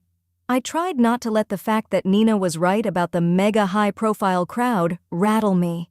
The day was about Cameron and me. The other stuff was background noise. "Hey there, special delivery," Megan said as she slipped in the room holding a small box. "Cam asked me to give this to you." My eyes preemptively swam with tears. I was going to be a mess at the altar. "I can't believe how gorgeous you look," I told Megan as I took the package from her. "How do you have a newborn? Look at that body." She swiveled back and forth, modeling the blush halter gown for us like a pro. "I didn't really have a choice. You picked a killer dress. I hope my Spanx hold up." We all laughed with her. She was right. The dresses were form-fitting, but both of my bridesmaids looked perfect. "Do you want to open that in private?" Nina asked as she pointed to the package. "No, I need to practice holding back my emotions thanks to all this makeup. Stay, please." I walked to the window and perched on the wide ledge. The box was wrapped in pink and silver paper and had a thick white bow wrapped around it. I took my time taking everything off, and Nina fussed at me. I know, I answered. "I just want to enjoy every second of today." "Please do," Megan replied. "I'm glad I have the photos and video because I remember nothing from my wedding." I took a breath before lifting the lid off the box. Cameron was a generous gift giver, and I had a feeling that whatever was inside was not only going to be magnificent, but also truly meaningful. When I saw what it was, I realized I was right. Sitting on a navy pillow was a small silver locket in the shape of a book. The cover showed our initials in tiny diamonds. "Oh, it's perfect," I sighed, pulling it out by the delicate silver chain. Nina and Megan crowded around me. "It looks like an antique. Does it open?" Nina asked. I gently clasped the book and pulled it apart to reveal 2 small black and white photos inside. One was of the 2 of us in profile with our foreheads touching, and the other was of our clasped hands. I'd never seen either of the beautiful photos, but that was Cameron, always finding new ways to delight me. "Check out the back," Megan said. I turned the locket over. The tiny script read, "May our love story never end." "Aw," they both said in unison. I blew out a breath between pursed lips. "Keep it together. Keep it together," I chanted as my heart nearly spilled over with happiness. "Oh, I know what'll distract you," Megan said, pulling out her phone. "Have you seen the latest video from Kira?" "A new video?" "Gimme," I said, making grabby hands. I loved Kira's videos. Had I really thought she looked delicate and demure when I saw her on that morning show with Steven? She'd been anything but demure since their very public split, and I was here for it.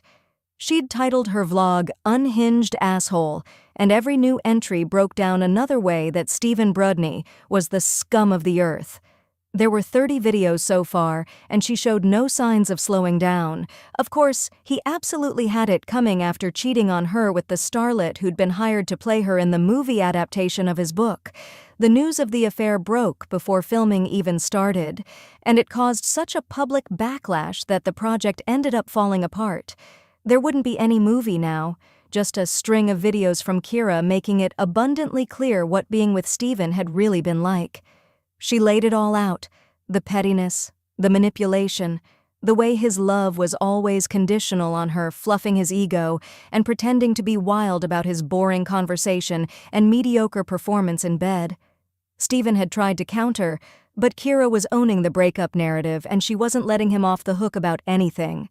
It was awesome. Dana peeked her head in the room to see us all laughing over Kira's latest takedown. "Hey ladies, we're almost ready. Can I get you anything?" "We're okay, thank you," I answered, "and I'm ready to go when you are." As fun as it was to watch Steven get torn to shreds, I was more than happy to put down the phone and get on with what really mattered. I'd been ready to marry Cameron for a long time now.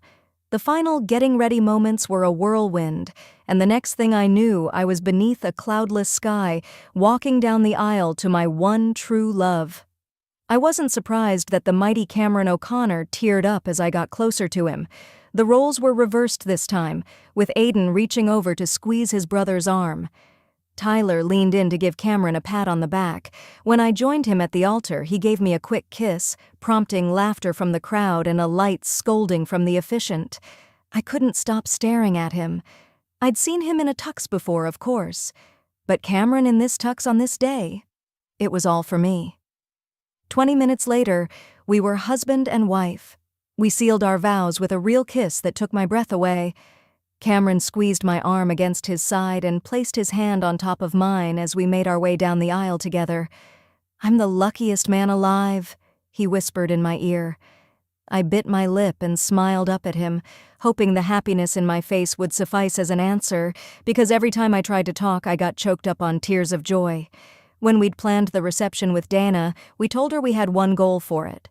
We weren't looking for pure elegance, although that was a given considering the event's price tag. All we wanted to ensure was fun. That's why the band was cranking from the cocktail hour through dinner. Sure, we had them throw in a few ballads and standards, but the upbeat party vibe meant that people danced the whole time, even Cameron. He was by my side through the ridiculous line dances, Lindy hops, club songs, and cheek to cheeks. We laughed, sweated, switched partners, and grooved the whole night.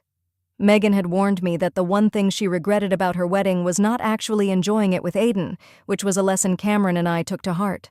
A wedding was a party, and we were going to enjoy every last second of it. The band finally paused toward the end of the night, and the crowd ran to grab their drinks to cool off in between songs. "Hey everyone, can I get your attention for a minute?" A familiar voice rang out over the mic. Cameron glanced at me wearing a shocked expression. "Tyler!" I craned my neck and spotted him in front of the band with his guitar slung over his shoulder. I scanned the crowd and spotted Nina with her hands clasped in front of her mouth, looking exactly as she did the first night we'd seen him in concert. I'm only supposed to be a groomsman today, but I couldn't resist taking over for a quick song. "Cameron, Felicity, I wrote this one for you. Get out here, you guys." I couldn't tell who was more shocked between the two of us. Nina caught my eye and nodded as Cameron led me back to the dance floor. I had a feeling she'd helped Tyler with the song since the pair were now writing together all the time. Tyler's song was an upbeat ode to love that hinted at our personal love story, but still focused on the universal experience of finding the one. It wasn't a weepy first dance song, it was hopeful and filled with joy. The chorus was a dynamic call and response that had everyone singing along by the end of it. "I think our boy has a hit on his hands," Cameron said in my ear as we danced. "I'm not sure he'll ever play it again," I mused. "It's ours in this magical moment, and once it's over it might be gone forever. Ephemeral." "That might be what he wants, but look over there," Cameron replied, nodding over my shoulder. "Lucy is up to her old tricks." I glanced where he was looking and spotted Lucy filming Tyler and wearing an excited expression. "Oh no," I sighed. "I guarantee he's going to get a zillion new followers, and some label is going to come knocking on his door." "He'll figure it out," Cameron replied. "I'm not worried." Tyler and Nina had found balance in one another. They'd navigate whatever came next together. The party raged on, and the venue nearly had to kick us out at the end. Hours later, after the cake and fireworks and tearful farewells, Cameron and I were finally alone in our honeymoon suite at the Four Seasons, exhausted and blissed out. "I love this dress, but I need it off now," I said, contorting myself to try to reach the buttons. "Can you undo it for me?" I turned so my back was to Cameron. "Hold on, not so fast," he said. "I need to look at my wife once more before you take it off." He walked around me slowly, like a tiger on the prowl, letting his eyes trail down my body. "You are flawless, my love." Suddenly, I was no longer tired. "You have got to be the sexiest bride I've ever seen. That dress?" Cameron had hinted he wasn't a fan of princess bridal gowns, and anyone who knew me understood I wasn't going to be that type of bride anyway. The girls had helped me pick a showstopper of a gown, a form-fitting, strapless lace dress with subtle beading. "I knew you'd like it," I said. "And you. Come on, you're basically a model." He grasped his lapels and struck a pose. "That's what I'm talking about," I laughed. We both moved together at the same moment, finding the familiar spot in one another's arms. "Best day ever," he murmured. "Agreed." I snuggled closer to him. Cameron kissed the top of my head, then sputtered, "I'm sorry. Is your hair shellacked?" I pulled back, laughing and mortified at the same time. My hairdresser wanted to make sure the updo held since we were outside. I guess she went a little crazy with the hairspray. That's why I want out of this dress so I can shower and, I winked at him. "Maybe I'll join you in there?" "Or," I said as I stepped away from him, "or you can wait out here for your blushing bride to come out in her sexy new boudoir set. I mean, I put some thought into it. I'd love to actually use it. And since I am a virgin..." I glanced down shyly. "Ooh," Cameron played along. "That's right. It's going to be our first time." "Be gentle with me." I fluttered my lashes at him like I was a helpless maiden. He closed the distance between us and cupped my cheek gently. "I will, my precious. When we finally make love, the heavens will sing." We dissolved into laughter. "Unbutton, please." I turned around for him. He traced kisses down my spine as he did it, and I came close to forgetting about my new lingerie and jumping his bones right then and there. "Hurry up," Cameron said. "I'll be the naked guy out here." He swatted my ass as I tripped toward the bathroom. I turned on the shower and realized I'd never felt so deliriously happy. It had been the perfect day, in so many ways. Sometimes I still had to pinch myself to prove everything I was experiencing was real. The man who'd made my life miserable was now the best part about it. I'd intended to take a leisurely shower, but it was late, and the adrenaline was starting to wear off, so I rushed through it, dried off quickly, and piled my damp hair in a clip on top of my head. The diaphanous white chemise I'd packed had wide lace inserts along the side, so I was as good as naked in it. Perfect. I walked out and posed against the door. As promised, Cameron was in bed, his gorgeous bare chest signaling that he was likely naked below the sheets as well. He was so busy smiling at his phone he didn't even notice me. I cleared my throat. He looked over, still smiling, and when he saw me, he dropped his phone. His reaction was one of the many things I loved about him. Here I was, scrubbed clean with wet hair, and it was enough to take his breath away. Cameron loved every version of me. I strutted over to the bed and climbed in. "What were you watching?" "I forget." Cameron sounded like he was in a trance as he answered me. "Because look at my bride." He kissed me. "Something had you grinning," I said as I pulled away. "Tell me." "It was Lucy, saying she was right about us. She edited together a bunch of clips of us over Tyler's song from the night in our flagship when you were trying on rings tonight. She was gloating, saying she'd called it." I straddled him. She was the only one who believed it was possible. He pulled me closer to kiss me, sliding me against his hardness. Not true. We kissed, getting more feverish with each second. "I knew I was going to make you mine from the first moment I saw you, all grumpy and feisty out on that sidewalk," Cameron murmured. "Liar." I laughed against his mouth. "You hated me." "Maybe." I felt him grin. "All that matters is we're here now, and this is the first day of our journey together." "Lucky me," I sighed. Cameron kissed me harder. "No. Lucky us, my love."